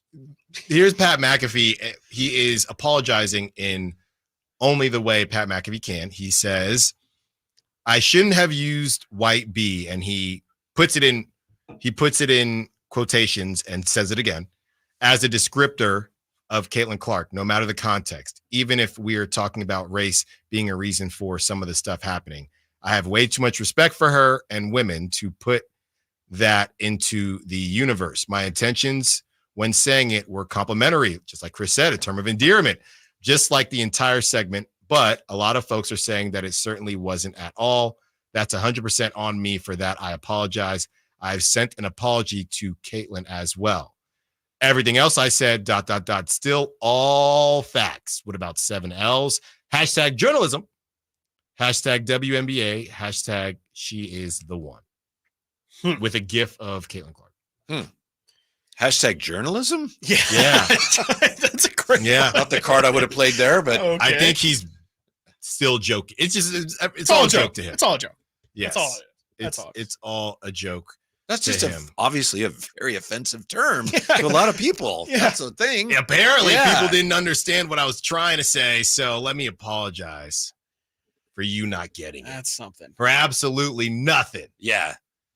It's not what you were trying to say. It's what you said. That's right. I think that's the big problem. Term of endearment. It's just We love those Chris used to call me that. And That's three or what four I'm saying, times, you I just know? say, hey, That's what Chris wanted. you back off a little bit. Whitey and Watkins. It was just going to be. Yeah. It was going to be Watkins and the White Bee. Yeah. That's what the name Exactly. of It the show. rolls off the tongue. I think it was that but only for like 2 or 3 Yeah. weeks. Right. But again, it was a term of endearment. That's right. You know? You're Yeah. my white.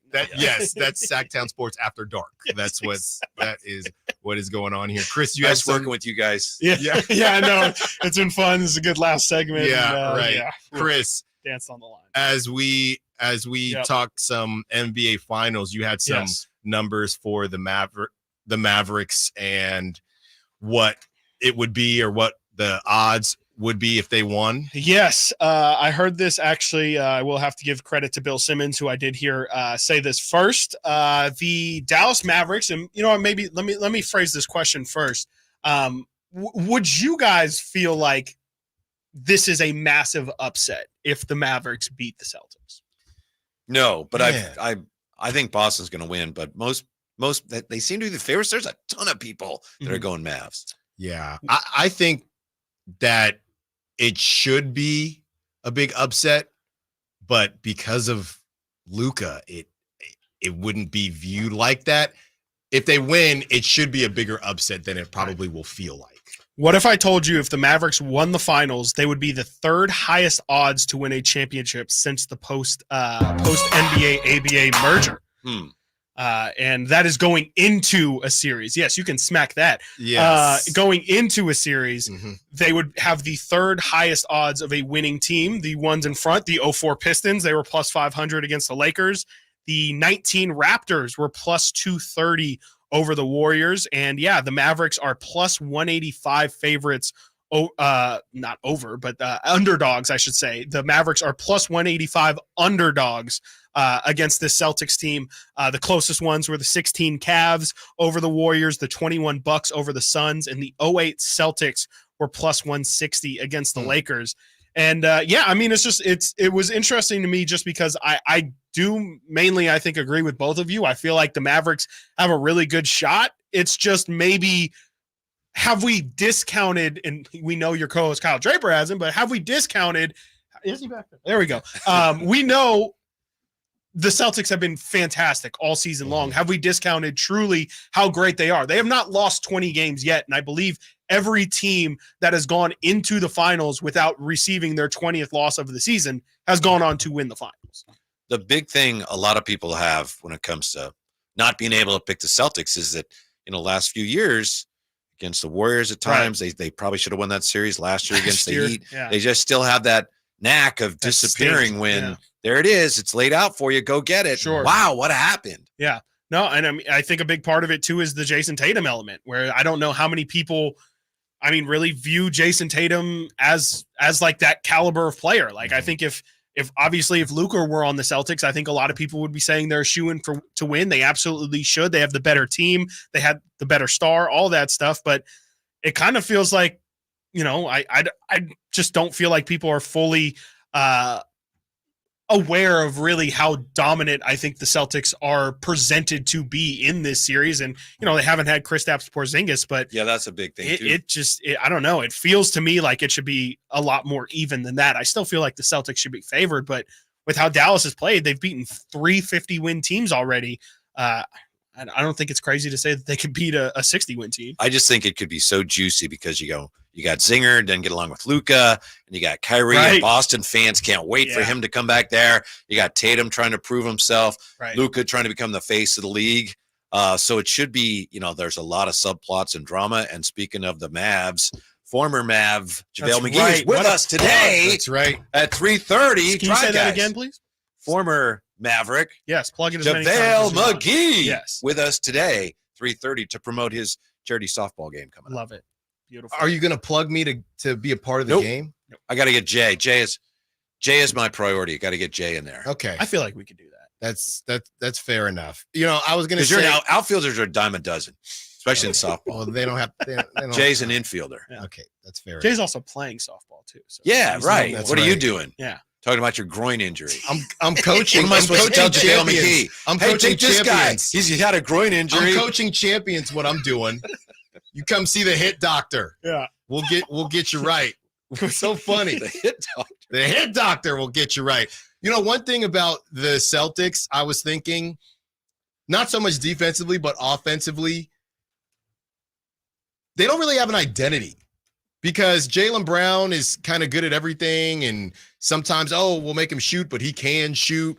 Jason Tatum, again, is a do-it-all guy. But, you know, the Mavericks, they do have an identity. It all starts with Luka. You have Kyrie. You have two closers, really, but you have Kyrie who can take some things off Luka. You got the rim-running lob threat. You got the floor spacers. The Celtics are just really, really talented. And then you throw Porzingis in there, and he kind of just is going to shoot threes because what else is he going to do? I do think that when you have an embarrassment of riches like the Celtics, that is the one thing that might get in their own way, because we saw this in some of their losses where it's, are you going to go? Am I going to go? Drew Holiday just kind of floats. He doesn't really, he's not offense first. So they are extremely talented, but I don't know if they have an offensive identity. I don't think that's an issue. I understand what you're saying. To me, they just have more ways to beat the other team. Mm-hmm. You know, I don't see that as being a problem. It's just a matter of when push comes to shove, crunch time, are they going to find a way? You know, before it was, well, Marcus Smart's not a true point guard. Well, Tatum was hurt.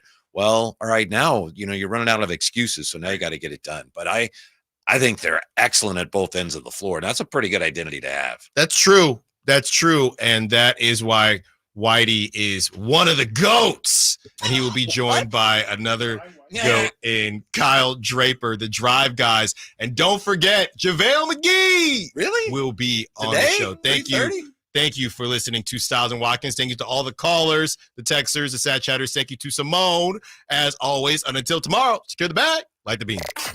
Did you miss any part of our live local shows? Don't worry, you never have to miss them again. Check out SactownSports.com and search our podcast page and play our shows when you want. The Carmichael Dave Show with